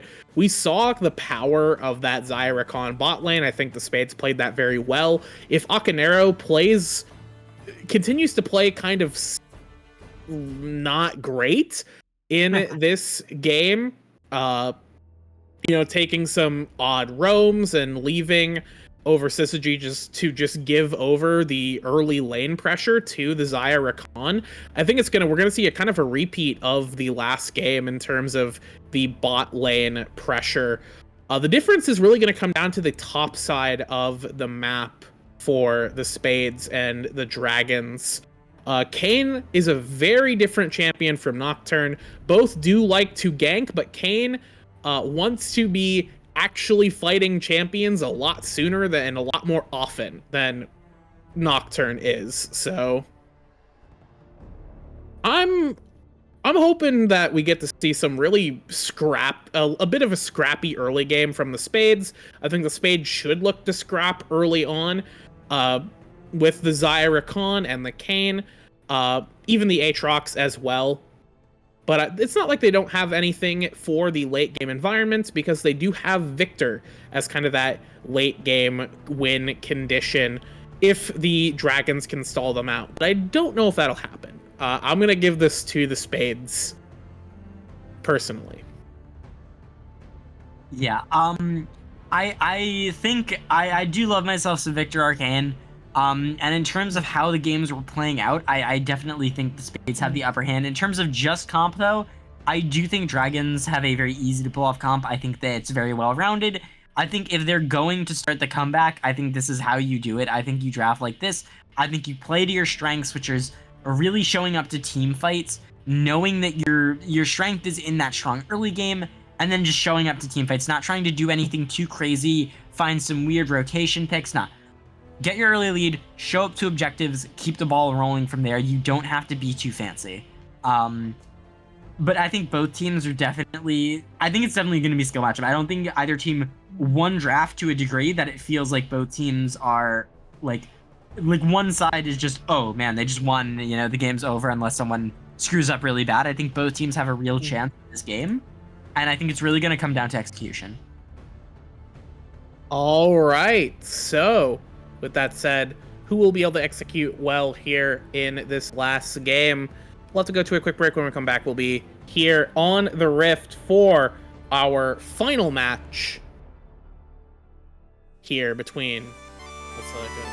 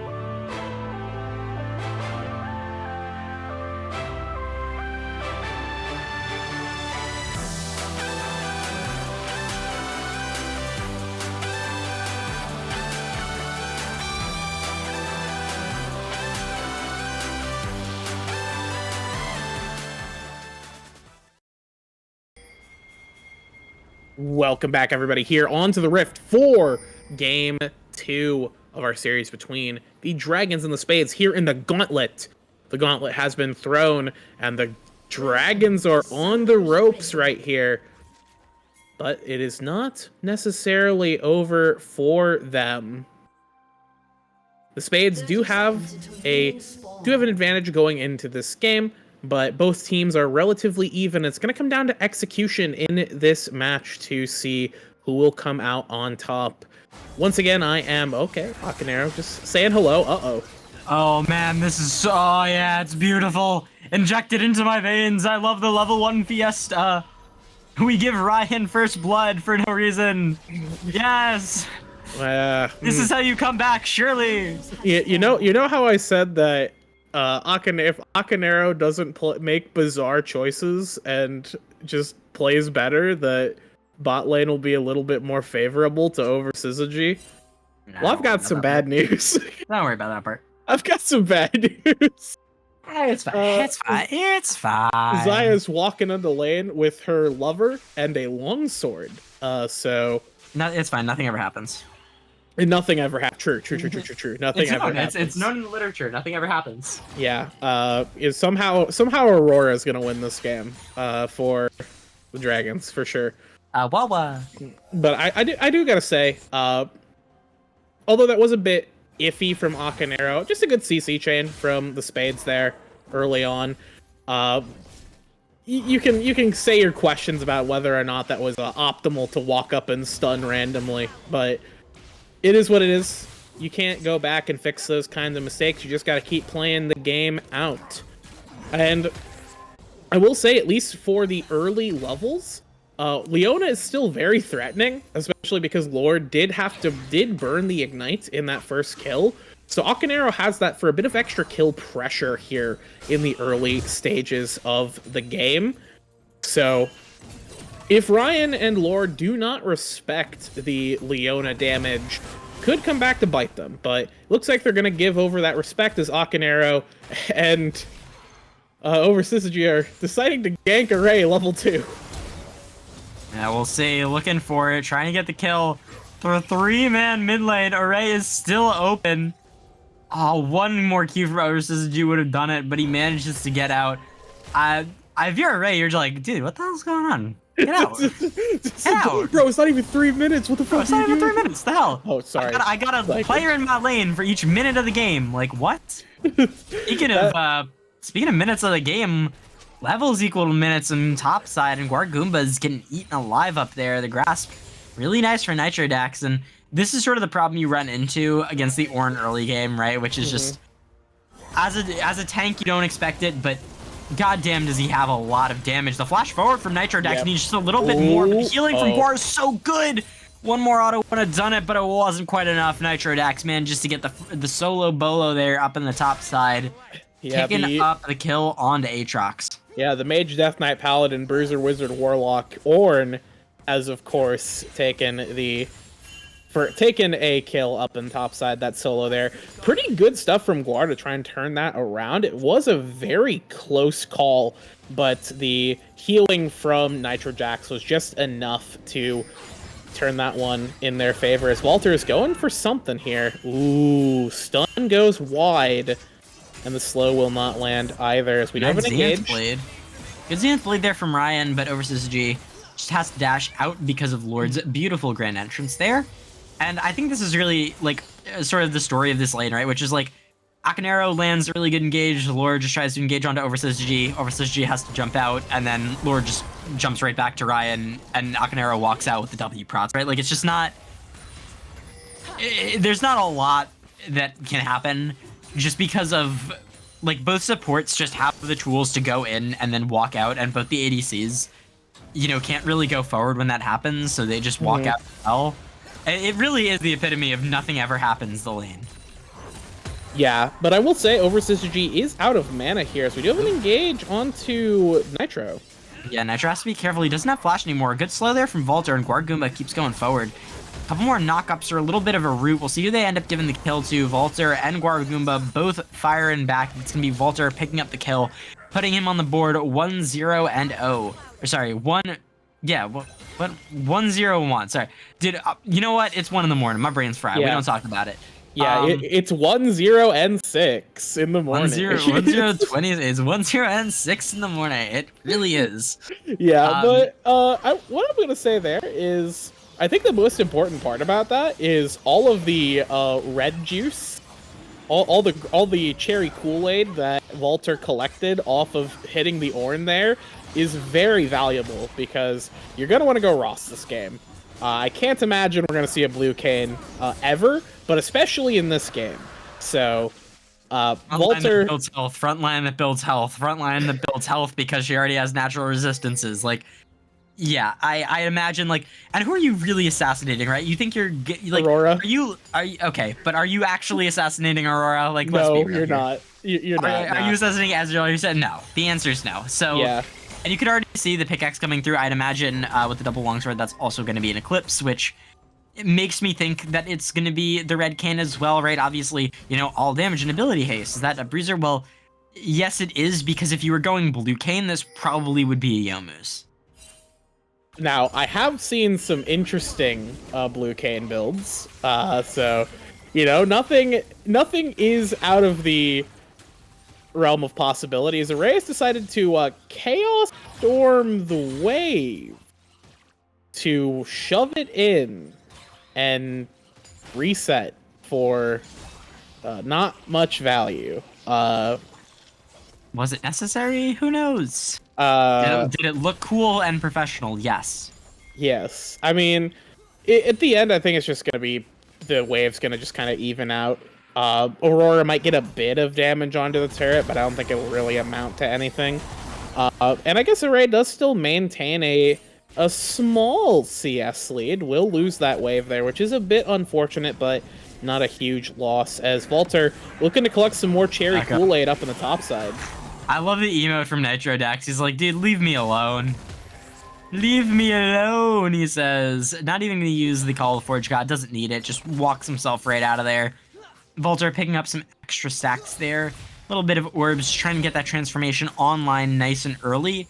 And, you know, this is the sort of rough part about playing Kayn, right? Is you got to manage your farming on a jungler that's really good at that, with ganking on a champion that doesn't have the craziest ganks early.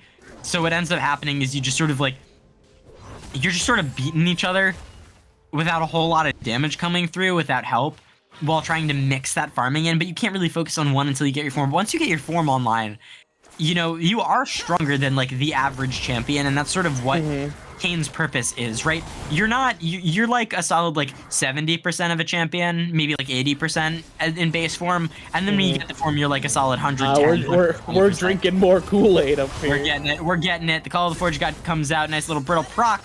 But Volter goes right in to the Umbral Trespass and takes out the kill. Guargumba flashing as well, just to try and get away. Akanero going forward, flashing forward, managing to find the Zenith Blade. Orvisage needs to land a little bit more, needs to get maybe a Q onto Ryan. He's looking for a little bit more, but won't quite be able to land a kill there. Really nice play there from Ryan, just holding that flash until it was absolutely necessary. All of these big sums too. 2 flashes and an ignite used in the bot lane to try and get him too. Yeah, a huge number of resources burned in bot side to try and take out Ryan. And Ryan, just the patience necessary to wait that out, wait for the right opportunity to go for that. And Volter may have just walked into their own demise. Yeah, I mean, he's getting out. He does manage to use the flash, so should be able to make it out there. Nice ultimate there from Array to the Chaos Storm, forcing Aurora back. But does have to be careful as the rest of the dragons are up there. Can see though, it is still dangerous. 2k gold lead for the Spades right now.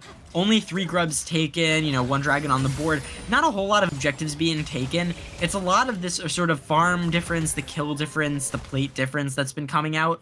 And not a whole lot of like crazy objectives yet. I expect to see more though with the spawn of this next dragon. I think this is really where the teams are going to start trying to, you know, position around this and start taking team fights. Yeah, and I think we do already have the first item once again picked up by Ryan. Has that Essence Reaver already. The Eclipse already picked up by Volter as well. 2 pretty sizable upgrades here for this first Drake fight. Gonna be pretty tough for the side of the Dragons to contest this, especially because we're still sitting on components for a majority of the side of the Dragons. I don't even think we're close to any completed items. We've been taking a lot of detours. Ezreal has his mandatory tier detour we had to take. We have the Dark Seal that was picked up by Dream to me. We're not really close to getting any completed items, which is certainly unfortunate. It's gonna likely lead to the Spades just having the power, unless a pick gets taken. Nice knock up there from Lord, trying to go forward. Ryan landing the bleed collar, but not landing it onto over Syzygy. Akanero getting run down though, because Volter is down here. Manages to pick up the kill. Lord keep going forward. But over Syzygy doesn't have any mana left. Dream to me looking for some extra damage. They flash forward onto Ryan. They're able to take it out. The TP coming through from Array. Using the Chaos Storm, trying to finish off over Syzygy. He's going to be able to do it with flash-powered auto. Less Force keeps going forward, though, and a beautiful knock-up into Crescent Guard. Manages to finish it off. Meanwhile, on the top side, Gorgoomba going forward. Use the Q3 for a beautiful knock-up to cancel out Nitrodax's dash, and he takes it out. Beautiful plays all around the map there, but it is going to be the Spades that end up coming out on top with a 3-for-2 all in total. And Volter getting an extra kill, getting a lot of extra stacks. I wonder if he's on the transformation now. He should be very close. If he's not, he's recalling. Backing. We'll see. There's not anything on the map, so he could just be recalling to recall, but we'll see. Yeah, running out of base again. Still doesn't have it. That's really rough there, especially because the second dragon is going to get picked up for the Dragons. And Volter's going to be forced. Oh wait, no, he ran back. He did realize he had it. So he did manage to pick up that form. That's a massive upgrade there for the Spades, right? Obviously, having that upgraded form, having the red cane is going to be absolutely huge now that we're going for this grub fight. Yeah, and we do want to take this fight. We do want to win here. Beautiful footwork there.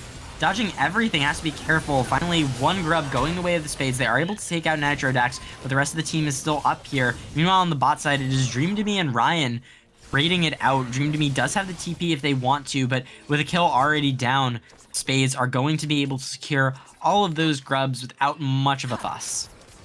Yeah, Nitrodax will fall there.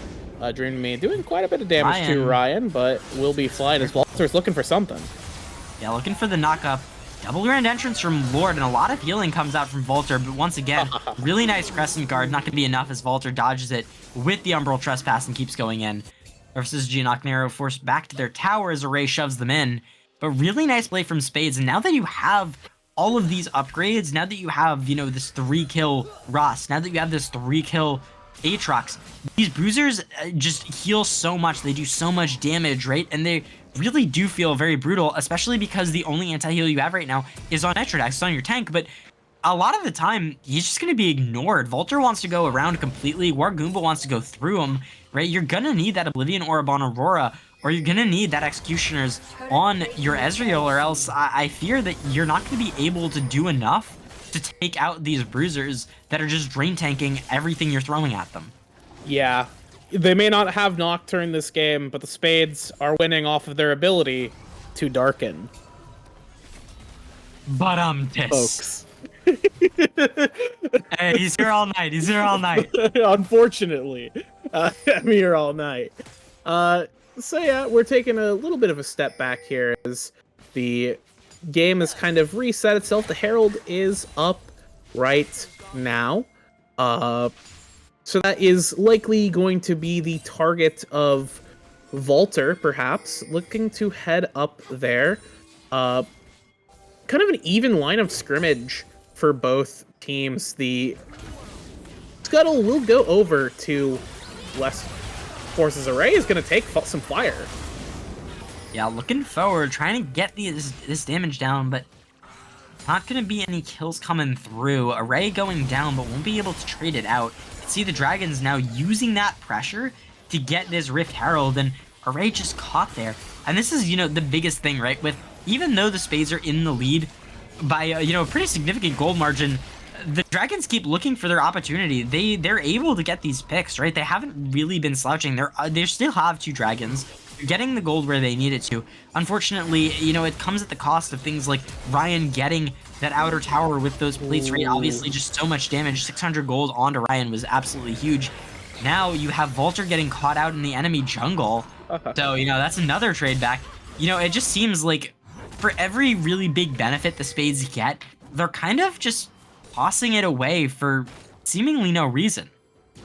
Yeah, last game they had the benefit of just having a pretty, just kind of a huge gold lead, but this game, now that they had somewhat of a gold lead, but the tools that the Dragons have are much more dangerous and much more pressing than what the Dragons had last game. They've got Leona, who is much safer than the Morgana we saw last game. They have the Aurora, who's actually been doing quite a lot for the side of the Dragons, and Over Syzygy is not quite, you know, at the soup kitchen yet, in terms of a gold deficit. So there's just a lot more damage and a lot more pressure that the Dragons can exert, and that gives them the opportunity to actually take some of these picks and come out on top. Of course, the double damage Darken threat of the Aatrox and Kayn are still kind of menacing. I wasn't sure if I was disconnecting there or if it was a stream thing. No, that was just a little bit of lag. Don't worry about that. A little bit of a hiccup, as it were. Okay, Zenith Blade goes wide. Now the next Drake's gonna spawn, but Volter may have the jump. Beautiful knock up there into a wonderful grand entrance from Lord. Really great wombo there. Over Syzygy needs to run away, but Volter's flashing forward. He wants to find Over Syzygy. He wants more. Not quite able to land the knock up. Just going to walk right back towards that dragon. Nitro Dax did have the TP, but after his team gets engaged on like that, there's really nothing else to be done. You can see the Aurora just hovering in the bush, but without any way to secure this, it's kind of rough. You might be able to land that True Shot Barrage, get the steal, but it's going to be the smite from Volter to finish it off. Spades 4,000 in the lead, 4,500 in the lead, actually. Finally picking up their first dragon of the game, looking for the objectives, and they've just been doing really well, right? Even if they look like a little bit dangerous, you're never really worried about them that much. Nice little sidesteps there from Over Syzygy. Dodges both of the knockups, which was really, really key there. Pretty much dead if you don't, so you'll love to see it. And if you really have a way back into this game, it's through your carries, right? Because both Dream to Me and Over Syzygy are doing well. They're not doing too poorly, right? Considering all of the carries on Spades, it's going to be hard to do that, but, you know, if anyone can do it, it is going to be this Aurora and this Ezreal, and you really need to play around them as your win conditions, just like you're doing right now. Less Force going in forward, using that damage to take on out. Now the Call of the Forge God coming through. Guargoomba, the nice little dash there to dodge out on that, but Over Syzygy is up here. So is Zacanero, and they lurking for the dive. Guargoomba goes forward, though, wants to finish off the kill onto Nitro Dax. One more Q, one more auto, one more anything will do it. But he's not able to land it, and Over Syzygy gets a beautiful shutdown, taking all that gold. Meanwhile, in the mid lane, Ryan's just been farming up a storm. And this has been like the story of the series, right? Like, all these team fights happening, Ryan's just been chilling this whole time, right? And clearly it works out for him, right? Because they've just been, you know, in a side lane or in the mid lane or farming or doing whatever. Now Ray has to dodge out. Beautiful plays there. A nice stun, and the Chaos Storm goes forward. Insane that you live there, and insane that you almost got kills out of it too. Ryan now finally joining the rest of the fight. Does still have that Featherstorm. Forced to use it now. Trying to get the root onto Akanero, but he's just so tanky. Lord finally able to pick the kill. But a beautiful knock-up there from Nitro Dax. Has to be careful. Volter going in. Nice blade collar, but it won't be enough to do anything else. Volter keeps going in, keeps hitting more. True Shot Barrage! A triple kill for Over Syzygy with a beautiful lineup there, like fish in a barrel for Over Syzygy.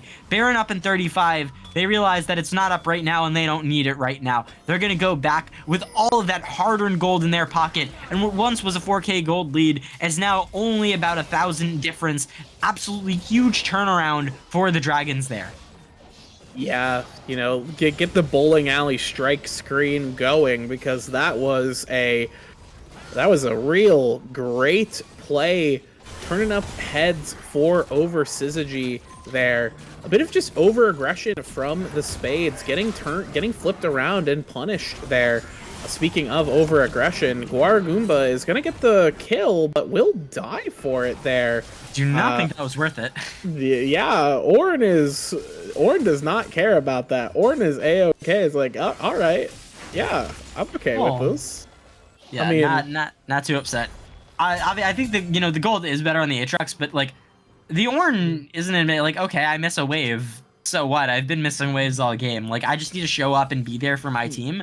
And more time with you off the map, not farming, not getting any extra resources or value for your team, that's time that my team is spending farming, that my team is spending getting ahead on this Aurora, on this Ezreal, ganking this Victor here, and Array just getting one shot absolutely bursted down and annihilated by this Aurora and Leona, locked up before he can do anything. And this is, you know, Akanero, you know, we gave him a lot of flack. But one thing he does is that he can hit his engages. He can land his abilities. He can land his abilities, and if you put him on a ship like Leona, yeah, he'll int for them sometimes. But it's I harder Leona. to int for it. Is Leona. Yeah, you survive longer, and honestly, if we're having any champ that, you know, I have to pick, you know, someone just running it in over and over again on, I'm gonna pick someone like Leona, who not only can survive, but can keep CCing if they keep running in, right? They're able to perform on this pick, being able to find these rotations, and while not all the roams were great, enough of them are good where I'd say, you know, you have a solid percentage, you're not unhappy about it, right? An early troll here and there, I think, is worth the value that Akanero has been providing in a lot of these roams. And a lot of value has been going over to the carries because he's so willing to just stay in the fights, even if that means death, even if it means going down. As long as you win the fight, that's all that matters. If you win the game, who cares what the KDA is, right? My carries are ahead. They're getting the gold. They're super strong. If I die, so be it. Yeah, 20 seconds on this next Drake here. The second Infernal could be soul point for the side of the Dragons. Meanwhile, the Spades, after a couple of rough fights, are looking to try and get something. Lord's got an engage on the backside, but nobody's able to follow up. No, they are not. Over Syzygy with first kill of the fight, now returning it onto the Ornn. 1 for 1 so far, but Array in the back line getting absolutely annihilated. Volter going in, trying to drain tank, and Guaragumba's ripping through the fight. This is the problem we were talking about. Without the anti-heal, it is just so hard to progress in these fights. Dream to Me no longer has an ultimate. Over Syzygy doesn't have flash anymore. And, you know, like I said, the Dragons, good on the carries, but this is really going to be the biggest issue, is this front line just perma-drain tanking, healing so much, and you not being able to do anything if you're not able to one-shot them, right? They don't have this fight anymore, so Volter's just going to be able to secure that. Dream to Me, looking for something. He hopped in. Might be in a bit of a dangerous situation. Over Syzygy, playing fire here, wants to keep going forward. Keep looking for something here. He's not going to be able to find it as Lord joins back up with the team. Nitrodax even TP to try and find something, but not quite going to do anything there. And I think, hopefully after that fight, they realize, like, okay, maybe, you know, we pick up an Oblivion Orb on the Aurora or an Executioner's on our Ezreal, and that's... We have a lot more of a consistent way to apply that, right? When our carries are sticking together, they're always focusing the same target. If we get anti-heal on one of them, the chance that we don't have anti-heal on a needed target is very low.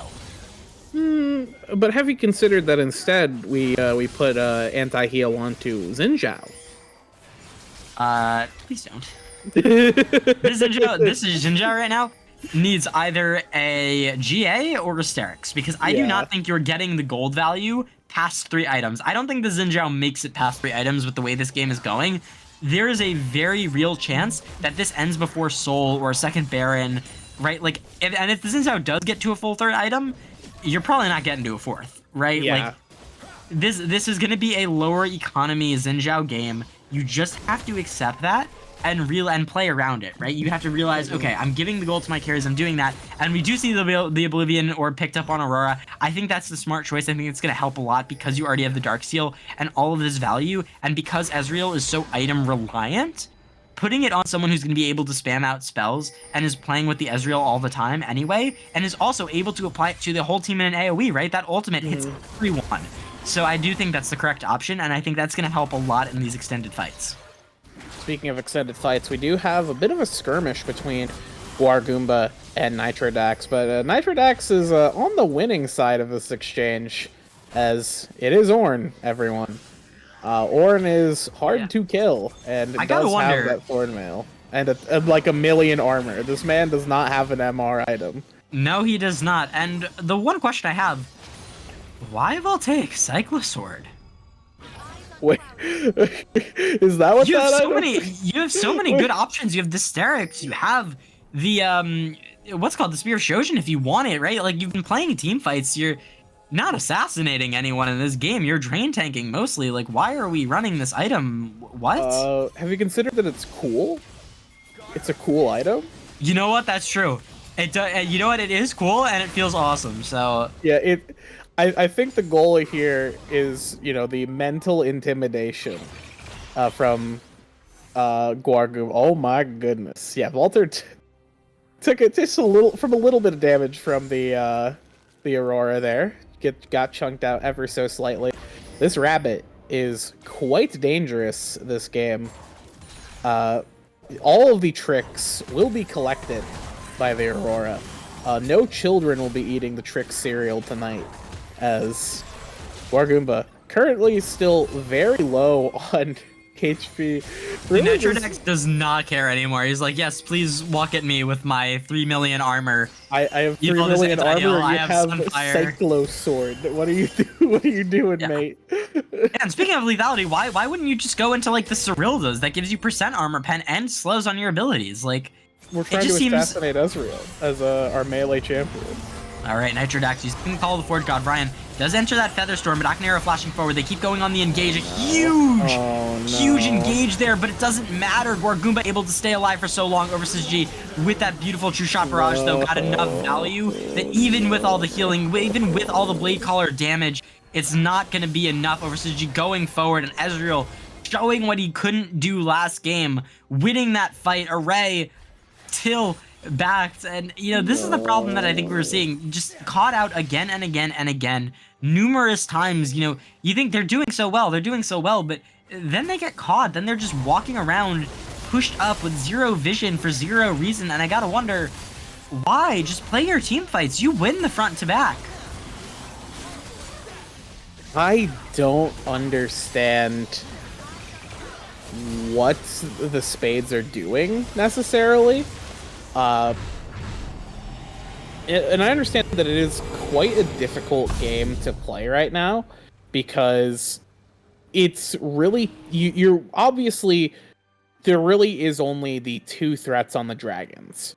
But the thing is you can't get to either of them, because both of them are super self-sufficient. Both of them are relatively mobile, and on top of that, you have the peel from the Xin Zhao, from the Leona. So it's just really hard to get on them and stick on them, especially as these champions who are kind of have trouble sticking onto their opponents with the Kayn and the Kayn and the Aatrox here. So it's just really tough to actually look for these fights. And it's going to come down to, I think, you know, either fighting front to back with Ryan once we get our 4th item here on the Xayah, or just hoping to get a good flank off of either the Aatrox or the Kayn to just try and pop one of these 2 carries and hope that that's going to be enough to win us the fight. But unfortunately, based on what we've seen so far, Ryan's been kind of mispositioning in some of these situations, getting caught too early, and Array is definitely a weak spot here for the side of the Spades.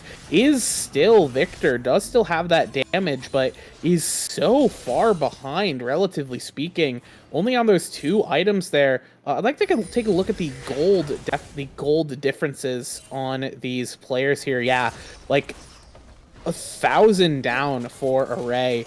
It is a very tough sell for this Victor, as Walter's going to be looking for something. We may have found our opportunity. Yeah, and this would be it if there's any time. Ryan firing back lots of damage. The True Shot Barrage does a lot of damage, but with the first pick onto that Leona, that's going to be the primary engage down. Less4 is also forced to use the flash there. It's going to be a big swing right there. It is only 1 kill, but it does mean that the dragons are going to be significantly slowed down, but not deterred. Nitrodex with a beautiful call. Forge God, and Ryan just a little bit too far up. Dream to me, looking for a bit more as Lord flashes out, trying to find a little bit of something, but he won't be able to get any knockups onto the enemy team. Dragons pushing down mid now. tons of upgraded items. The Trinity and the Ludens upgraded for Aurora and Ezreal. They have all the tank items they need. They say, I don't need Aquanero. We can just keep pushing. We are so strong right now. The knockup comes through and Guardgoomba going for something. Looking for a little bit of an engage there, but not going to be able to find it. Let's see, just trying to dodge out now, trying to maybe clear the wave. Dragons are just in a really good position right now, up almost 5,000 gold currently. You know, when they were down 4,000, they've just completely flipped the game on its head. Yeah, So, it is... This is a tough spot for the Spades. We now have Ornn items getting cashed in on everybody but the Leona. On the 2 carries, both of our carries have the Ornn item upgrades. Both of our carries on the side of the Dragons are at these huge item spikes here. Ezreal just had the ability to Chemplunk Chainsword. It was like, yeah, sure, I'll just buy it, whatever, who cares? So the drain tanking is no longer a factor, quite frankly.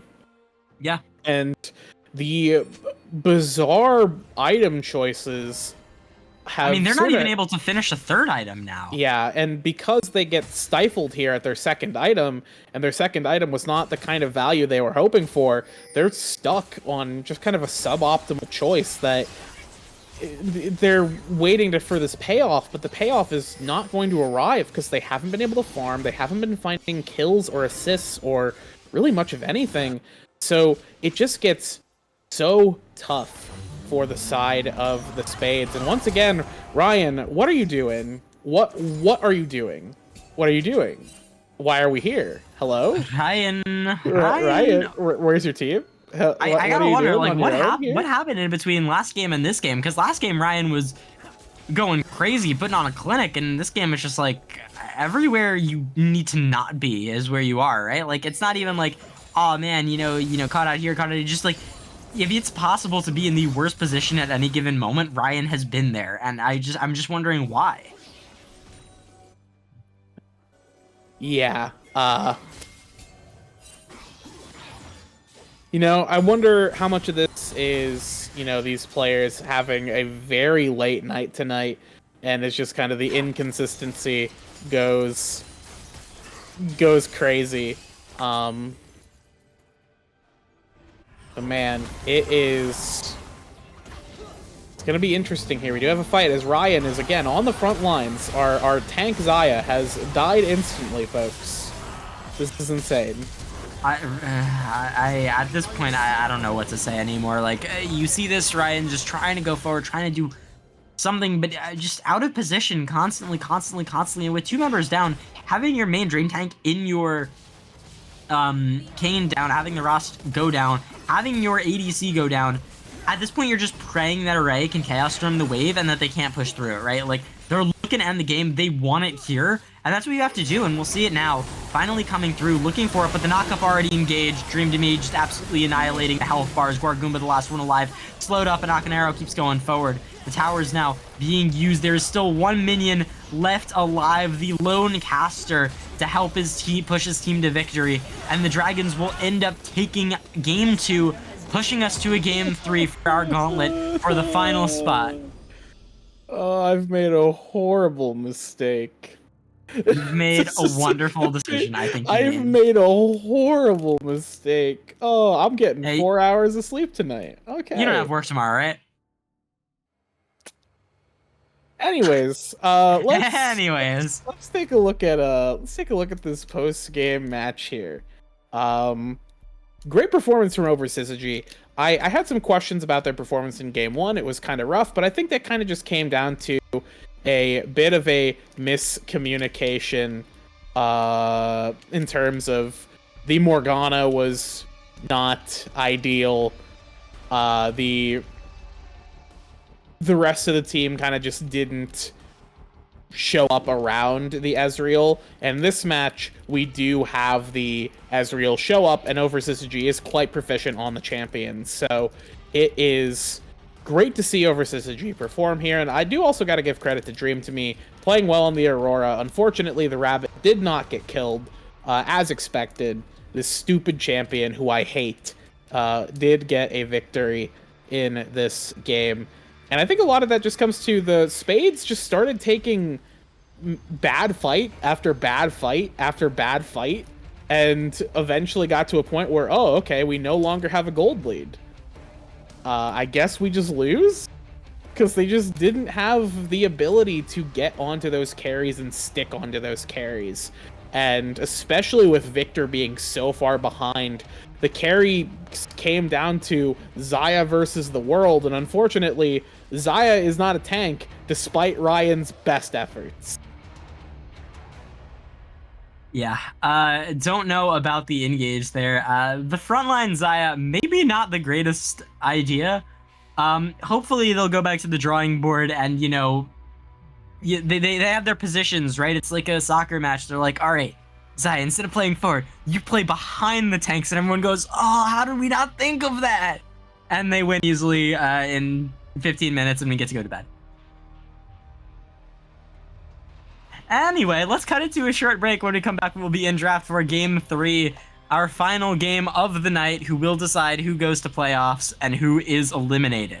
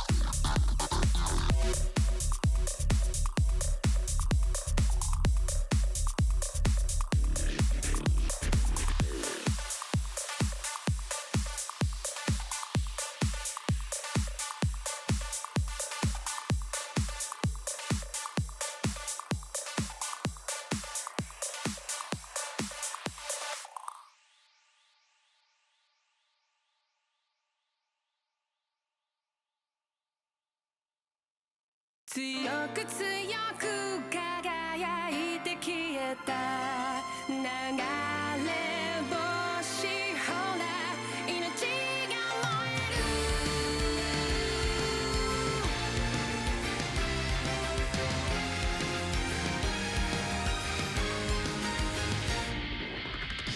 何かに怯え走り続けたその虚しさのしじまに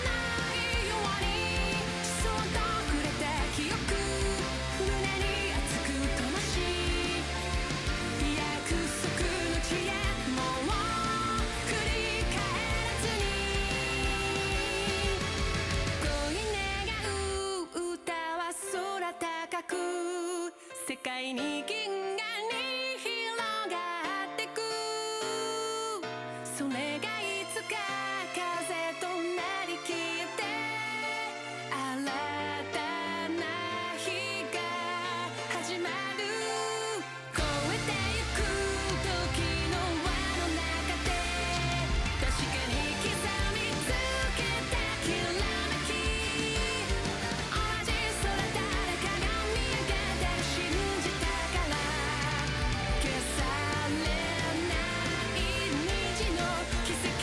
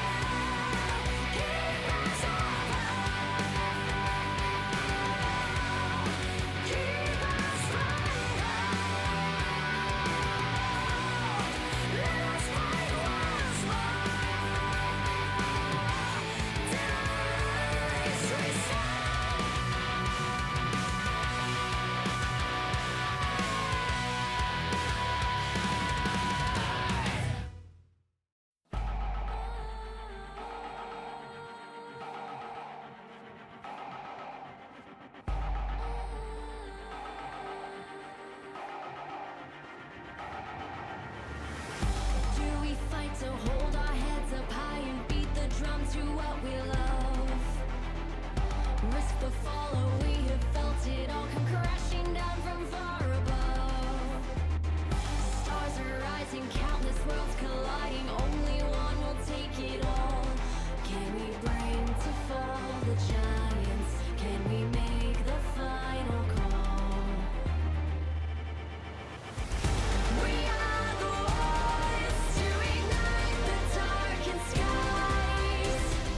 The champions of a world that we defy.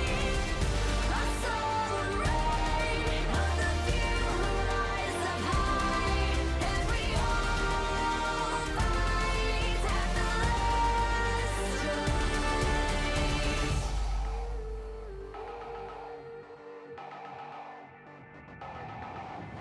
Hearing voices from afar. Join the madness when the curtain falls. Risk it all, hold nothing back. Seize the day, we must attack. Stars are rising, countless worlds colliding. Only one will take it all. Can we bring to fall the giants? Can we make the final call? We are the ones to ignite the darkened skies. The champions of a world that we defy. A soul ray of the few who rise up high. And we all fight at the last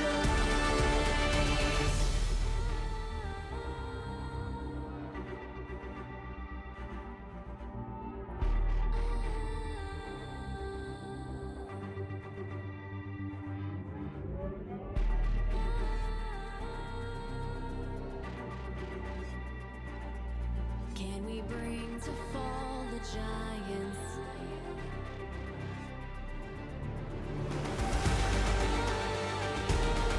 Can we bring to fall the giants? Can we bring to fall the giants? Can we bring to fall the giants?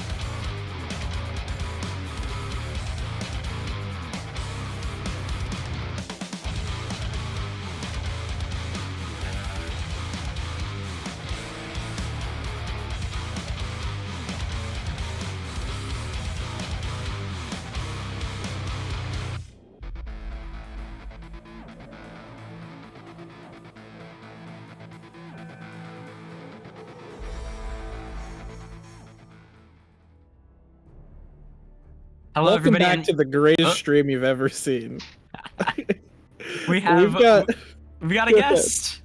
We got a guest. We in the absolute chaos that was tonight. Now at 2 a.m. to bring a little bit of energy back to the stream. We have brought in Chelsea of originally Cheezer's, now Typhoon's fame.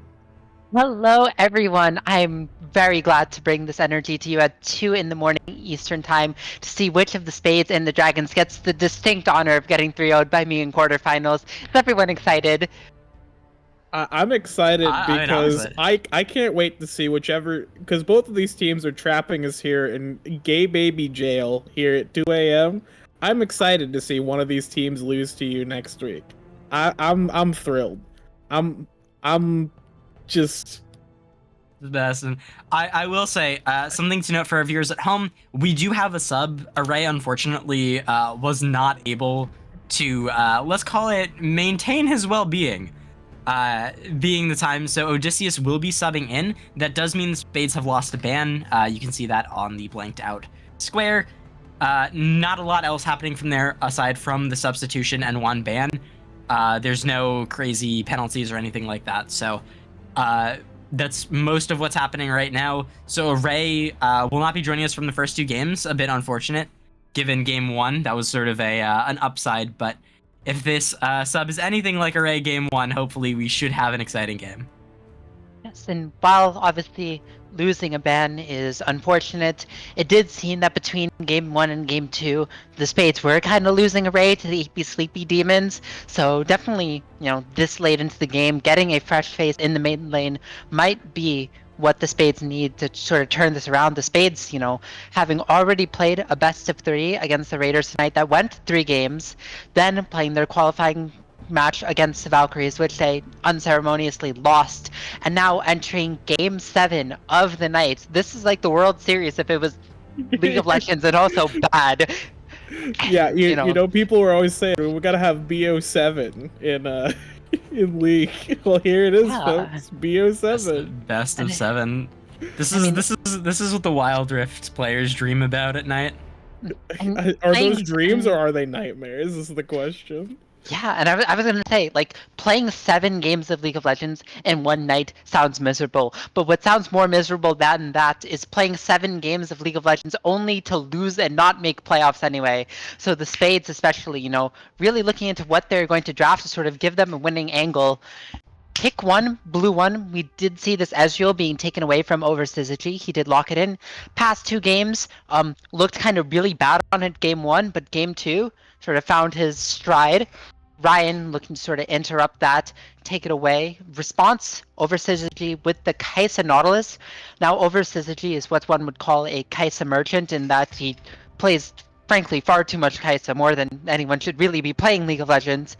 Paired up with that Nautilus from Akanero. Akanero, generally a player you can just stick on something with the hook and hope he doesn't walk into the enemy team too much. The Spades Lord answering with the Janna, a very common pick into these engaged supports. Lord being one of the enchanter specialists that we've seen in kind of a stark contrast to Akanero in terms of their playstyles.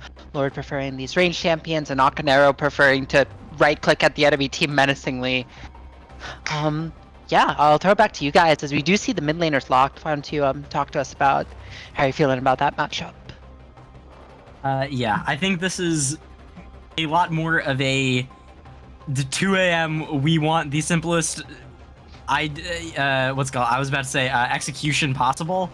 They have the Nautilus, they now have the Lissandra, they have the Kai'Sa. This is very standard, good CC, good team fight, good dive. Whereas Spades once again locking in the Ezreal and the Ahri.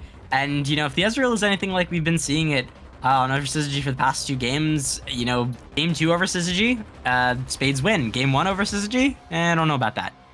The Ahri as well, I think, is something that, is strong, but I think can fall off, especially if they don't get ahead early. And that is the big risk you run when playing a comp like this, right? Is if you don't get ahead early, you start just sort of tickling the enemy. You're not able to get the damage you need, and you just fall over. Even if you get all the engages you need, even if you land great charms, it doesn't really matter at the end of the day if you can't cut through someone's half health bar. I agree. We do see these like stylistic shifts. The dragons, picking up as well as picking up this Mumu, a very high crowd control comp, and very easy to execute. Like you said, Nautilus. It is very hard for Akanero to mess this up. Press R on a priority target, they're going to pop. Lissandra, press R on a priority target, they hopefully will pop. A Mumu as well. Press R in the sort of vague direction of where everyone else is, and hopefully someone will do something. We I like that plan, guys. Always If we will just do something. if we walk at our opponents and just hit the buttons, hopefully we get something accomplished. I mean, And that is what you got to do at 2 in the morning. I mean, I thought we were gonna see the Shaco play. That's the true. I don't know if anyone's seen that one baseball clip where like you throw him the overlay. That's the brain destroyer right there. That's you hit him with the 2 a.m. Shaco, and you just decide they lose their minds. They don't know what to do. Speaking of losing one's mind, we do see this Ambessa champion Oh, we Hubbard. forgot to ban Ambessa. Lined Ambessa into Nautilus, a Mumu Lissandra. I respect it. Now, would I play Ambessa here? No. No. Would I know how to play against Ambessa here? Also, no. In the sense of destroying the enemy team's brain, this is the first week that Ambessa has been enabled, and I'm sure Nitrodax 5 possibly may not have the correct answer, the correct response. I do think the whole press your buttons on the Ambessa and hope she dies plan will be an effective one, but we will see Nitrodax answering with a Renekton, and again, that's more targeted CC. You press W on the Ambessa and you hope somebody kills her. Unfortunately, we do have a lot of champions that are sort of reliant on hoping somebody else kills them, so it's really going to be on over Syzygy on his patented. Generally, inventions are supposed to be useful when they get patented, but patented nonetheless, Kaisa, which is going to have to be doing all of that killing that his team is hoping that he will do. One thing to point out, Dream to me on the Lissandra, I think dropping a nuclear bomb on the enemy team with Irelia, dropping a nuclear bomb on the enemy team with the Kali, Lissandra doesn't really fit that mold. Even last game we saw him on the Aurora, in which he was committing crimes on the enemy skulls, and Lissandra just screams to me like a much more supportive champ than we've used to seeing him succeed with.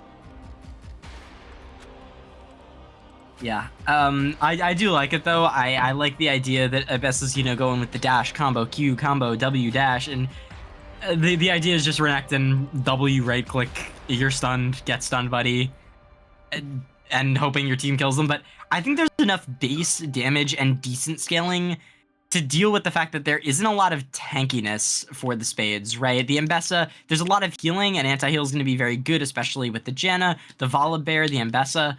But as far as base damage goes, you get Eliandries on your Mumu, you get some good damage on the Lissandra, onto Renekton. Kaisa can probably clean up the rest with that consistency, as long as you have the CC, as long as you're keeping people locked down and they can't get this dive off.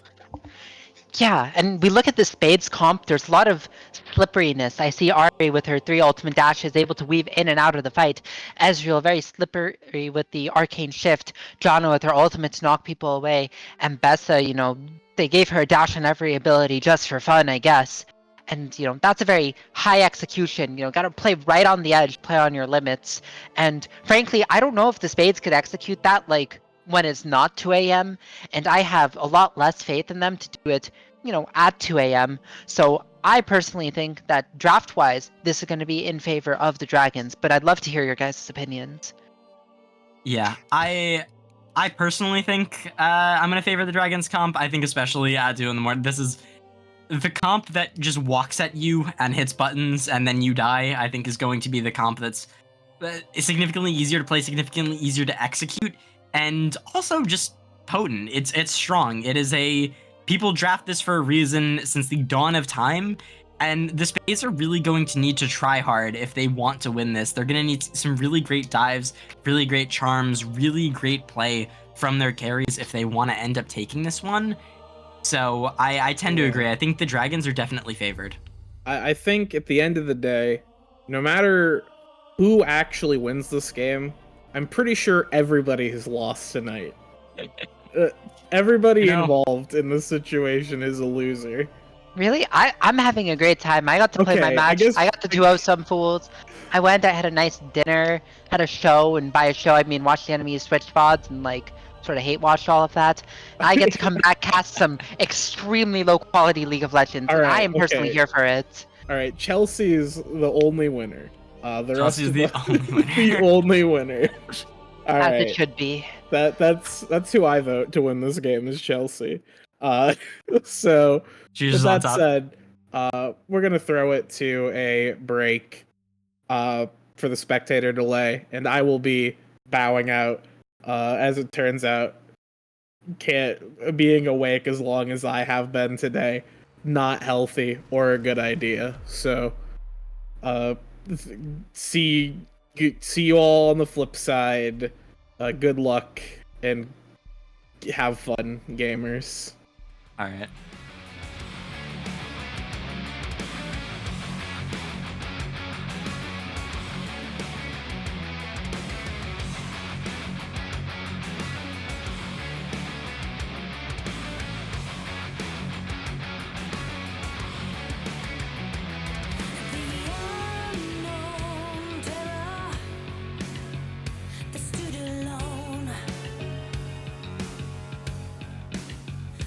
From the days of the early suns, through worlds of lost belief, laid waste and buried deep. Summer to be set up to fall.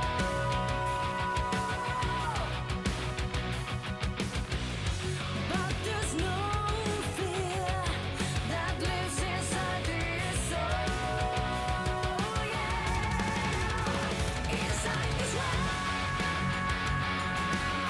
there is no way not to forgive us. Undone, deliver, the simple and the same as of the innocent.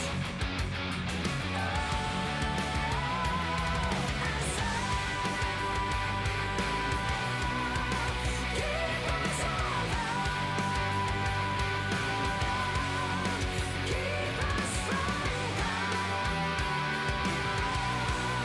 Let us fight once more. Till is restored.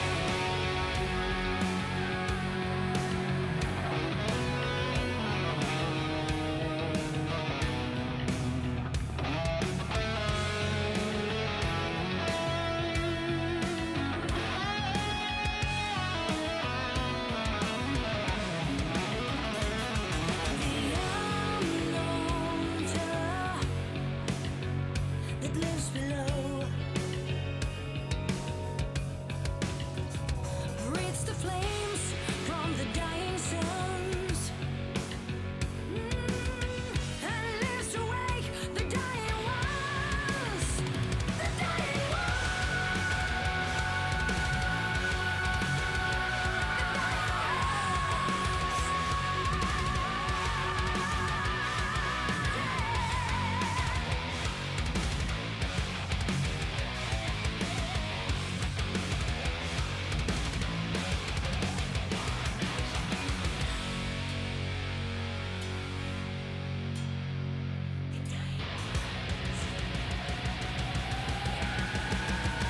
inside this world, there is no way not to forgive us. Undone, deliver, the simple and the same as of the innocent. Keep us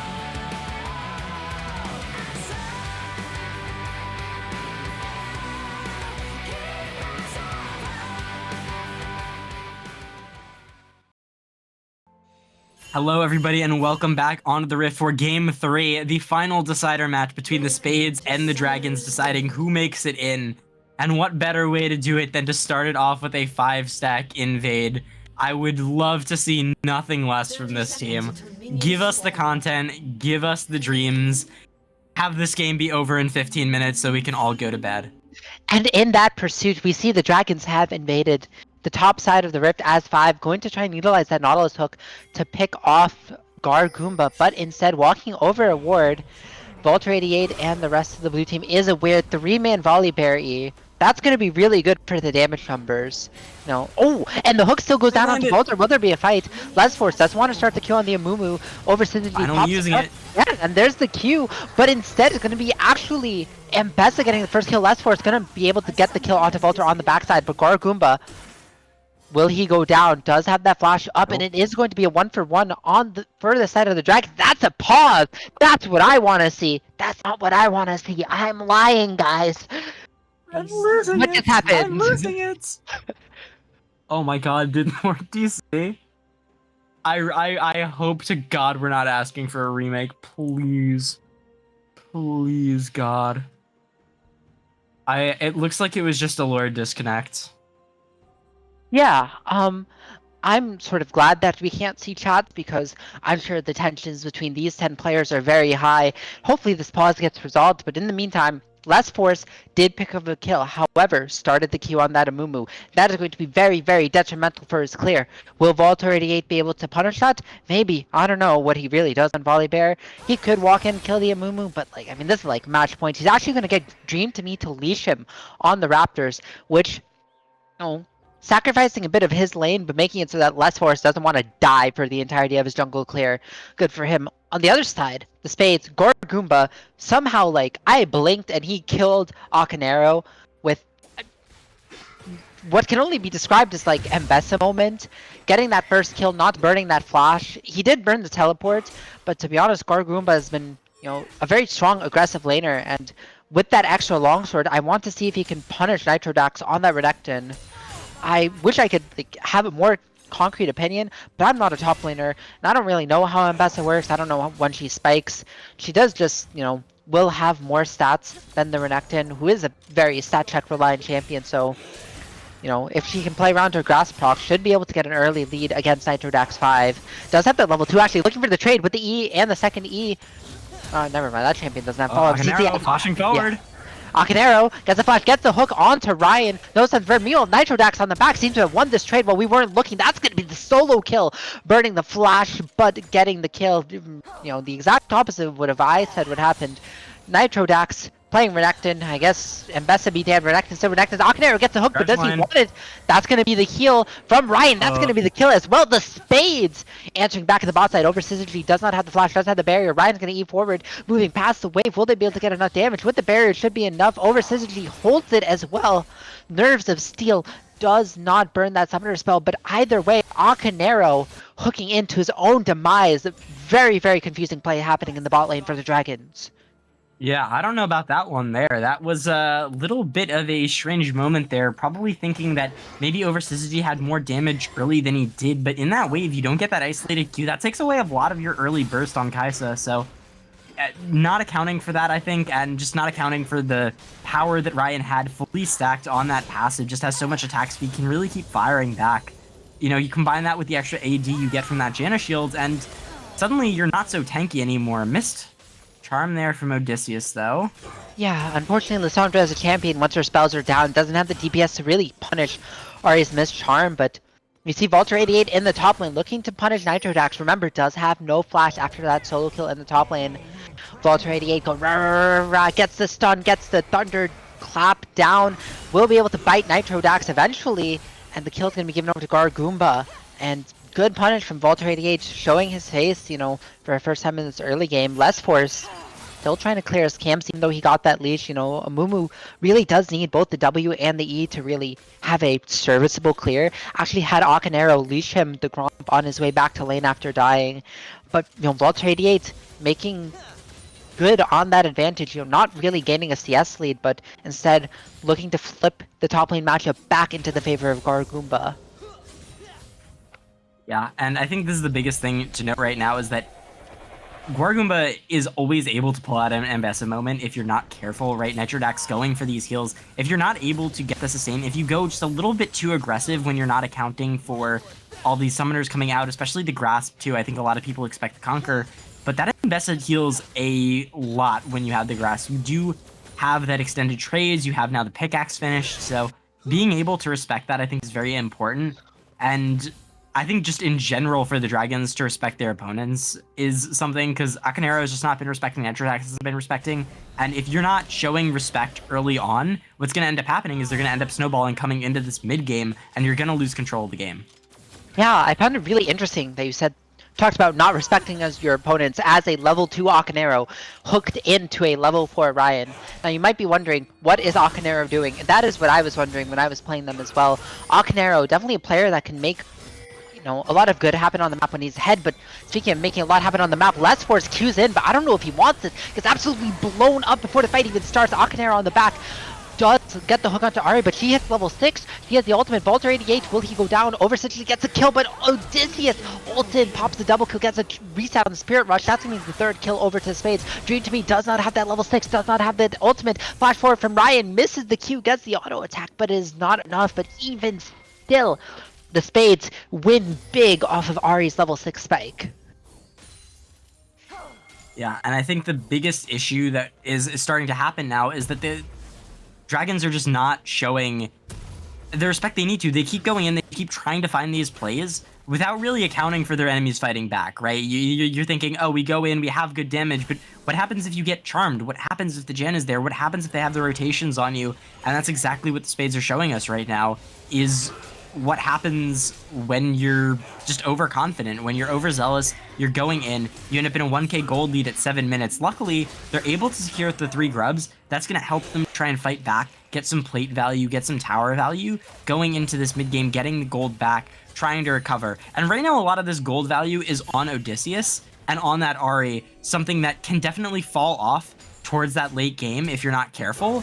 So I think you're happy that, you know, all things considered, the kills are on someone that is not the biggest threat going into the late game if you're able to survive. Yeah, I'm going to really be looking to see, you know, Dream to Me did not have level 6 in that play. Why do we think we can not... I'm getting ahead of myself. Dream to Me did not have level 6 on that play, did not have that big Lissandra ultimate that could lock up Ari. Less Force was level 4, did not have that level 6 Curse of the Sad Mummy. Once we get those abilities up and active, maybe that will provide the consistency, you know, in their engage, because we talked about in Champions Select, they press their buttons on a guy and say, oh, I hope someone else can kill everyone. And spoiler alert, they didn't have enough damage to kill everyone. But once we get these first item spikes, once we get these big ultimate abilities, that's going to be when they'll have the damage to burst down an Ari, burst down an Ezreal, maybe burst down an Mbessa. I don't know, that champion's kind of broken if you ask me. But that's what the Dragons are sort of preying on. You know, they are only down 1,000 gold, and you know, they do have a relatively easy to execute comp that they aren't executing on very well. Goragumba, meanwhile, is executing Nitrodax's HP, sets him down to 1 HP. He doesn't have the teleport in the dragon fight. Lord sort of just walks through the entire team, flash forward on the ultimate from Less Force onto Ryan. That kill's going to be given over to Syzygy. That is huge in terms of securing the objective for the Dragons. Was it a little too much? Yeah, I mean, we didn't really need to flash Mumu out, the guy that was walking in a straight line towards our Nexus, but you know, it's 2 a.m. I respect it. You gotta really secure the kill, because you know, that's an Mbessa. Sorry, I had to sort of take a moment. I just watched Mbessa do something that I don't think League of Legends champion should be allowed to do, and that is commit a violent hate crime onto Nitrodax 5 under the enemy tower. Dream to Me did burn the teleports to get to the top lane, but what did it mean? Nothing. Ari was able to move from the mid lane crucially without burning that teleport spell, and now a lot of resources from the Dragons have been burned. Now Mbessa is going to be getting her 3rd kill of the game, and while they're able to slow down the snowball from the Ezreal in this bot side, Mbessa is still a problem. Mbessa will be a problem. Mbessa will continue in the future to be a problem for this Dragon's chances of winning. Yeah, and you know, bright side for the Dragons, they did manage to pick up that Infernal Drake. That is a big deal if they're going to be able to stack those up. That is going to be a potential win condition. The Cloud not big, but you know, still a lot of good souls up. The Hex Tech Soul, the Mountain Soul is still very available. And I think, you know, if you get Mountain in this game and you're able to actually secure it, that's going to be absolutely huge for this sort of death ball composition. It's going to be significantly harder to kill the targets that you need to kill. It's going to be significantly easier for you to walk into all of this poke and all of this pressure. And Nitrodex walking into Odysseus, walking now into the tower, has to be careful with Volter coming up. Yeah, and that's both of his dashes burned. Vulture 88 here with the bear. And I've seen this once before. Nitrodax gets stunned, gets thunderclapped, and gets killed. You know, Nitrodax burning both charges of the E and the Flash W onto an RA that still had ultimate. Was that the wisest decision? No. And I don't have any, like, second part. That was just really bad for the Dragons. And, you know, it's getting worse. Now Nitrodax, you know, going to be losing that entire wave. Gargoomba is going to get a crash as well. Going to be able to hit the plate until Nitrodax TPs. And this top lane situation, it's going to be so hard for Nitrodax in the mid to late game to answer Mbessa in the side lane. And you don't want your Lissandra answering an Mbessa as well. You know, isolated in the 1v1. That's your team fighting champion. Nitrodax sort of had to survive in this matchup, and he is not doing a very good job of that. That he is not. And I worry, right, because Nitrodax keeps going forward thinking, you know, oh, I have the value here, I can get a solo kill, but I think the confidence is starting to get to him. And now, you know, down CS, you're down 1-3, and don't get me wrong, Renekton is a stun bot, and a very good one at that, but if you're falling this far behind, it's going to make it really hard to transition into actually getting things like that Star Axe, into things getting enough damage that you can then transition into tank items and be a useful stun bot for your team, without just getting one shot the second you try and engage. Really hope so. Nitrodax again looking for another trade. Does get the shield break onto the Mbessa. Looks like it's okay trade for him. I mean, does have this press the attack rune, which normally you see Renektons go conquer. I mean, I don't play top lane, dog. Doesn't that champion go conqueror? Someone in chat, like, tell me if I'm wrong, but I think sometimes, I know that you can go PTA because of the W resets, and because now that PTA isn't on like an enemy, it's on you. If you can get it, you just get like 10, you get the bonus damage for the entire fight, like right at the very start. But yeah, you do lack healing and survivability if you don't run the combo. Yeah, and healing and survivability can be provided by this genre that's here to gank Nitrodax. That's the Black Monsoon. Does not get the public execution, but it does not look like it will matter. That's the heal, and while Nitrodax puts up a fight, Spades are coming out in spades on the bot side. Odysseus TPing into the bot lane, looking to get the gank onto Akanero and over Syzygy.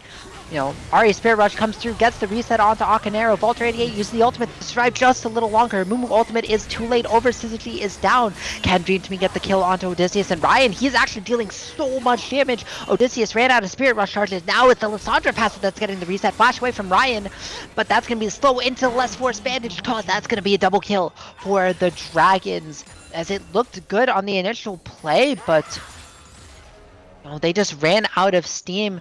Lord obviously making that play in the top side, and you know, while Ari was able to get the initial pick, that fight extension meant that the numbers advantage did eventually favor the Dragons, and Dream to me and Less Force had just enough damage to make the fight win.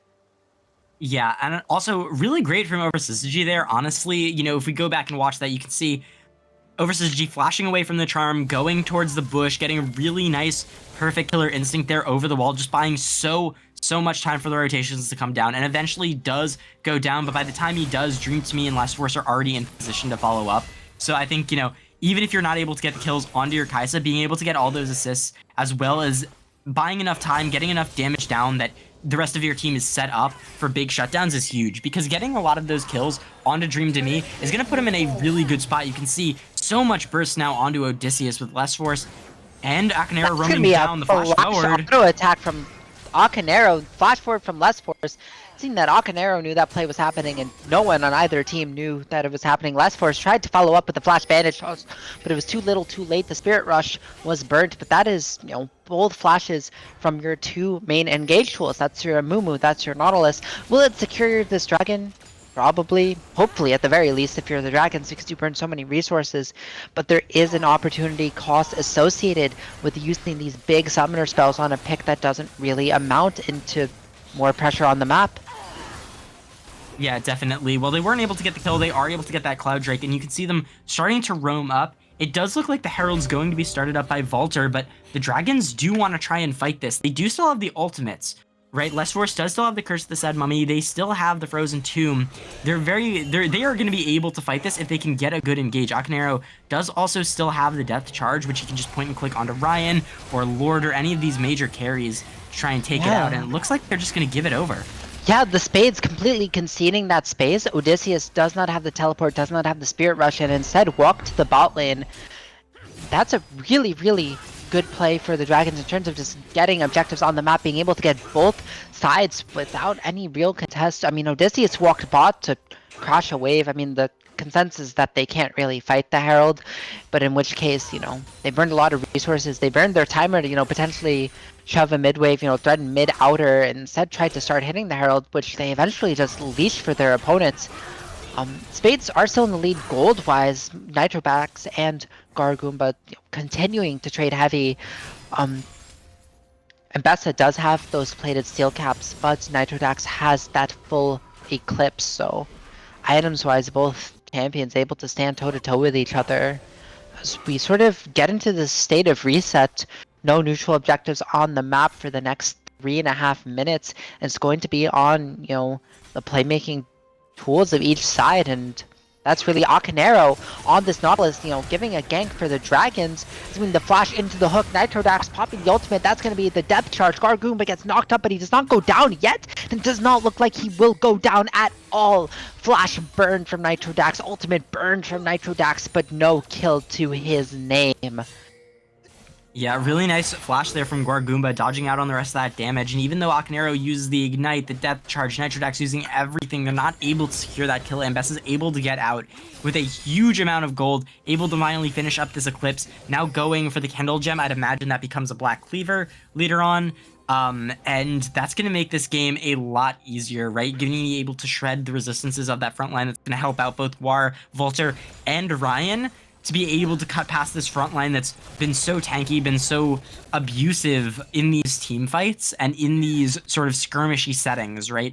And I think, you know, Amumu not having any tank items yet doesn't mean that you just shouldn't build, right? Because you know Amumu is going to be going into tank now. Does already have that Leandri's, but that's typically the only damage item you get. I imagine Akanero going to be, you know, building whatever tank items he can get his hands on because of his low gold value. Nitrodax, you know, does have that Eclipse. Maybe goes one extra, you know, big damage item, but should probably just be leaning more into the Sterix now, leaning into these tank items, trying to be more of a frontline than a damage bot, because there's not a lot of damage you're doing at this stage in the game. Last Force does damage though, and he's looking for a bandage toss. They're going to have to get some damage. Volter 88 popping the Stormbringer into the wall just to get that unstoppable to stop the Amumu Q, I guess. Honestly, never seen that. But that's going to be ultimate pop. Volter 88 flashes away. That is the curse of the sad mummy. Will Volter still go down? On the other side, Gargoomba is one-shotting Akanero with the help of Odysseus. And now there's the 5v4, 2 charges of Spirit Rush left. Every single member is on the Rift looking to fight over this top outer tower. Dream to me does not realize that he's on this ward. That's going to be the charm missing anyway, though. Glacial Path goes out, is not taken. Nitrodax pops the ultimate, looking to defend this tower. That's the wave cleared. Now it's going to be a 3v2 on the top side. Nitrodax, you know, not taking damage, able to successfully defend this outer tower. Akanero back on the map, and it looks like both teams going to lick their wounds and, you know, take what they can get, as there's a lot of potential for a lot more to happen. Only one kill happening in the fight is kind of insane, but we can see, you know, when there's a lot of power budget in the utility of these champions, whether it's the mobility of the blue side or the CC of the red side, you know, you find yourself lacking for damage before these item spikes come in, as Ezreal, you know, champion that really relies on getting that Triforce and that Mirror Mana fully online before he can start dishing out damage. And you know, it's going to be another like minute or two before Ryan gets that spike, and until then you don't really have the damage from him. Gargoomba, you know, level 12 on the Mbessa, is still a fighter, can't really like solo 1v5 yet, doesn't have the levels in the ultimate for that, you know, inbuilt armor penetration. And Odysseus still has the Spirit Rush up. I guess Malignance is OP. Does have 2 Fiendish Codexes. That's a lot of ability haste. Dragon coming up in 1 second. The Dragons, as is their name, have picked up 2 of them already, looking to put themselves on soul point. Akanero walking boldly into the enemy team. I've seen this one before, but will he get punished for it? Not yet. Less Force starting up the Drake, looking to force the issue. The Spades are controlling mid wave, which is very important over Syzygy, forced to now catch that, concede the river for the Dragons, and with that control ward, Volter88 is going to be able to push into the enemy's territory. Nitrodax walking from base. This is going to be a full-on 5v5. Blessforce does have the flash. Curse of the Sad Mummy will be ready to make an engage, and he is walking in. That's the hook onto Mbessa. Doesn't pop the ultimate, though. Finally gets it onto 2, but he's going to go down first. Over Syzygy, ran around the fight, goes to the backline, but cannot get any kills, and this is huge for the Spades. Kaisa is off in no man's land while the rest of his team dies. That's going to be Dream to me having to ult himself, but it is too little, too late, as the Dragons absolutely flub their engage, and the Spades get their first dragon of the game. Yeah. Huge plays there from the Spades. Over Syzygy not able to pump out any damage, and looked like, decent engage there from the Dragons, right? They had decent counter engage. They had a lot of what they did. Good death charge onto 3 people, but without enough damage, without the positioning, they just weren't able to finish them off. Odysseus, with that Malignance popping out so much damage now, Guargumba with really good dive in the backline, finishing it off with the public execution dive, and Ryan the whole time just pumping it out, right? And it's just so hard to kill these members when they have so much survivability, they have so much damage, so much healing, and there's not really a way for Dragons to manipulate or get around there. Yeah, and I mean, I have to bring up this Kaisa flank, because what were you doing? Why? Where? How? When? Many such questions are being asked by the people, and by the people I mean me. Kaisa is your big damage threat. I mean, Nitrodax is 1 in 5, and you got that 3 CC champions, and then you're over Syzygy on the Kaisa, and taking this big risky flank, not with his ultimate, right? We're not like ulting into the backline going, we're walking the long way, pressing Q on 2 people, realizing we can't be here, and then not exactly doing anything for the rest of the fight. Seemed like a very uncoordinated engage, and well, that was also pretty uncoordinated engage. Akanero does miss the hook onto Ryan. He flashes forward, not in range of the depth charge. Again, this is your #1 pick of the draft, gang. And Ryan, for lack of a better term, just absolutely gliding over the bot lane of the Dragons. Yeah, and it's starting to be very, very rough at this point. The Dragons keep trying to find their way back in. They keep trying to look for a play, but there's not a lot to be done right now. They need to find a big team fight where they're the ones on the engage, where they're the ones that have the advantage. Nitrodax diving in again, but Volter's already up here. And Volter88, putting the pressure on this top lane. This is now his 3rd kill that he's secured onto Nitrodax, and Volibear doing what Volibear has to do. Volibear doesn't have that AoE CC that Amumu has, and he's really utilizing the single target pick power of this pick. And speaking of getting picked, Odysseus doesn't have that Spirit Rush. Over Syzygy does hit the W, gets the flash, burns the Killer Instinct and the flash for it, but definitely getting that shutdown onto the Kaisa is well worth it. Bit of an unfortunate overstay on the side of Odysseus, and a very good punish by Over Syzygy. Yeah, nice punish there from Over Syzygy. Making sure that Odysseus, when he goes this far forward, when he overextends, that he's getting punished for it. And the shutdown gold as well is absolutely massive, especially onto your Kaisa. Now an engage on Nitro. And this is huge. Guargumba gets stunned up by the Glacial Prison. Eventually will go down. Kill goes to Nitrodax. That's gonna be huge for him. In the top side, the fight's still happening. Volter88 flash going to Over Syzygy, but he doesn't have the damage. That's gonna be the kill, unfortunately picked up by Akanero, but the fight is not over yet. Over Syzygy surely will take the top tower. Odysseus is back with the Spirit Rush, with looking for revenge. That's gonna be 1 kill. Gets the reset. That's gonna be a 2nd kill. Dream to be TP'd, but I mean, what else does he have? Just here to protect the top tower, as Nitrodax is going to be able to push in the bot side. And Overstay after Overstay. Very good TP by Odysseus on the respawn. Dragon just not keeping track of when people are back up on the map. Dream to me just trying to stall as best as he can. Doesn't want to lose the top inner tower. I mean, they did lose the top outer tower, but Nitrodax off of the bot play was able to take it in turn. And, I mean, Game 7... 24 minutes in, gold lead still 1,000. This is, fortunately or unfortunately, depending on how sane you're feeling right now, this is anyone's game. Yeah.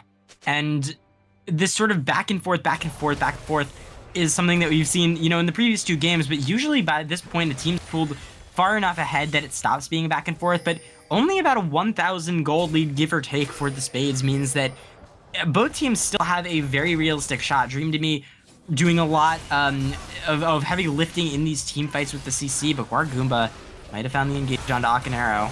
Yeah, Baldur 88 with the Stormbringer leaps onto Akanero's skull and manages to take him out. Dream to me going to Glacial Path away, but flashes into the charm. A travesty over Syzygy does not have the HP to survive one more Spirit Rush. He does have the Killer Instinct. That's a not enough Odysseus. The Foxfire. The Foxfire in the back, and what was a close game just opened up in a massive manner for the Spades. And is there going to be a play onto Ryan? Sorry, I just got Sunlocked. He does have the E.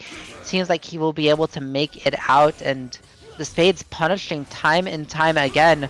These engages onto Nitrodax, these engages onto Akinero. The single target pick potential of the Volibear, of the Ari, just seems to be too much for the Dragons to deal with at 2:41 in the morning. Holy heck, it's 2:41 in the morning. Yeah. How are you feeling? Fine morning. Come here often, you know, like, where are the vibes?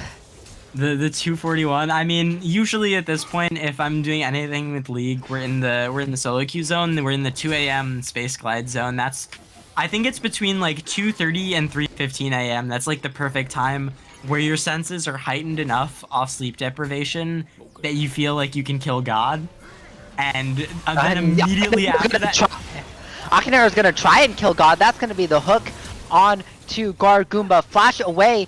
You know, that's okay. I was gonna say that's all the ultimate's gone, but over Syzygy does not need an ultimate, and the Void Seeker deicide on the Rift as the Dragons are going to start the not Dragon the Baron, the other big objective on Summoner's Rift, and this is a very good Hail Mary. Akinero giveth and Akinero taketh away, and he has taketh away the life of Goomba, and he has taken away his own life as he flash autoed on to Odysseus. Flash from Less Force means they want to take this team fight. Curse of the Sad Mummy is down, but that's going to be shut down. Over Syzygy is untouched in the backline.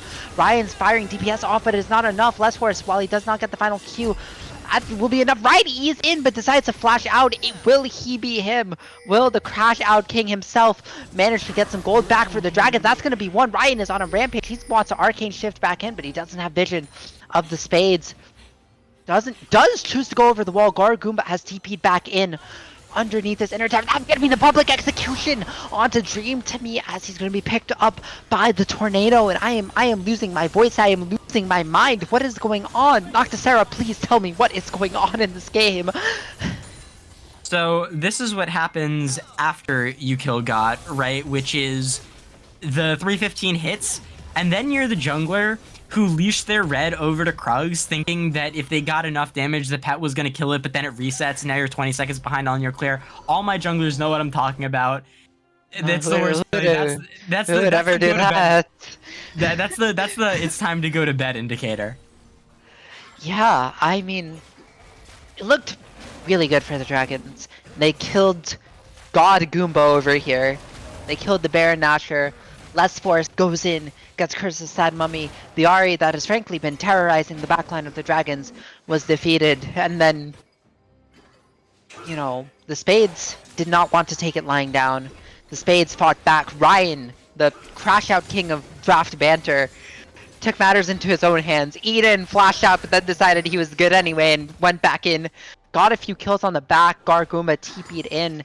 And now we're in a state where there's not many Barons left on the side of the Dragons, but they did get the gold from it. So we're back into a gold deficit of 1,000 gold. The next fight presumably going to be either Akinero walking into something and either killing it or dying, or this dragon that's going to be happening in a little under 2 minutes. Yeah, and I think this dragon is probably going to start really flipping the end. This is, I think, the big fight that we're looking at to decide things, because both teams are starting to reach this critical mass of 3+ items, looking with, you know, open towers, big death timers. Inhibitor's not quite open, but whoever gets this is going to get a massive swing. They're going to get on Soul Point. They're probably going to be able to push down towers and inhibs, if not in the game, right? If they get a massive sweep, if they don't probably just open up the map a little bit, get on Soul Point, and that's going to be really a big deal because whatever team loses, they're now down pressure on the map. They have to contest that next drag or risk losing the Mountain Soul. They have Baron up in another 3 minutes with all of this advantages, so I think the biggest deal right now is for both teams to reset, get any gold that they still have in their pockets turned into items, and then get on this map, start fighting over priority of this dragon, because whatever team is going to be able to get that initial engage, whatever team is going to be able to dive the backline first and actually make it useful, I think is the team that has the win. And while we have this moment of peace, there's no moment of peace. 42 seconds until the Drake Akanera is going to walk into something and a fight is going to start. And I need to be ready for that. Oversyzygy does have that W evolve on the Kai'Sa. Going to be dealing some damage. It's really going to be on those repeated W casts onto backliners that we really see this Gnasher's Tooth Kai'Sa build happen. Because at the end of the day, it still is an attack speed Kai'Sa build. That's going to be actually another one as Gene to me with the Glacial Path, and Odysseus is down. Balter 88 goes in, but he's going to go down as well. Public Execution into 5, but I think Gargoomba is the one that has put his own neck in the guillotine. Dream to me looking for more, but Ryan and Lord are going to walk away, and I don't know what is going on, to be honest. Odysseus, the player with, the only player in this game who is not playing a best of 7 is the one caught lacking, unaware, caught asleep at the wheel, proverbially and potentially literally, who knows at this point. Dragon's going to be able to get on that Soul Point, able to establish control of the bot side. If they can pick up this bot inner tower, that is 675 gold, which, nothing to sneeze at. That could be Lissandra getting her Zonias. That could be Nitrodax. Actually, he's not in range. That could be Oversyzygy getting what I have to assume is a Bloodthirster. I guess it could be a Bork. I don't know, one of those lifesteal items. Honestly, both are pretty good here. I'm not paid to, understand what items are this late in the morning. If I'm playing solo queue at 3 AM, I'm locking Gwen, I'm building a death cap at some point, and anything past that is beyond my pay grade. Yeah, at this point, I think both teams are starting to reach their sort of big breakpoints. Dragons being able to sort of turn the gold lead back into their favor, get those towers down, get this Soul Point is a big deal, right? Because whenever this next dragon spawns, if Spades lose, they pretty much lose every fight from here on out. It's nigh impossible to deal with this front line buffed with the Mountain Soul at the stage of the game we're in, right? And I think around this Baron, what's really going to come down to is making sure your team knows where each other's are at all times, making sure you're not getting flanked, because Odysseus there just was not respecting the vision, thought he could walk up there into the river without any priority. And speaking of walking into the river without priority, Lord getting engaged on. But this Janna has the Monsoon. That's going to mean there's no initial kill on the play. TP's come in, but a lot of cells have been burned. Mainly that Glacial Prison. Odysseus, however, also almost out of that Spirit Rush. Volley Stormbringer gone as well. And so many ultimates burned before this Baron Nashor, and nobody died. So we have to look at the spells that are up. And the big one that I want to look at is Amumu's Curse of the Sad Mummy. That is the big AoE teamfight CC spell that the Dragons need. They don't have Janna ult, they don't have Ahri ult. This is Les Force's moment to prove that he was more than a cheeser, that he will take his team to playoffs. I'm sorry, that was kind of rude to the Cheezers. I mean, they're kind of goated. They did. Cheezers on top. Yeah, Cheezers on top. We were kind of rough, back to week 1 to 3, but Les Force having a new life on this Dragons roster, having his playoff hopes alive. I mean, I was a Cheezers refugee too, so I can relate to how he's feeling. I mean, not really, because we didn't have to play in this gauntlet. We're kind of goated like that, but I can kind of relate to how he's feeling. That's good enough at this point. Baron Nashor going to be started by the side of the Dragons. The Spades are aware this is going to turn into a team fight. Lissandra ult back up, Kai'Sa ult back up, all these spells are coming back up. Jushot Barrage sort of opens the fight up, 8k on the Baron, and the Dragons have been pushed out. Spades are going to let it reset instead, opting to go get first move onto this mid wave. Actually, they're just going to base. Everyone's going to base. I'm not even getting paid for this, man. I'm here for the love of the game. And I don't know if I can never love what is happening on this screen right now. Regardless, we pushed through. Soul for the Dragons is coming up in a minute 30 seconds, and Mountain Soul on a Mumu, on Renekton, on Lissandra, on presumably Akanero as well, is going to make it so hard for these like very conditional damage carries on the side of the Spades. You know, Ezreal really needs to be getting free Qs consistently before the fight starts to cut through this front line. He does have that Cyrilda's Grudge. Ryan on 4 items can, you know, put on his 2200 LP, LPL Ezreal and carry this game, but it is so hard. There's so much mechanical prowess required out of him at 2:50 in the morning EST. This is insane. I can't believe the words that are coming out of my mouth. Like, I mean, I can. You know, it's just peak cinema. What else can you say? If you're not getting a 45-minute game at this early in the morning to cap out a gauntlet, are you really even a draft league? apparently Nitrodax going to be engaged on 40 seconds on the Soul on the other side, but Nitrodax will go down. Ryan unstoppable. You know, will the Dragons be able to get anything on the other side? 3 members running strong at the enemy inhibitor turrets. They have the spirit, but they do not have the wave. The Spades aren't going to be able to get there in time to stop this push. They may even start a fight. Goragoomba on the flank does have that public execution for that long range engage. They do have setup in this bot jungle. They do have TP on Nitrodax in 30 seconds. The Spades, you know, if they forget their fundamentals, they could be on the wrong end of an Amumu ultimate. But that's going to be Odysseus ulting in. That Spirit Rush burnt. The Dragons just need to stall for Nitrodax, stall for Ariel to end. But Volter 88 tumbling in, gets the Q onto Lessworth. He's going to be charmed. He's going to be killed. Curse of the Sad Mummy goes down, but there's no one that's able to follow up. Ryan dominating. Goragoomba goes in, dies. 2 for 2 on the fight. Nitrodax now up, is going to TP into the bot tri-bush. This is going to be a 3v3. The carries of the Dragons are alive. Ryan is still alive. Will the Ezreal be able to turn this fight? Gets good damage onto Dream. To me, they're going to start the Dragon. Less Force isn't there to smite, and Vulture 88 does have it. They can deny the soul. Nitrodax is going to go in with the Glacial Path follow up. Vulture 88 looking to get the damage down. Zanya is from Dream to me, but Ryan is still alive. Ryan is godlike, and Vulture 88 is going to secure the smite. Over Syzygy takes 2 Qs and an auto attack, and Ryan on the Ezreal puts an absolute generational performance on display. Game 7 peers him as the LeBron James of BOL Draft League, which is, again, not a sentence I thought I'd ever say about Ryan, but I am so happy to be proved wrong. My as crash he makes out it king. happen. The crash out king himself puts the game into his hands. Secures Dragon, and they're going to start up the Baron. Goragoomba is here. Over Syzygy is dead. You have to assume that the Spades will pick this one up. Ryan goes over the wall. He has no fear. He has no reservations. And Akanero has his 11th death of the game. Goragoomba, actually, He's in the pit. he'll die eventually. This champ He's in has the 30 pits. dashes. Let's force it in. Does he get the steal? No, he smites Okay. too early. Oh. Vulture 88 did not have the smite, but Less Force did not have the nerves of steel required to make it happen, but damn did he try. And now the Spades 3k gold up, but at this point gold doesn't matter. This comes down to execution.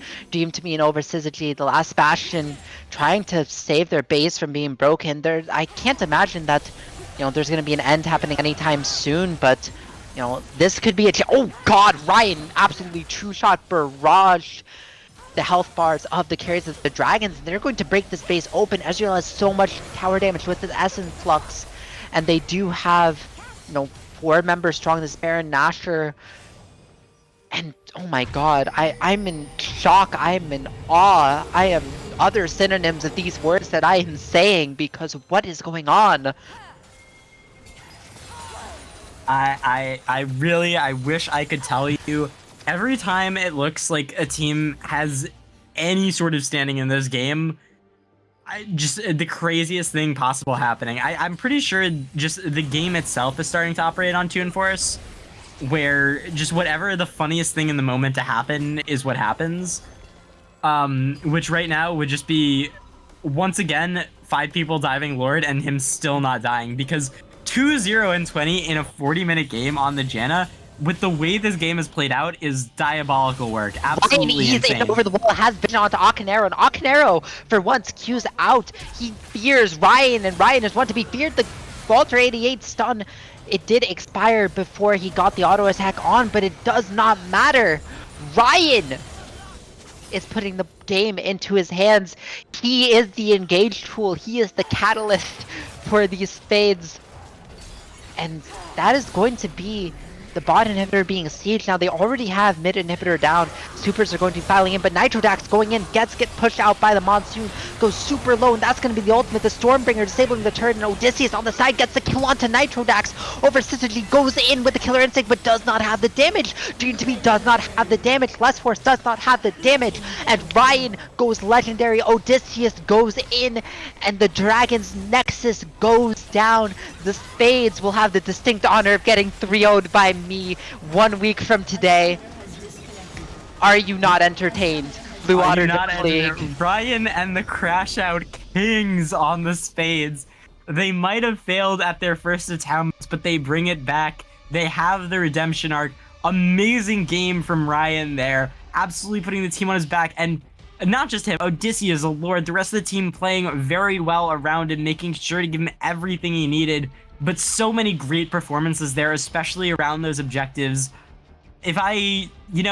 We wanted content and we got content. The Spades, having played the most games that any Blue Water Draft team has tonight, this is their 7th game, and it was the most important one, coming up big. Volter 88 can go to sleep knowing that while he did have to play League of Legends until 3 a.m., he did not play League of Legends until 3 a.m. to go to sleep as a loser. Congratulations to the Spades. I would like to cut this end game short. I have been Chelsea, that has been Noctisera, this has been Blue Water Draft League. I'm still not getting paid, but it was a pleasure anyway. Thank you all for staying up to watch this. Good night.